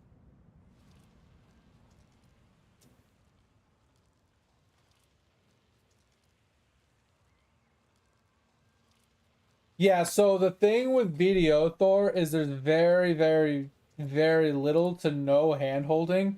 You will end up having to Google most things because yes, there is a auto run feature and there is somewhat of a way to tell what is a quest mob and what isn't, but they do a very poor job of telling you like, oh, it's in a cave underneath where you're standing, so you have to go to it from another direction, or you have to go through a portal to get to another zone to get to where you're trying to go to. Like they do a very poor job of any of that directional stuff. So that's why I was saying there's two ways of leveling. Um, Obviously, I think the very first character you ever play, you have to do the story quest all the way up to I think Valencia bare minimum, which is a pain in the ass. Just do the main story quest all the way to Valencia. From there, most people skip the story. There's a way you get through the tutorial and then you talk to a specific person in Velia City, and it basically skips the entire main quest line for you all the way up to Valencia, which allows you to then go to specific locations on the map. So instead of doing the quests around the city, like going from Velia, doing a bunch of quests here, going up to Olvia, down to Calpheon, and like working your way down through Keplen and English and all these other places, and eventually ending up over here and heading your way over to Valencia. Instead of having to do all of that and doing quests and chain hopping from place to place, killing a few mobs here and there, just doing a lot of running and talking, you can instead go to um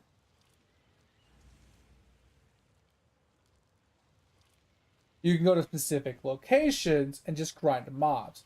So for example, Towns is a really good one.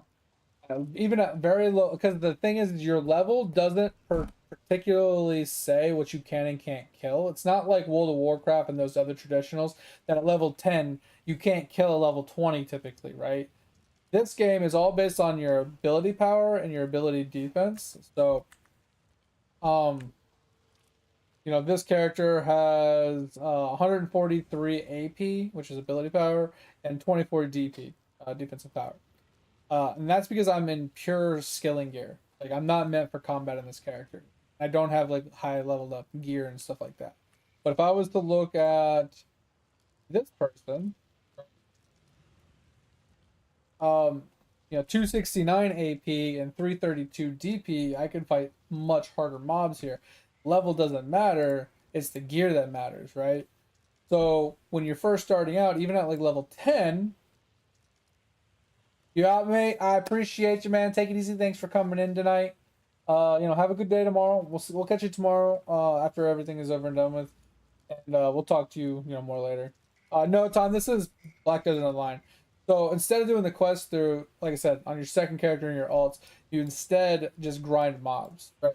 So level 10, you'd come up here if you had some like a little bit of AP, and you just kill some mobs, and you'd speed level to like level 20, 30, or 40.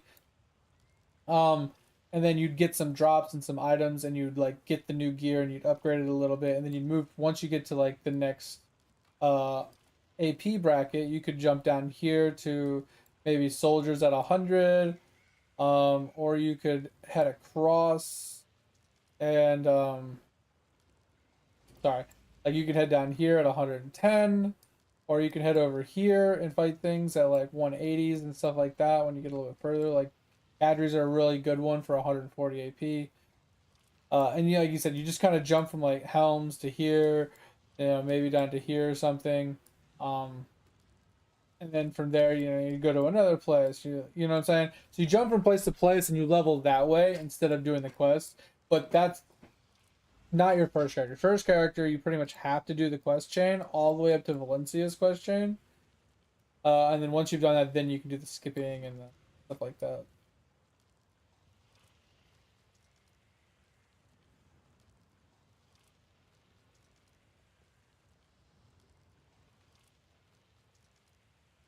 And yeah, Thor, I didn't make a second character for a very, very, very long time. The only reason I even made a second character, Thor, was because I all I wanted to do was skill, so I only use my Musa for everything. Um, but for every character you have more energy to use, and that energy can be used to roll for more NPCs. So, um, so every character has the same maximum threshold as the same like as the account does, right? So my max energy is 469. So every character has a max limit of 469. And I can use their energy to roll for workers, right? Um, so these workers will automatically pull in resources for me, which is basically free income. And the higher ranks they are, the higher tiers they are, and so on and so forth, the more they can bring in. So I have a ton of them, and I've been rolling for so long that that energy is so helpful just to pull lots and lots and lots of people, right? So if you look at like mine, I have all of mine are the highest rated goblins you can possibly get, and I have 62 of them. It took me years to do this. It's a lot easier now than it used to be, so it wouldn't take it nearly that long to get it done. But this is where like all of my effort and work went in because it's just part of like the AFK portion of the game where it's like passive income and stuff. Anyway, I have to go put this guy on.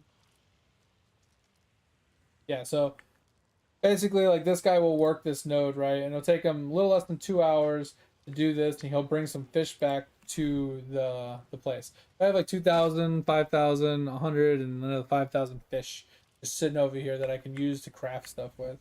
Right, and then I have a bunch of other workers doing other things to bring more materials into the game. But that's what I used all the energy for, right? But you could also use that energy for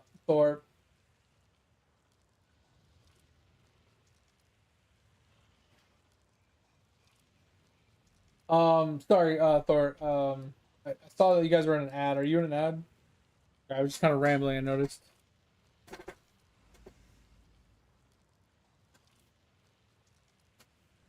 No, okay. So when it, I just want to kind of go over a few things for you.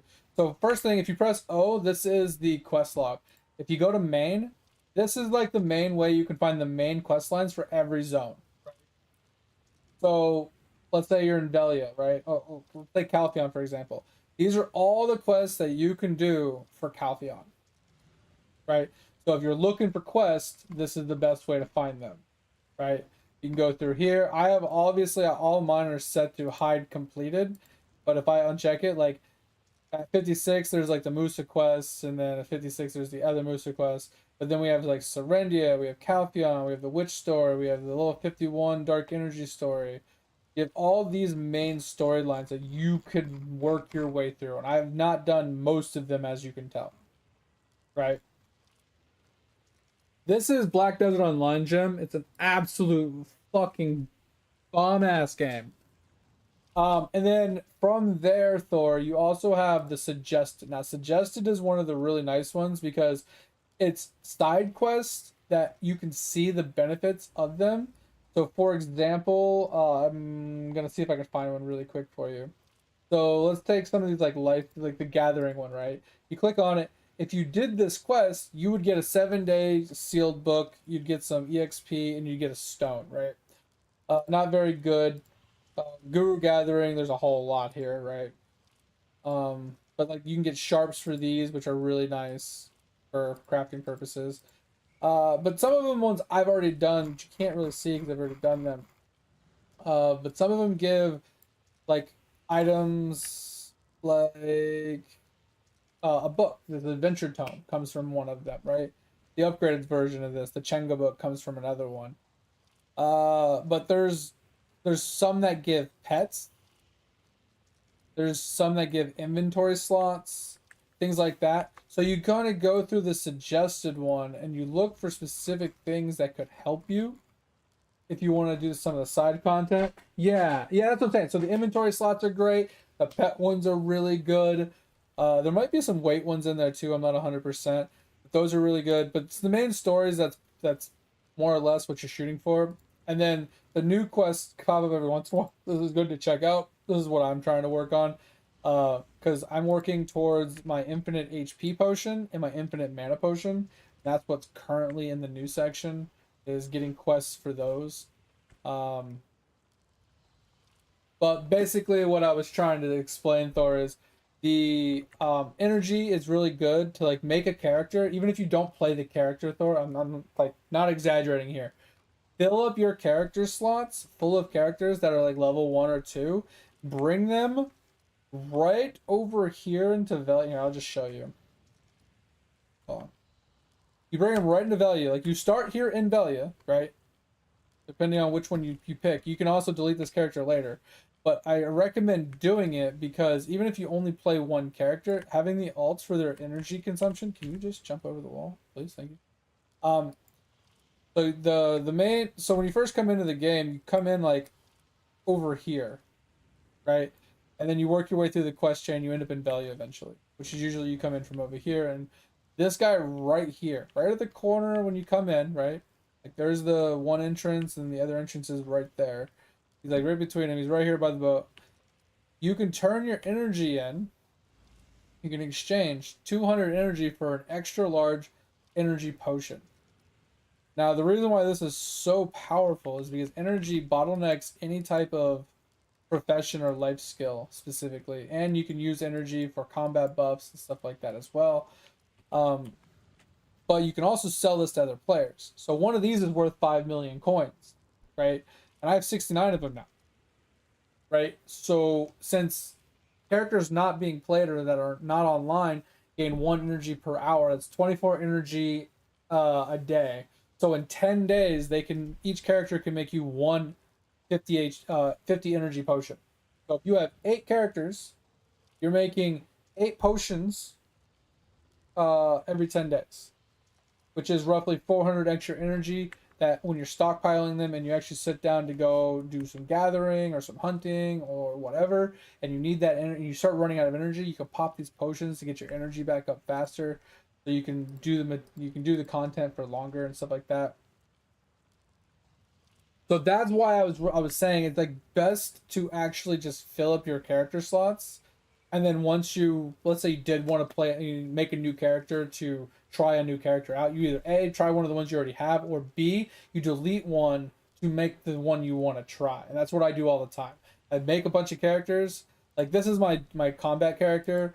This is a character I was trying. It's okay. I'm not a huge fan of it. This is another character I was trying. I like it, but I never finished it. Hated this character. Sorry, I haven't finished this character yet. I haven't really given him a solid try. Disliked this character, and this character I want to play, but I haven't got around to it yet. But basically, you just make it, you put it on seasonal, you get seasonal character gear on them, and then you like upgrade them from there, and you just try them out one at a time. And if you don't like it, you delete it and make a different character. But you, like I said, you always want to have your character slots full. for energy specifically, to dump your energy into either A, getting worker empires started, like these guys, or for energy potions, so you can stockpile energy potions for later, so you can level up all your professions. Like I said, all the gathering professions require energy.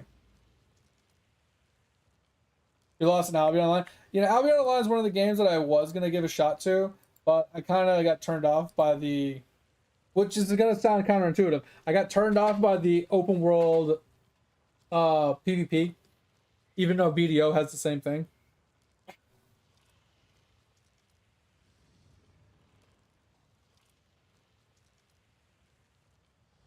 Oh man. Oh, and yeah, Jim, it was BDO. If I didn't answer you already. Yeah, so when you pass by them, Thor, picking quests up is perfectly fine, and things like that. But what I'm saying is, like, let's say you get to a point where you don't really have any quests or you don't know where to go. That's where you use the O button. You go to O, you click on main.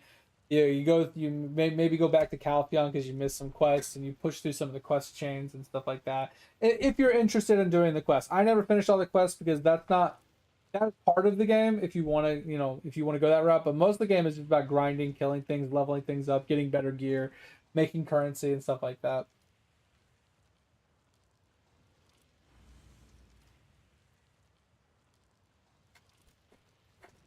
Yeah, exactly, Black. But the thing with Albion is a lot of the end game, like if you want to be like if you want to gather certain materials for certain crafting, or you want to like, grind out some certain gear or something like that, you have to get into the more dangerous zones. So there's safe zones, semi-safe zones, and like non-safe zones.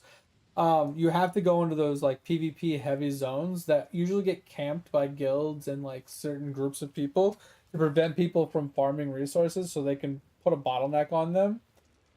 And it just becomes really tedious to have to deal with that kind of environment. Like, yes, BDO in theory has open world PvP, but at the end of the day, like, I truly don't really run into that many people uh, that are trying to kill me in BDO. But that's also another thing is I don't stream it, so people don't just, you know, try to stream snipe and kill me. You know what I mean? Alright, so we've been working on this character off stream for roughly a week. And it has a long way to still go, but it is very interesting. So this is something that another viewer of ours pointed out to us and gave us a link to, and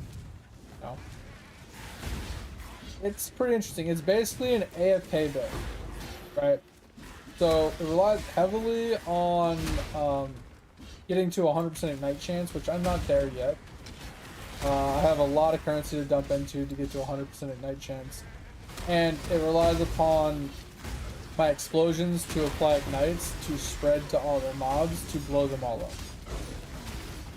So the idea is you're supposed to go into certain content that is just flooded with mobs, aka stimulacrums or rituals or ultimatums, and it's designed to literally stand there and not push a button. Right. So we're running the Blood Notch with a bunch of cast on stuns, with Righteous Fire, and a bunch of regen and Defiance of Destiny for even more HP regen and stuff like that. So we look at what we got. We got the Defiance of Destiny for currently, I think it's 18% of our missing HP every time we're hit. And then we have the Blood Notch with the Abominable Force. A little bit of regen here. We got like 90% max fire res because of this. But as you can tell, Petrified Blood takes care of a lot of like the damage that we would be taking. And then we're trying to stack as much HP as we can to get our HP up. It's kind of awesome. We'll say the map ability is a little slow because my RF is a little weak. Because like I said, most of the damage does come from those explosions and the ignite spreads. So without the ignite, some of the bigger mobs take a little bit to kill, and Even the white mobs take a little bit to kill if I don't stop moving. Like if I keep running, as you can tell, I don't have a big area, so it takes I have to stop to get them to die sometimes. So that's a little annoying, but at the end of the day, it's not that big a deal. It's not meant as a mapper, but it can be a mapper once you gear it up enough. The problem is like any other fucking decent build, you need a mage blood, which is about 150 divines, and I think I have 10 right now because I keep buying all my other upgrades. But yeah, this is what we've been playing, and ever since I got it like up and running, I haven't died. I died leveling, and I died getting some of my gear. Like basically, I died getting to maps, and then I died in maps a handful of times until I started getting some of the gear on. And then once I got some of the gear on, I haven't died. Like, I would say in the last like 4 days, I haven't died yet. I think I almost died once to bleed, and then I got a bleed flask. Fix the problem.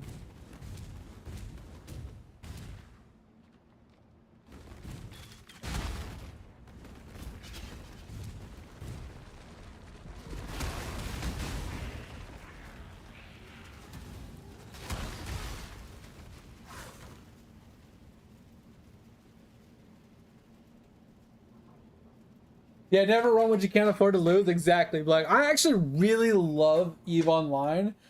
The problem I have with EVE Online is I feel like you can't play it casually.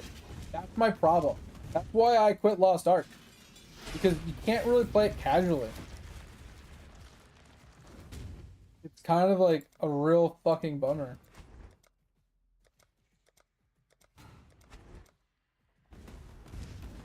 Drives me absolutely insane.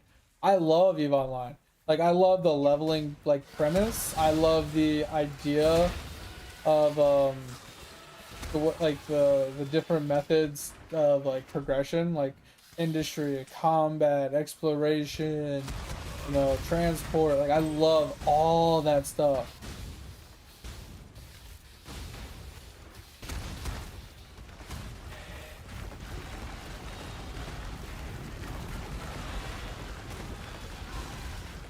I just wish more games had that kind of like play style, because it's just so cool. Like being able to level in that kind of way, be able to play whatever. It's just the amount of time required is so astronomical. It's actually unreal. The fact that you can't like, I feel like you literally can't play that game casually, but it's such a nice game. I love that game. I have not. We were talking about that a little bit ago. That is one of the games that I do want to try at some point. But I've been kind of shy to try it because of the open world PvP and the fact that, yes, I play other open world PvP games, but Albion Online specifically has a lot of people, kind of like EVE Online, that gatekeep like specific zones to prevent people from farming like high tier like areas for loot and gear and materials. And I don't want to have to deal with that, especially if I'm streaming. Like, I don't need to be getting stream sniped. I don't need people like running around trying to kill me and prevent me from enjoying the game and streaming it or whatever. That's why I don't stream playing BDO. Why I don't play EVE Online all that often, especially not online, like on stream. Like most of that stuff I save for personal offline stuff, and I think Albion is like another game that I would try, but I would run into that same problem, right? Exactly, that's what I'm saying. Like, from what I understand, like Albion is the exact thing that I'm trying to avoid. And I just don't want to get fucked while I'm streaming, you know. That's why I play like a lot of miscellaneous other things. But I love those games. Those games are so much fun. Especially love like crafting. And that's the thing about Albion that I think is so good, is like the resource gathering that is involved in it, where you can run around and chop all those trees and the ores and the materials and the crafting. And crafting is actually a viable thing in that game to a point. And then the fact that gear actually degrades to nothing and you have to replace it eventually is actually a really cool benefit, I think. A lot of people hate that idea, but I love it because it makes crafters viable permanently. It gives them like It's not like other games, like let's say New World, for example. You craft the best in slot, like a bunch of best in slot tools or weapons or bags or something. And yeah, a bunch of people will buy them, and there'll always be people making new characters or new people to the game that'll need to buy them or whatever. But there's a finite amount of sellability there, right? You know, supply and demand. Once people have them, they don't need to rebuy them, right? So with that in mind, it's like there's a small window of like profitability.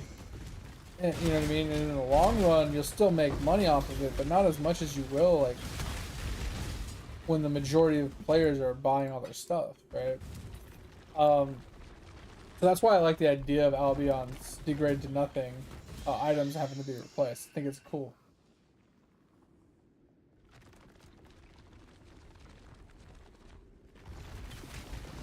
That's kind of cool. There's thumb restricted to solo duo, but even those places I could see being like indirectly occupied by clans, right? But they have to be in like duo packs, right? Or solos. A bunch of solos kind of indirectly working together to hold down an area kind of thing. Right? Like stuff like that happens in EVE all the time. You might not be in the same faction as those people, but you might have made friends with somebody that they don't attack you, but they'll attack other people, and they'll might defend you and help you while you're farming resources, right? Or maybe you make a deal with them that, you know, I'll give you 20% of everything that I collect as long as you keep me from dying, kind of thing. Like, there's things like that that happen in other games, and I don't see why that wouldn't hold true in a game like Albion as well, you know.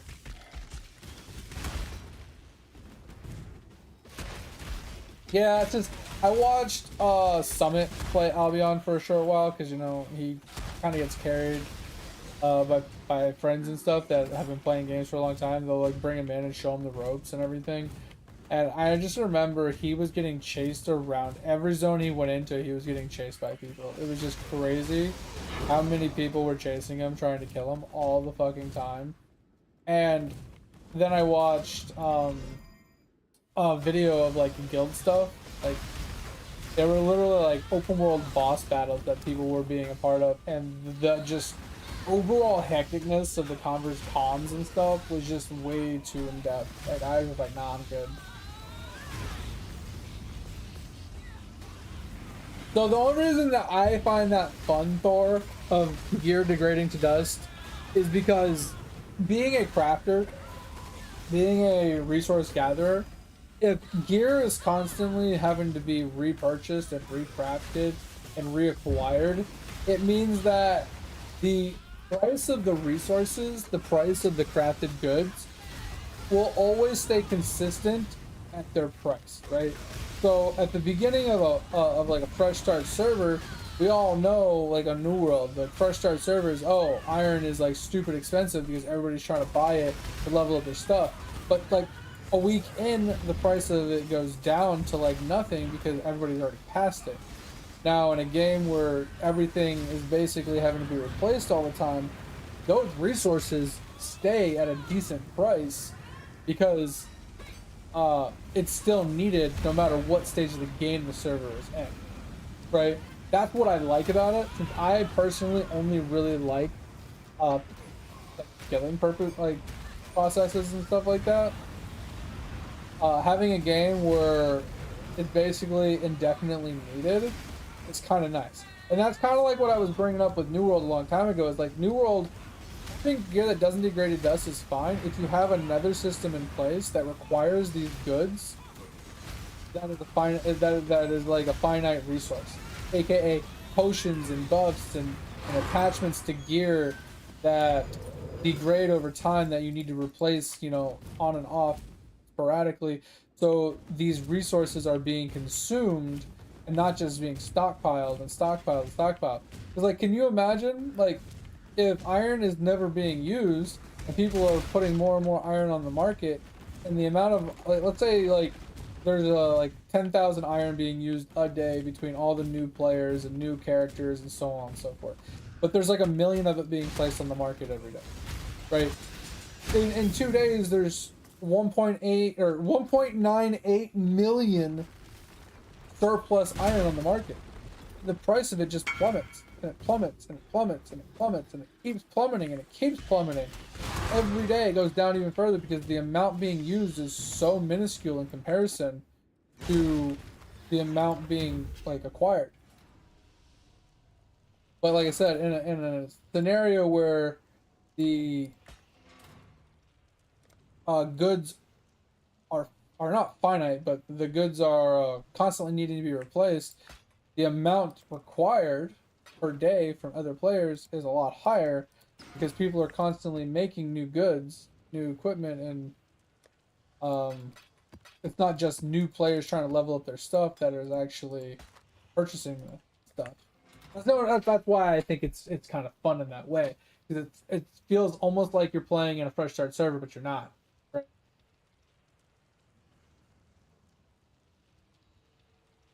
Oh, it's like a type of zone. Okay, got you. That's kind of cool.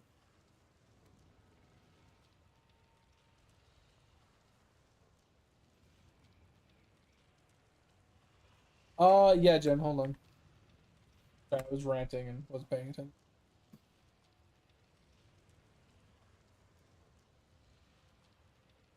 Let's pull up 26. See where you're at.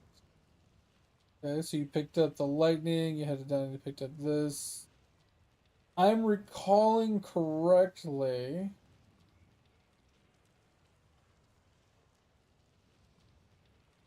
I think there was a few things here to pick up. Let me.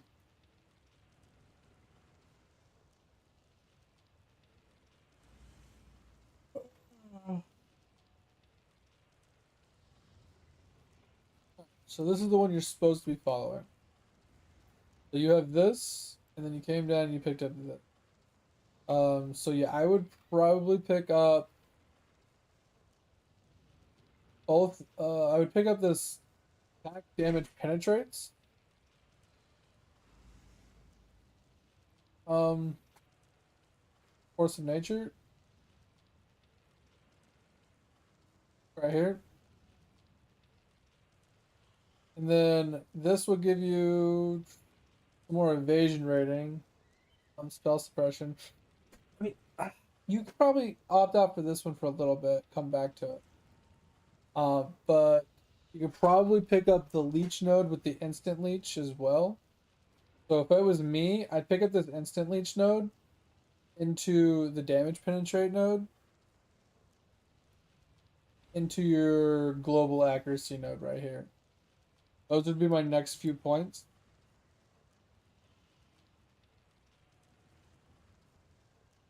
And then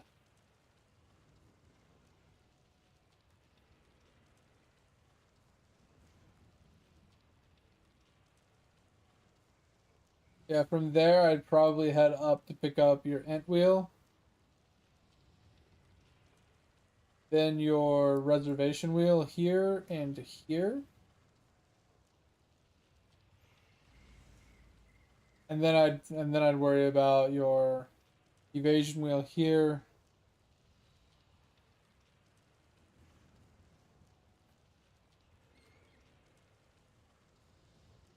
And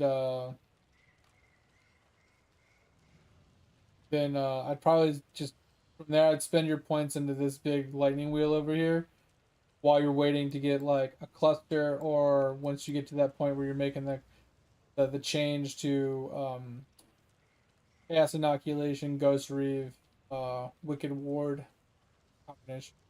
Once you have enough ES to make that swap, and then every time you need to you take points out of the lightning wheel to add points to like a cluster jewel or to like make a swap, and then as you level you re-put points back into the lightning wheel, and then when you get another cluster you take the points out, put it into the cluster, rinse and repeat until you get to the end.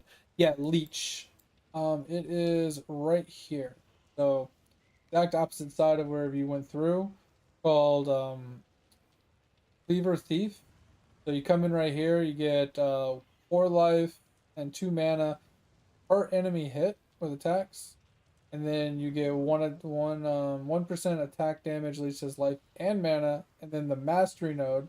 I don't know if you know how to do it, but it does tell you to get mastery nodes.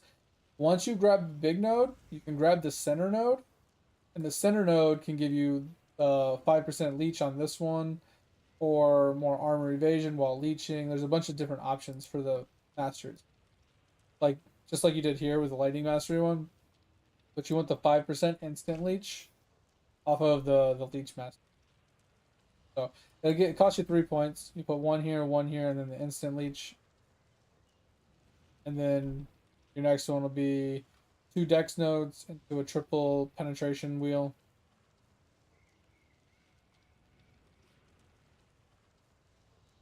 Yeah, that's what I would do right now. And then you pick up your accuracy right here. Accuracy crit. I actually wanted to look at your gear, see how your gear was looking.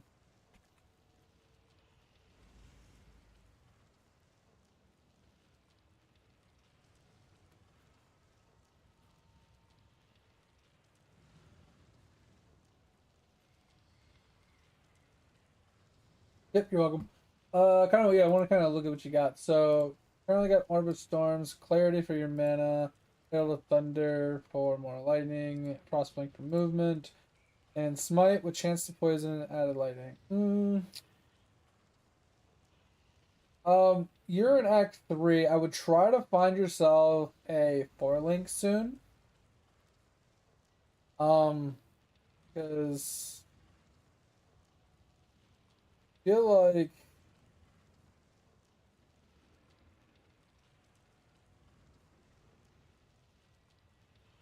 yeah, so added lightning is probably your best.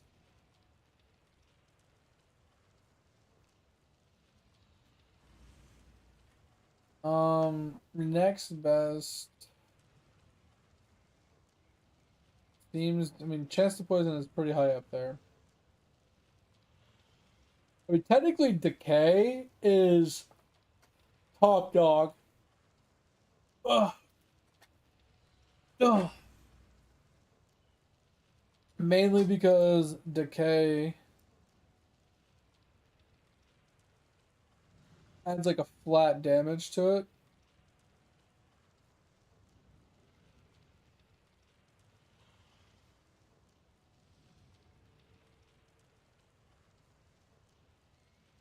Okay, you can't get that until 38. So I would say decay would be a really good one uh, when you can pick it up. Because decay, just like I said, it just adds flat chaos damage over time whenever you hit with it. So it gives you another dot, kind of like poison, but it's guaranteed. But if you can't do that, obviously, like I said, just uh, like lightning pen would eventually be pretty good. Alley pen, stuff like that. So chaos damage is kind of like poison, so it's its own. So it doesn't fall into an element, right? So you have fire, cold, and lightning, which is elemental damage, right? Um, which is why things like this, where it just says increased elemental damage, works for fire, cold, and lightning. But chaos is its own entity, and it's not an element. It's more of like poison perk specifically, almost. But chaos can also be a direct hit, not just a poison, right? Which is where like things like this, chaos damage, skill effect duration, chaos damage over time multipliers, which chaos poison, stuff like that. Chaos is its own entity. And that's what I was saying. So decay, you read it, it says support skill, inflict decay on hit, dealing flat number, chaos damage per second for 8 seconds. So at level 38, or yeah, level 38, when it's level 1 and you're level 38 and you put it on, it does 162 chaos damage per second for 8 seconds. So if you think about that, your current average hit right now is only 121. It's at level 1, more than doubles your damage. Just as a dot, right? Because per second, it's doing an extra 162 damage for 8 seconds. So you hit them once and you can walk away and basically kill them. I mean, not really. It depends on how much HP they have, but you get my point, right? Like, it's a lot of extra damage for early on. Now, if you're scaling Chaos, it gets really strong later, but for early game, it's really strong. Late game, it falls off for you because you're going into Lightning, so it's not going to be as helpful. Same with the Poison will eventually fall off and not be great either. But, anyway. Oh, sorry. Whew.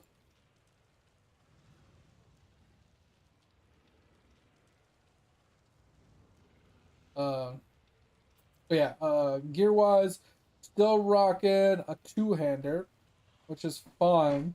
I'd almost like to see you into a one-hander soon for attack speed increase. Um,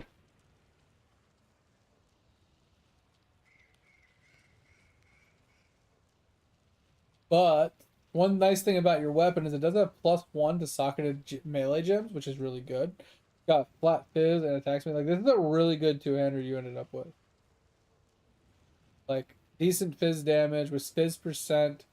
The only thing I would change here is instead of putting straight strength on it, which I'm assuming you might need to wear your stuff, is to craft added fizz damage, like direct added fizz damage. So if you go into here, let's say we just put on like 2 melee weapon, right?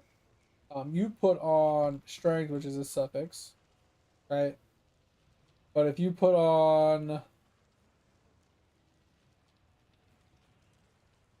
maybe you can't. But right here, it's a prefix. Add number to number fizz damage, right? Honestly, I'd rather see lightning, if I'm being perfectly honest. But I have to.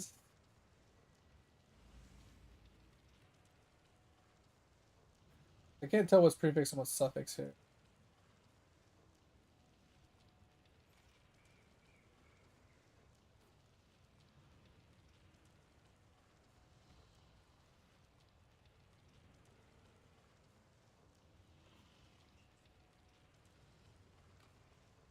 Like, let's see here.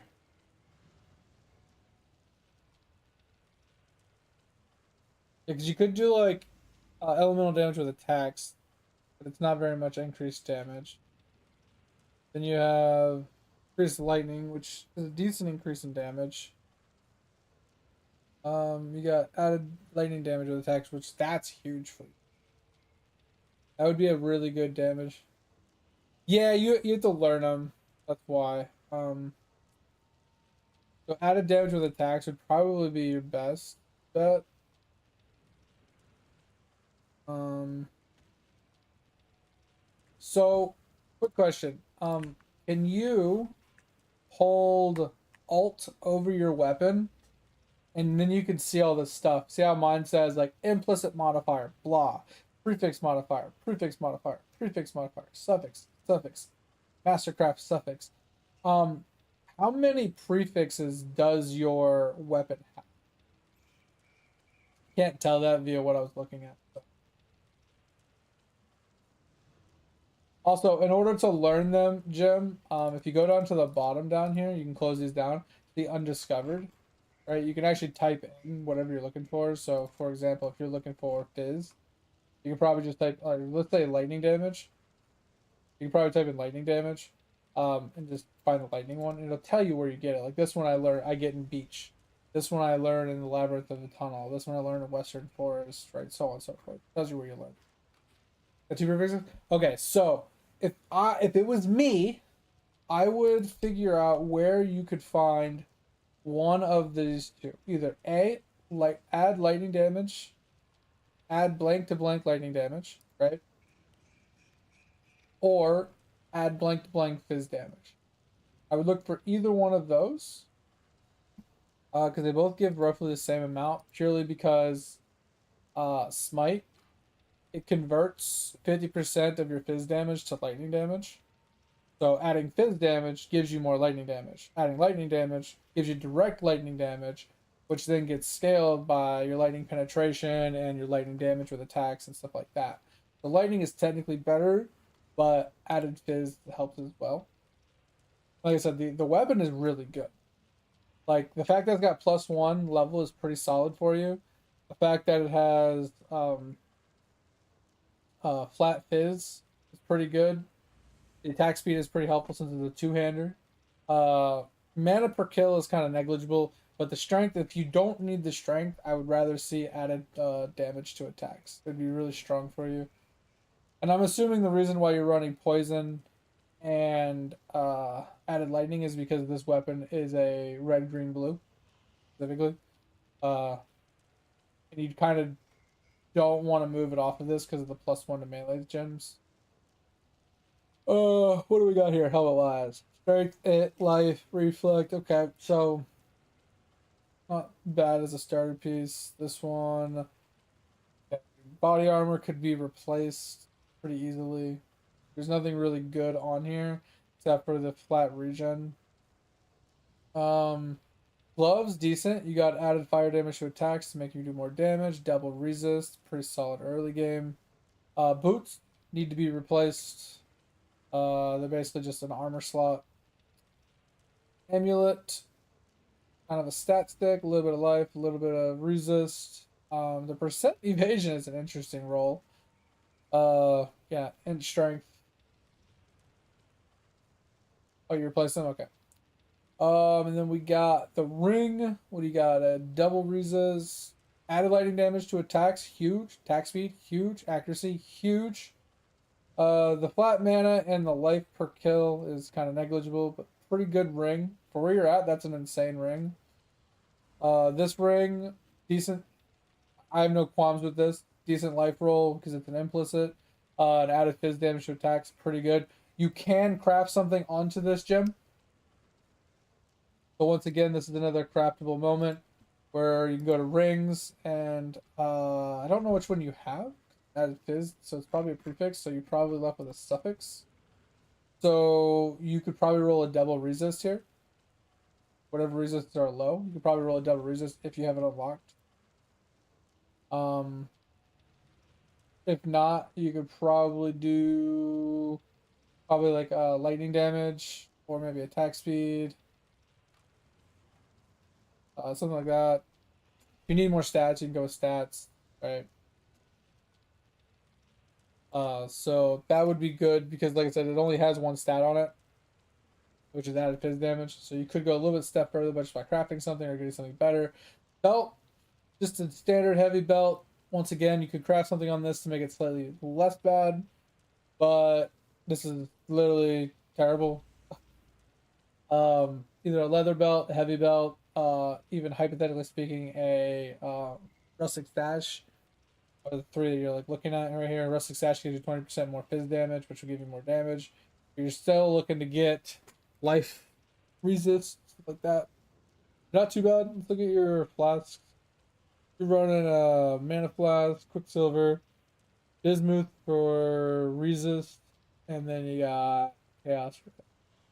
You don't really need the chaos res yet. I mean, you do, but not really. In the grand scheme of things, you can make do with pretty much no chaos res up until like Act 6, and even then, just a little bit's fine. I pretty much don't get chaos res until I'm in maps. But at the end of the day, I think you're doing fine. You just, like I said, being in Act 3, being only like level 26 roughly, you obviously don't have a lot of gems available to you, so you're doing fine with what you got available to you.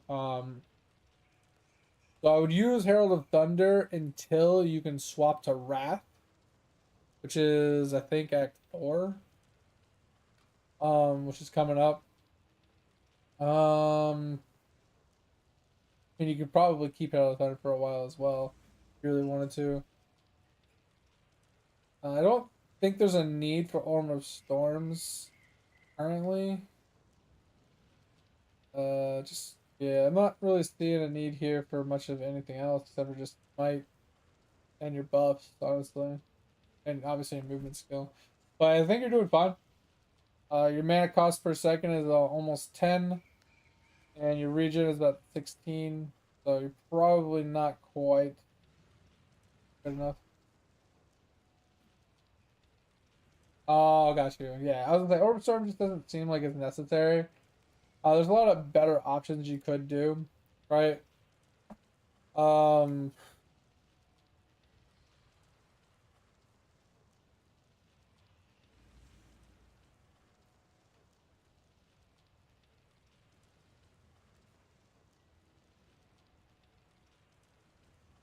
I mean, like this energy blade would be insane because even though you don't have like any energy shield, you have 100. It consumes a portion of your energy shield and then adds a portion of that to your damage as lightning damage. So that's pretty insane. Wrath, once again, once you get to a higher level, switching into Wrath for added lightning damage to attacks. Precision could be something to add more accuracy and crit chance. Getting a golem to buff you. It's like a little guy that follows you around and buffs you. Curses could be useful. Oh, yeah. Right, curse would be pretty helpful for you. Or a mark. Like you can run mark on hit support and put like a mark on it. Like Poacher's Mark would give you life on hit, mana on hit. Cursed enemies have less physical damage reduction, and whatever. But you can do like Assassin's Mark, a bunch of different marks. You can do a mark thing instead of doing curses. And you have lots of options. But yeah, I think you're doing fine. Keep on keeping on, crush stuff. A certain point, I would be making the swap to a shield though. Have you made any currency yet, Jim? Like, have you found any like chaos on the ground or uh maybe a divine or anything crazy?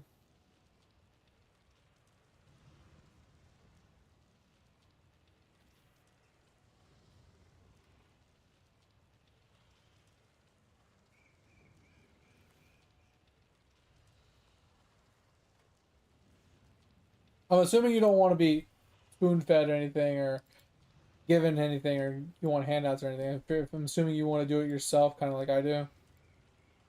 I'm not. That's why I haven't offered to give you anything.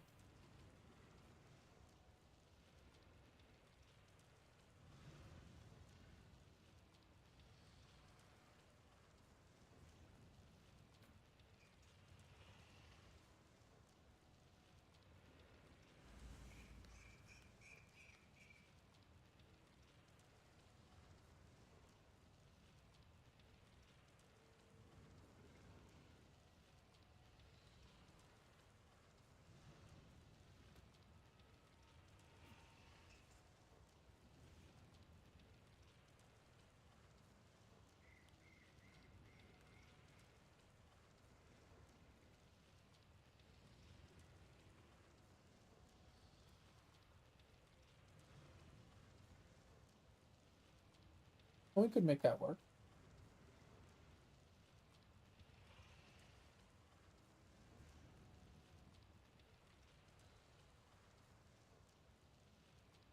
Oh, okay, sorry. So when it comes to currencies, obviously you have a ton of them, right? The main ones you're looking for are chaos orbs, the little like yellow faces. So pretty much the three yellow faces. So you have chaos orbs, exalted orbs, which is like three faces in one, and then you have the divines, which is like a big face. And that's the order. Chaos is the least, like dollar bills. Exalts are like $20 bills, and then divines are like $100 bills.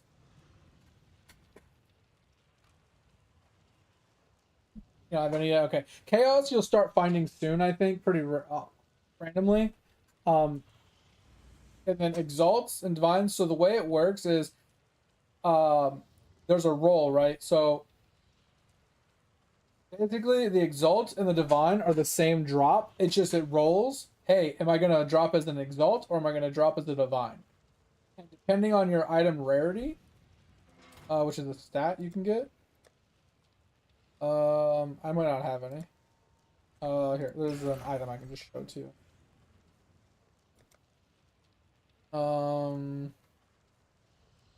Right here. So it says increase rarity of items found. So it looks at your rarity and then it changes the drop chance based off of the item rarity. So the higher the item rarity you have when things are to drop, it skews it in favor of the more rare items. So when that roll happens, it takes into account, okay, I'm gonna roll this dice and it needs to hit a number from 1 to whatever to be an exalt. It needs to be hit a number from like this to be a divine. And then the more rarity you have, it skews further and closer towards the divine. So if you have an exalt that drops, that means you missed the divine. Kind of sucks. Funny thing is I've actually found more divines than I have exalts this league, which is kind of hilarious. But supposedly the annul orb is a miss on a mirror, and a mirror is hands down the most valuable item in the entire game. Um, I'll show you what I mean by that. PoE, ninja, economy, currency. One mirror is worth 192,000 chaos. Like I said, they're more like the dollar bills, right? And then if you think about that even further, remember I told you the divine was like the $100 bill? That's way down here. One divine is worth 180 chaos. So this is worth, I don't even know how many that is. It's 180 versus 190,000. It's more than 1,000 times more expensive than the divine. Crazy. But that is the top tier. If you ever found one of these, you can basically do anything you want with your character. To a point. To a point. Some items do cost an actual mirror. So. Absolutely nuts. But the reason I asked is because, like I said, I don't have a lot of currency on me right now. I can always farm more if I wanted to. But I could always buy you the weapon. Right? Remember we were talking about, like, this is the weapon you want for the build. It requires level 32. So if you wanted this, I could buy you one to get you started.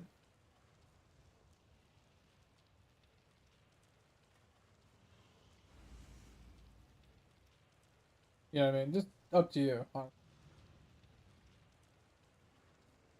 But I know, like, I know me personally, I personally like um to get my own stuff, or at least purchase my own stuff.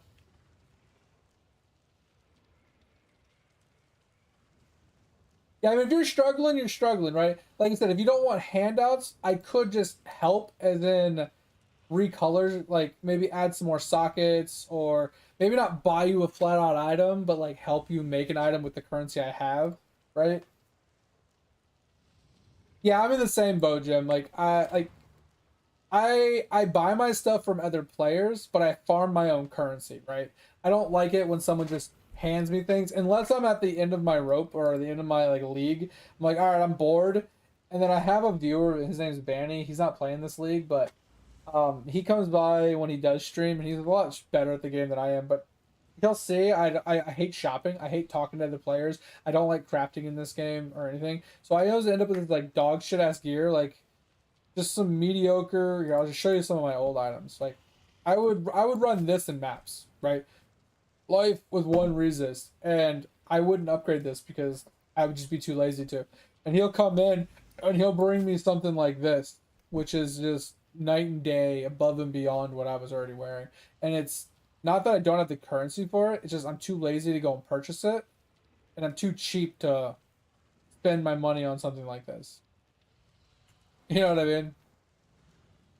But I play standard so I can purchase required items. For example, your build requires, in order to work, it requires that weapon I showed you. So without this weapon, your build kind of is severely and utterly gimped. And the reason I say that is because you get a shit ton of lightning damage based off of the amount of energy shield you have. So that's why stacking energy shield in this build is so important, because it gives you increased maximum energy shield, but like this one says 14% of the player's maximum energy shield is added to the maximum lightning damage. So if I take this off, it reduces this build's damage by 84%. Now, don't get me wrong, I could swap it in for a yellow. It wouldn't go down as much, but it would still go down a shit ton because of the lightning damage you're losing from this weapon. Without this weapon, the build does significantly less damage. And then the helmet isn't required, but it helps with the war cries. So you can spam the war cries if you want. So the Furial Edge, I think, can drop anywhere. PoE Ephemeral Edge. According to Wiki,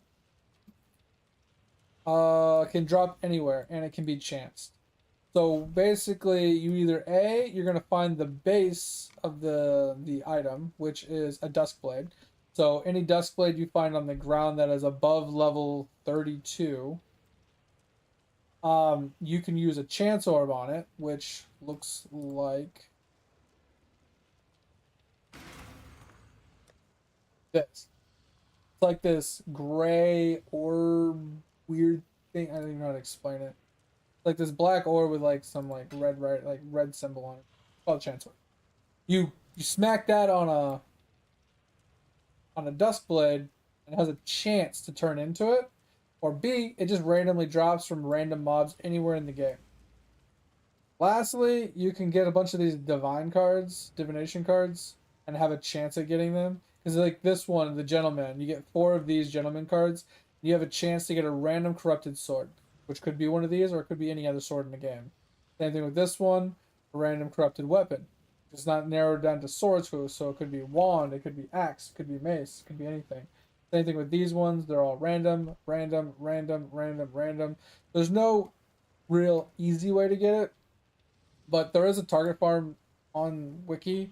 So it says, according to the ancient orbs calculator, which I have one, Imperial Edge can be acquired in approximately 100 ancient orbs when used on 3x2 unique swords between items 1 through 46. So what they're saying is that ancient orb that I have, you can buy from other players. You can trade your currency for their currency, right? And if you have those, what you can what it does is it forces that item to a unique version of itself. But it has to basically be the same type. So it has to be a 3x2, right? So this is a 2x4. It would have to be this. So it's a 3x2. So basically, you take one of these, right? And you slam it with an ancient orb. And it does. But, once again, this is item level 70. So we're not going to do that one. Let's go to a lower level area. It said 1 through 46. So we'll try X5. Alright, I'll see you when you get back. I'm going to try and find one of these swords really quick.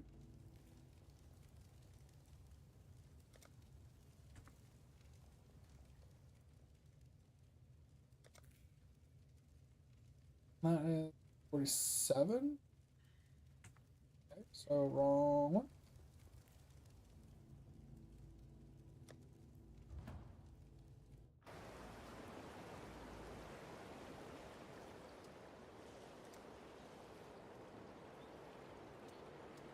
Never. Alright, so when he gets back, we'll show him how an ancient orb works. It'd be funny if I actually hit.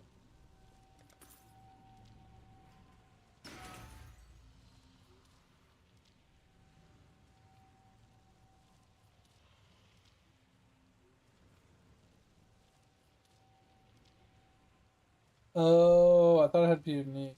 Oh, my bad.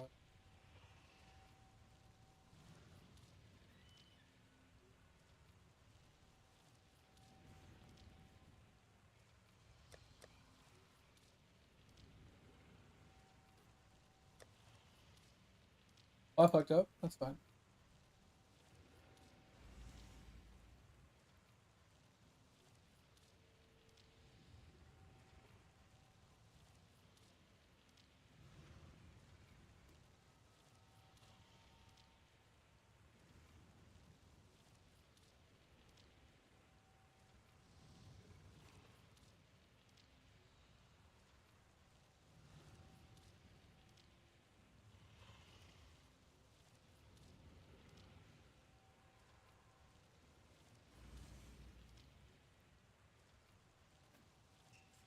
Ugh, that's just a lot of work.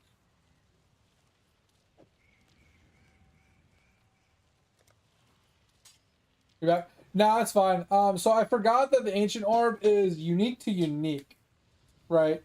So in order to show you this, I'd have to get a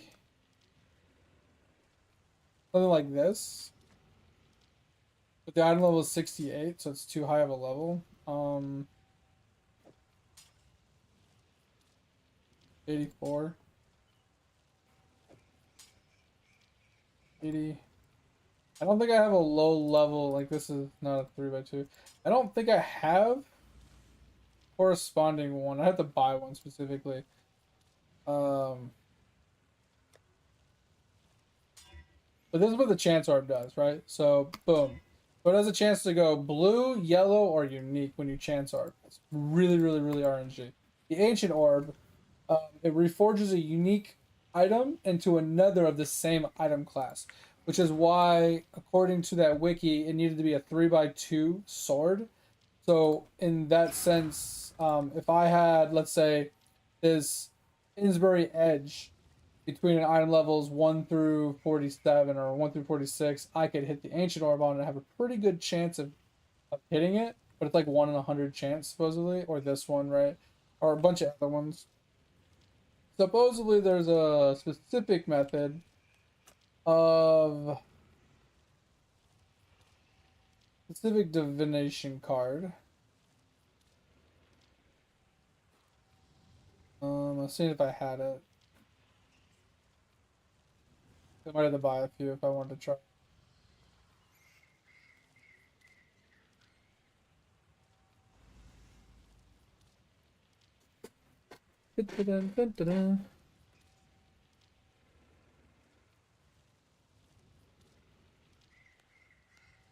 I might not have it. Not a big div farmer. Oh, this. So this one right here, Aeon's Fury, right? If you get, supposedly if you get this, like, let me just pull up the wiki again. I'll read it to you. So not all the wikis give you this target farm option, but as you can see, it's like 1 in 100 ancient orbs of a unique sword of this item level, right? To get one such, you can turn in this card, right? Hierion's Fury. Div card set on a character between level 1 and 46. So that way the item level of the Hierion's Fury is between that, that level, right? Also, I hope you're not in an ad. Are you back? Are you in an ad? But anyway, so you're hoping that in theory, if you do this method, you're trying to get like resolute technique on a corruption, and that's just even more complicated bullshit. But anyway, there's no real good way to target farm it because ancient orbs aren't target farmable, and you'd have to the target farm this. Oh, you're out of immune. Okay, so you'd have to target farm this, target farm ancient orbs, and then you'd have to target farm something else. That's how you could technically target farm this, and that's hard and obnoxious. Just like I said, the best way to do it is just to buy from another player that has it. So that's why I said like this is one of the items for your build that's like required. Um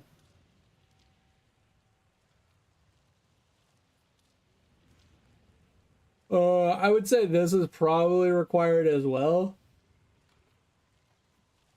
For a massive quality of life.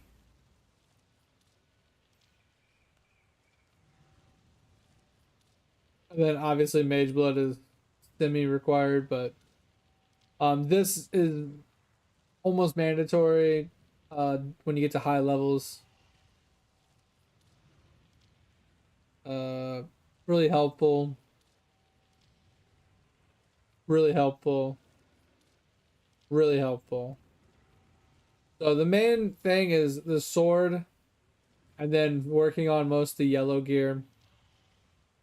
Replacing this belt with a yellow piece. It basically has fire, cold, dexterity on it. So you can plan for switching to it one day. Uh and then farming up like your cluster jewels and stuff. It's a lot of work. Like the whole game is just a lot of work in itself. So don't think it's gonna be easy in any way, shape, or form. But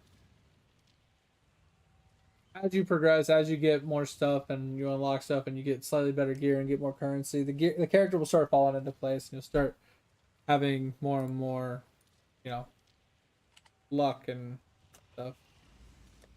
Like I said, this character like wasn't cheap, right? This right here cost me, I think, 5 divines. The boots cost me, I think, another 5 divines. I think the gloves cost me 7 divines. The rings basically cost me nothing. The chest piece, I think I bought one for 2 divines. So I mean, roughly, I'm like close to 20 divines right now onto this character, not counting. I think I spent another 5 divines on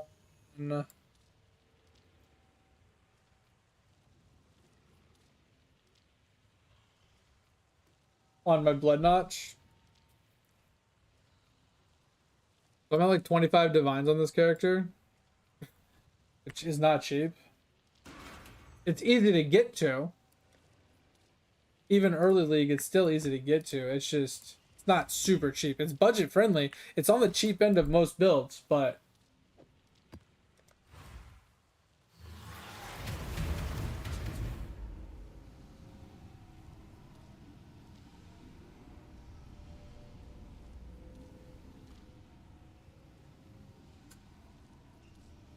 oh, you mean solo self-founded? There's so many people actually love solo self-bound PoE. It's crazy how popular that shit is. I could never do it. Literally, solo self-bound PoE can suck it. There's so many items in this game that require like some niche-ass boss kills to farm up a specific item.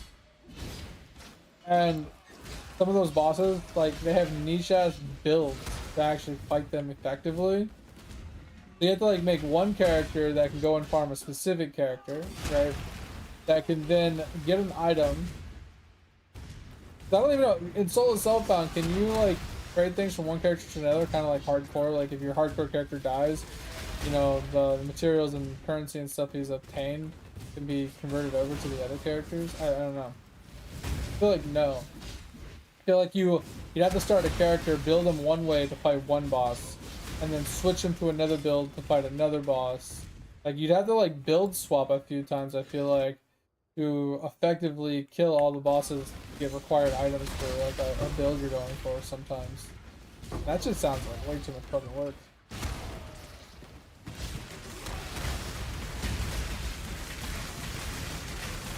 I guarantee you if this game had no trading in it, it would die. Legitimately would die. There would be the diehards, right? There would definitely be the diehard people that want to play it. But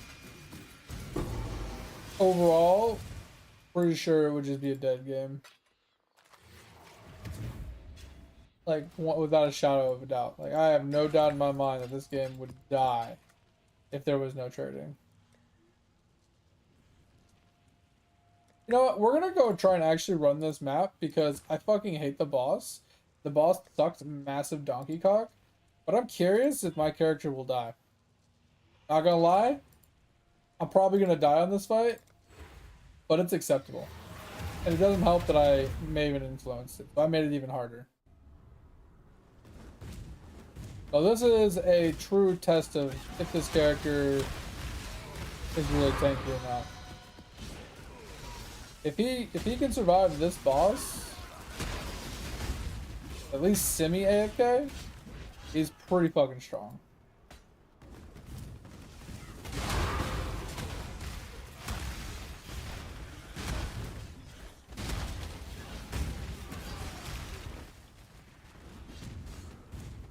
As I said, the clear speed is nothing to be desired. My DPS is overall low. The clear speed is slow because of the nature of the way the build works. But like I said, it's designed for literally AFKing content. Not for speedrunning content, but for literally zoning into an area and AFKing.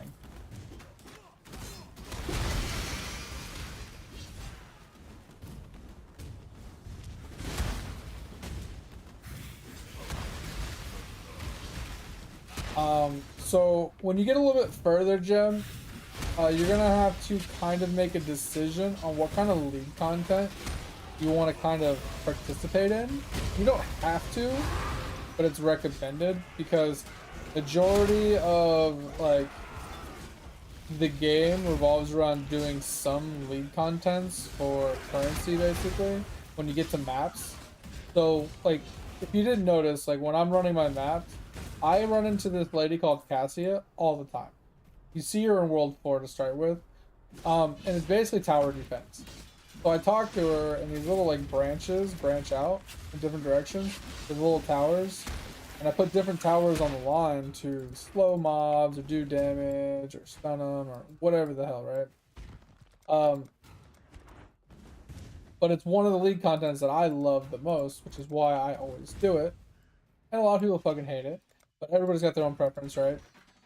So that's what I was saying, is like, this would be something that you'd have to try these out and see which ones you like. I personally love Blight. Blight is hands down my favorite. It's one of the easiest ones to do, because once you set up the towers, you can pretty much AFK and let the towers do all the work. And then you just rake in all the currency and EXP from the mobs dying and stuff. And you don't gotta do much.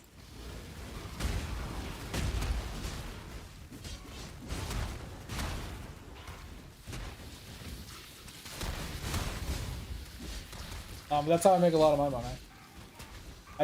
I go into like a Blight map, I set up a bunch of towers, and then once the towers are set up, I just go and like watch some anime for like 5-10 minutes.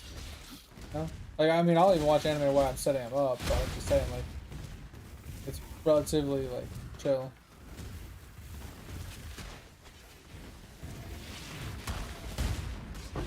And Blight is done, and there's chests that drop on the ground with different types of like loot, and then the pump drops specific loot from the mobs that you killed as well.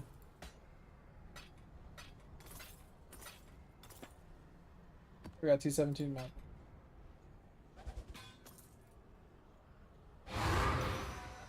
There's a Blight map I was talking about.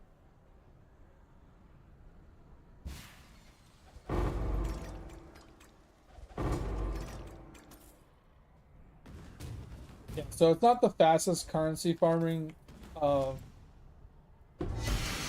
mechanic in the game, but I think it's the least intensive one.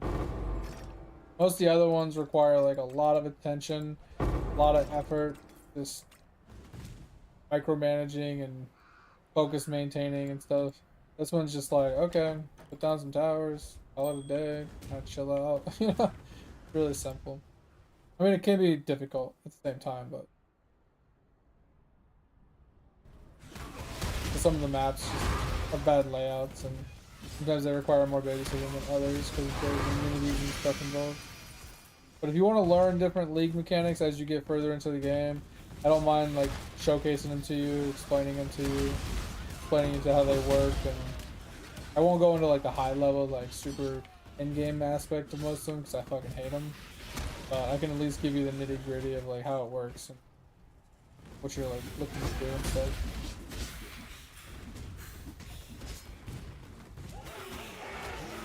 But there's a lot. There's a ton of different league mechanics in the game. I want to say there's like 15 or 20 different league mechanics that you can like specialize in and like participate in, and you just pick the ones that you want to do and you just kind of do them. So we have a double boss, Maven Influence, one of the most annoying bosses in the entire game, and we're gonna see if we can just straight up AFK. Oh god, no, we cannot. That degen is insane! Woo! That degen is nuts. So the problem with this build is it doesn't do well against degen.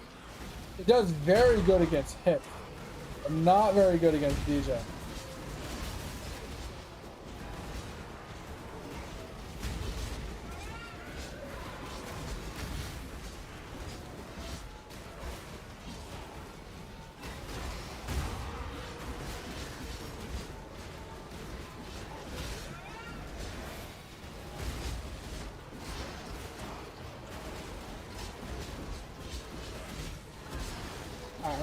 As long as I stay out of that prickly stuff, it's not too bad. I'm waiting for a big pop. If I can get an actual, like, floaty pop, it'll be pretty solid.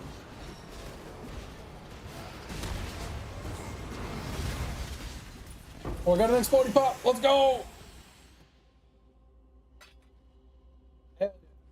Floaty pop, man. You see it go boom, and the whole screen just deletes. So nice. Alright. At least that map's done. Never have to do that one again.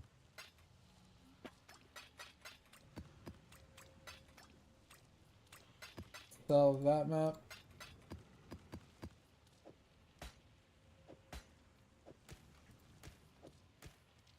Hey, we got another Huron's Furry. We could probably buy the last one and just do it. Oh, I don't know why I identified that. Trade. It is thing. Where?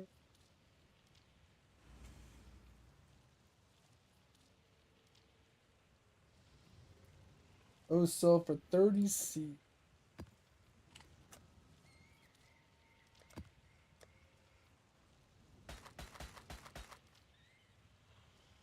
Oh, attack speed with shields, attack speed. Mana reservation and efficiency, not a bad one. Crit multi. Fire, I mean, could be worse than block and effect. I mean, it might be worth something, but I'm not doing it.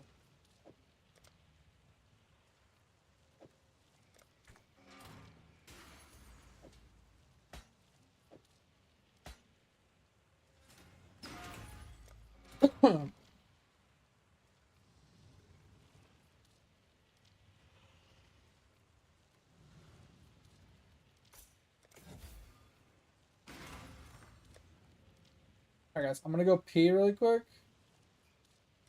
And then we'll continue on. Be right back, give me a second.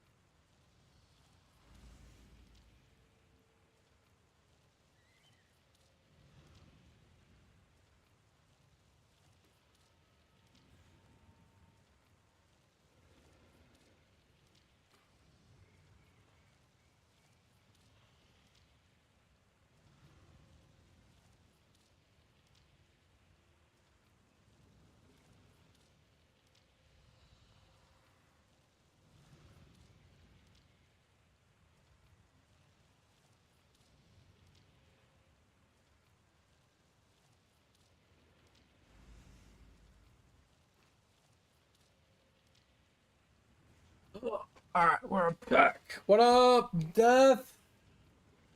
How's it going? Fishing? Who's fishing? Yeah, tower defense and gym. That's what I'm saying. Like, that's what I like about Blight. Well, we have so it's like delving, which, you know, basically is you going through these like dark corridors, killing mobs, and finding like secret hiding passageways and weird shit I'm not a huge fan of. There's Sanctum, which is even more annoying. There's Heist. Breach. Ritual, there's Ultimatum.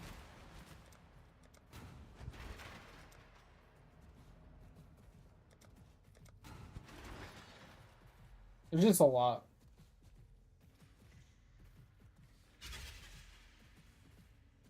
You're a good hoe? Oh, well, that's good to hear, Jay. Death. I'm glad you're a good hoe.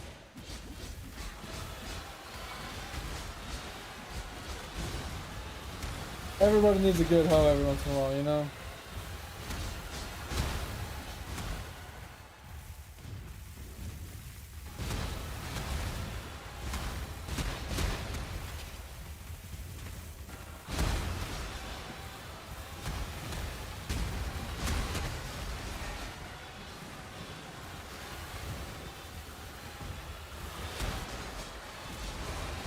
At least you're not ashamed of it.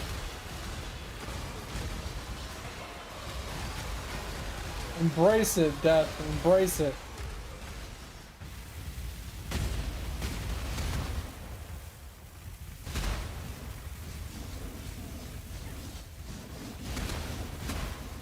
Yeah, let's go. I'll talk about it.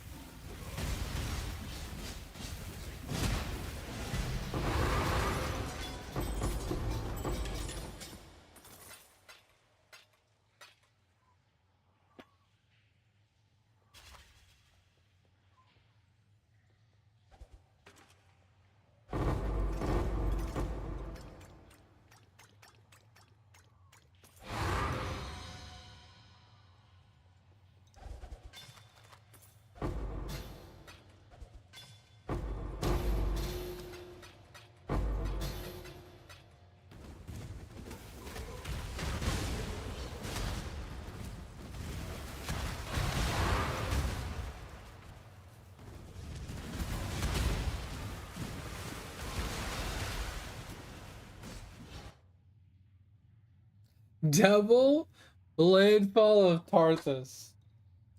That was worth anything anymore?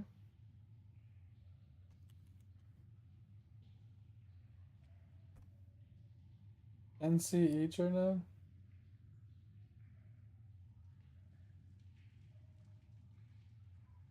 I'll take it.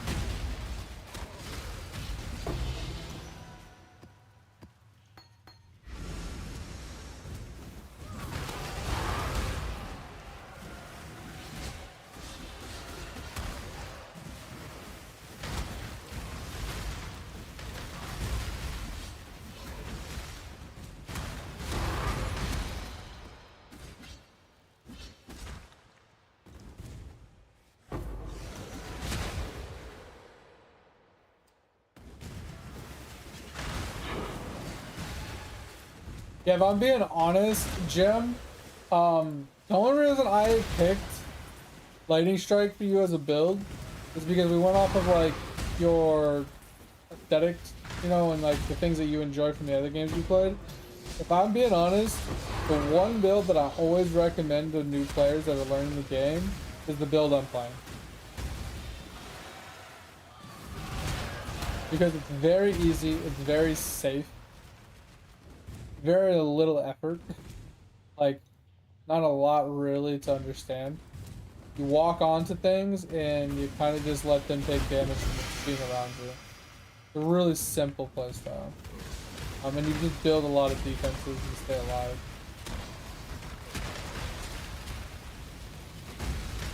So basically what I'm playing is called Righteous Fire. See this circle around me?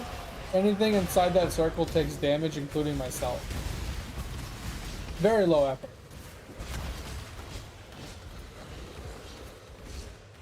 Like your build, it does a lot of flipping damage. But you have to like, you know, teleport in, right click, teleport in, right click, teleport in, right click, teleport in, right click, teleport. I just have to teleport in. Stand there. You know what I mean? Like, every build kind of is the same way. Like, teleport in and you either right click or left click or whatever, you know.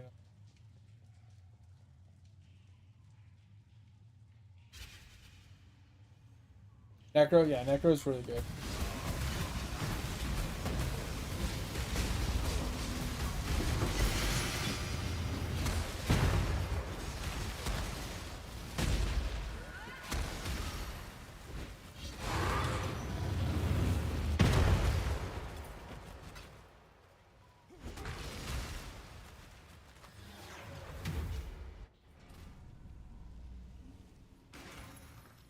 Yeah, there's a lot of people that have actually come into my stream, like, you know, brand new players. They want to get into the game, they have questions, talk about the same things we talked about with you, and, you know, they end up just playing my build, and they either like it or they hate it. You know, it's not a big deal.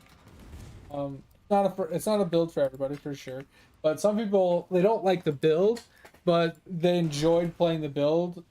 At least like for that league, because it like allowed them to learn the game safely and easily.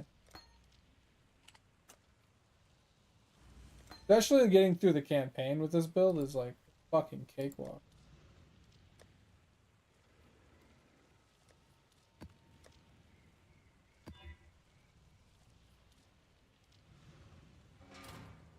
I leveled this guy in campaign so quickly.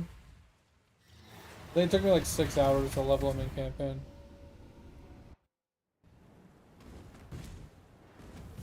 I mean, that's not like stupid fast or anything, but for me, that's pretty fast.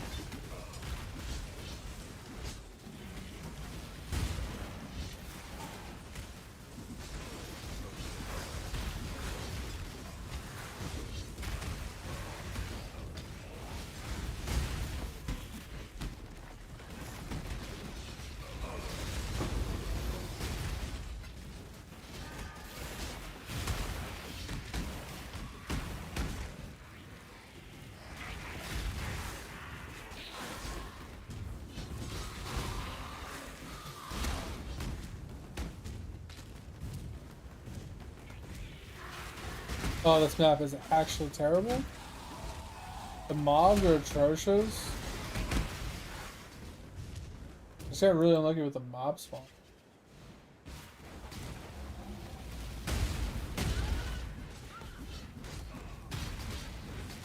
Oh.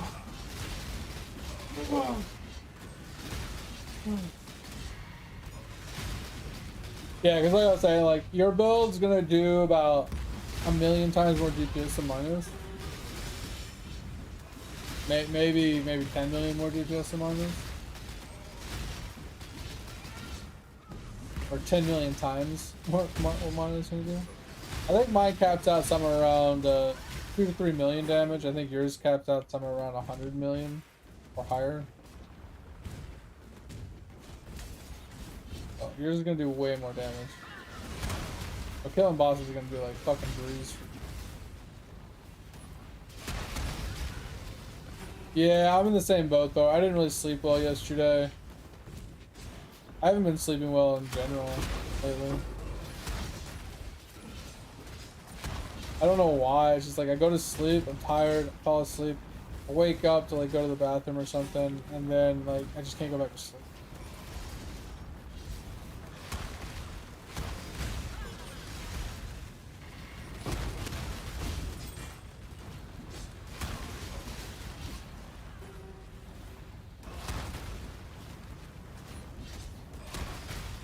$40 mil? What necro build are you running right now?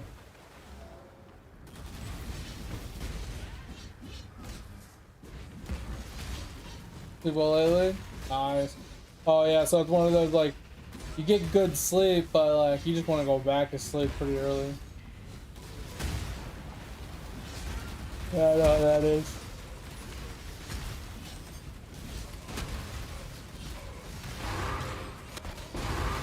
Yeah, but I mean, like, what is your minion? Like, are you running minions? Are you running golems? Are you running skellies?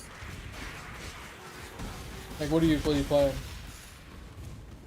Because Necro is just a subclass, you know, which you can take advantage of, like offerings and things like that.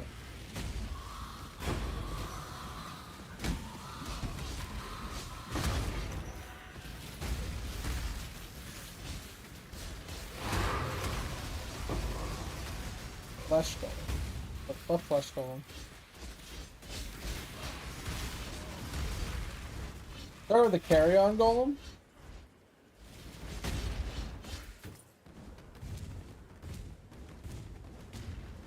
Ah, gotcha. Carry-on's insane. How many golems do you have? The carry-on golem's insane if you set it up right.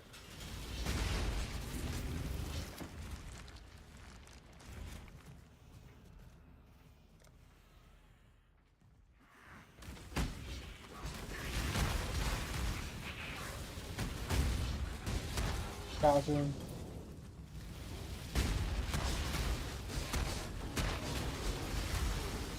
So this league, they actually changed golems a little bit. So golems now have extra buffs and benefits that they give. And Elementalist now gets, well, I mean, it always had 2 extra golems. But the 2 extra golems required you to do 2 ascendancies to get the second golem. Now it's all in 1 golem, or it's all in 1 ascendancy.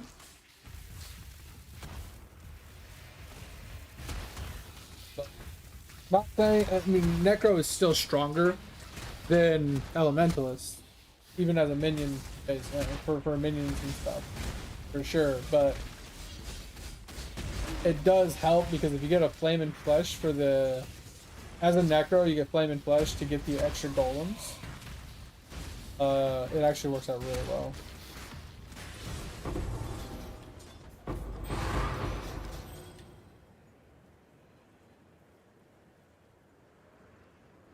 Alright, sounds good, Thor. I'll talk to you later, man. We'll be on tomorrow if you're around, so sleep well. Talk to you later. Appreciate you as always.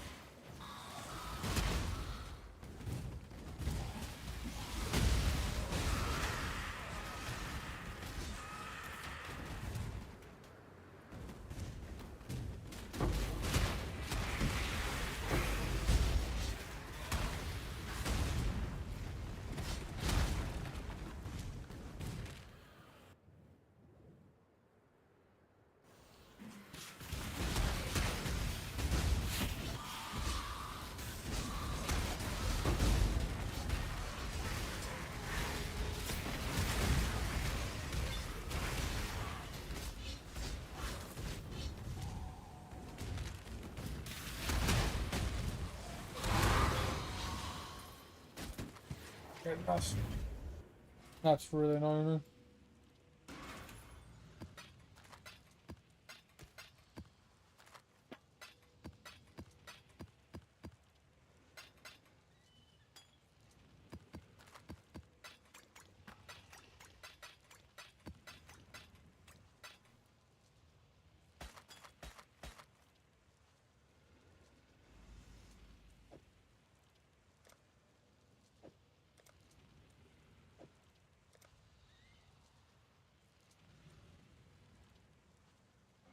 Da-da-da-da-da-da.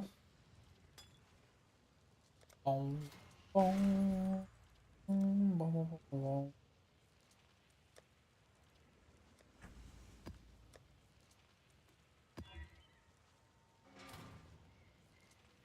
We need to get our Maven fight just then.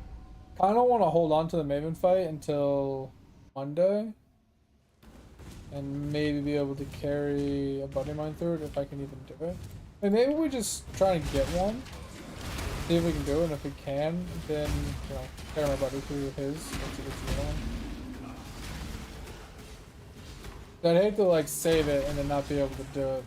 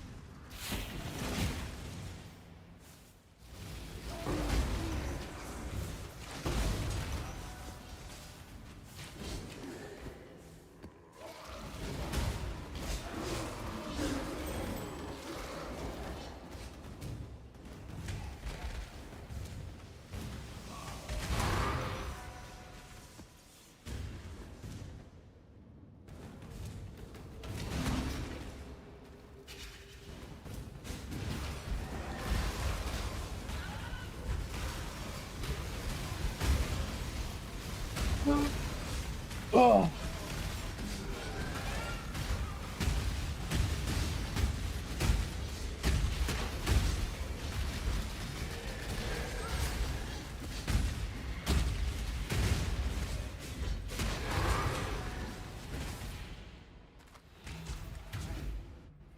Got like another 60 maps to run. Crazy.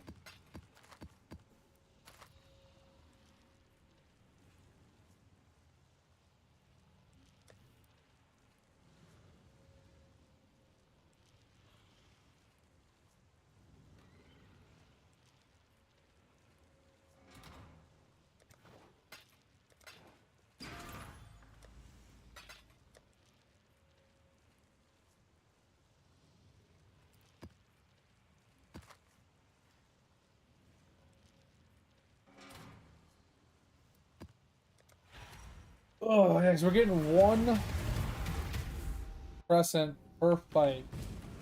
10 crescents like the map. Could be our third one. It takes us 10 maps to get one. It's like 60 more maps. Unless we get a lucky double proc.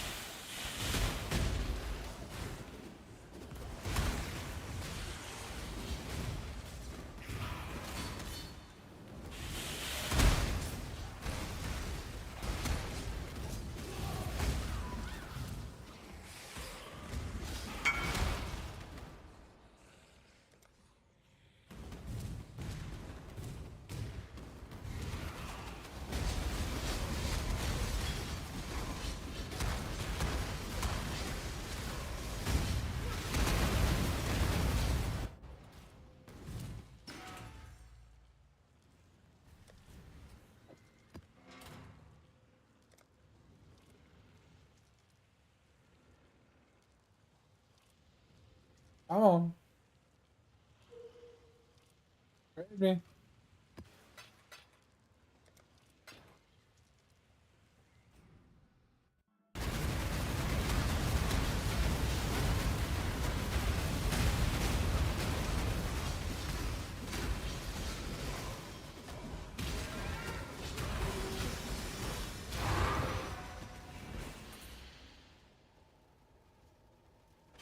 Alright, moving forward, let's go.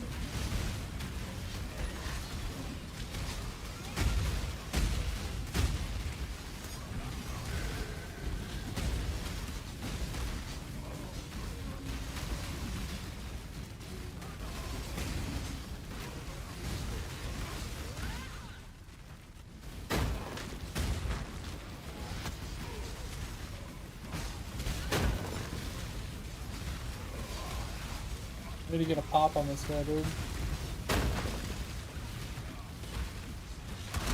Alright, first.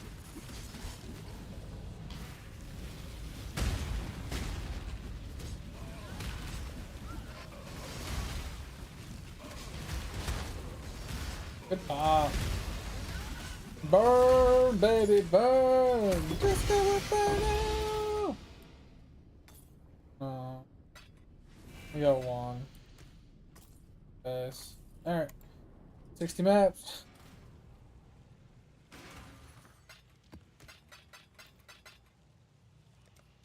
What are we up to? Fragment. Yep, 60 maps. God, that's 6 maps. Alright. So many freaking maps.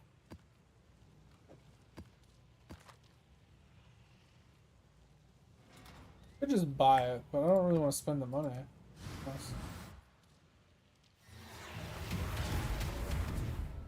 Trying to level up my character and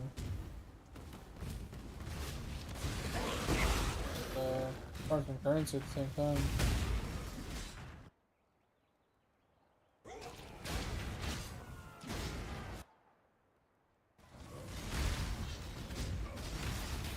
I don't mind running the match, just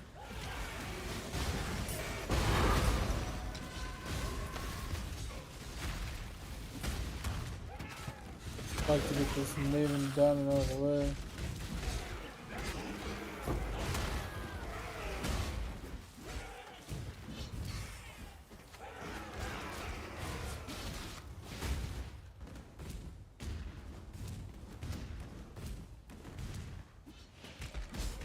We are tired, guys. Definitely wanted to go to bed a little early today, but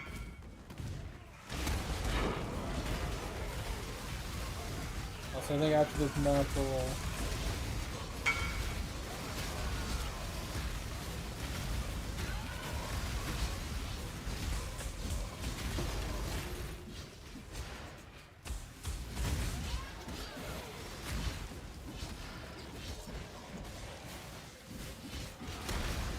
Ooh, that pop, bro. Fucking deleted that.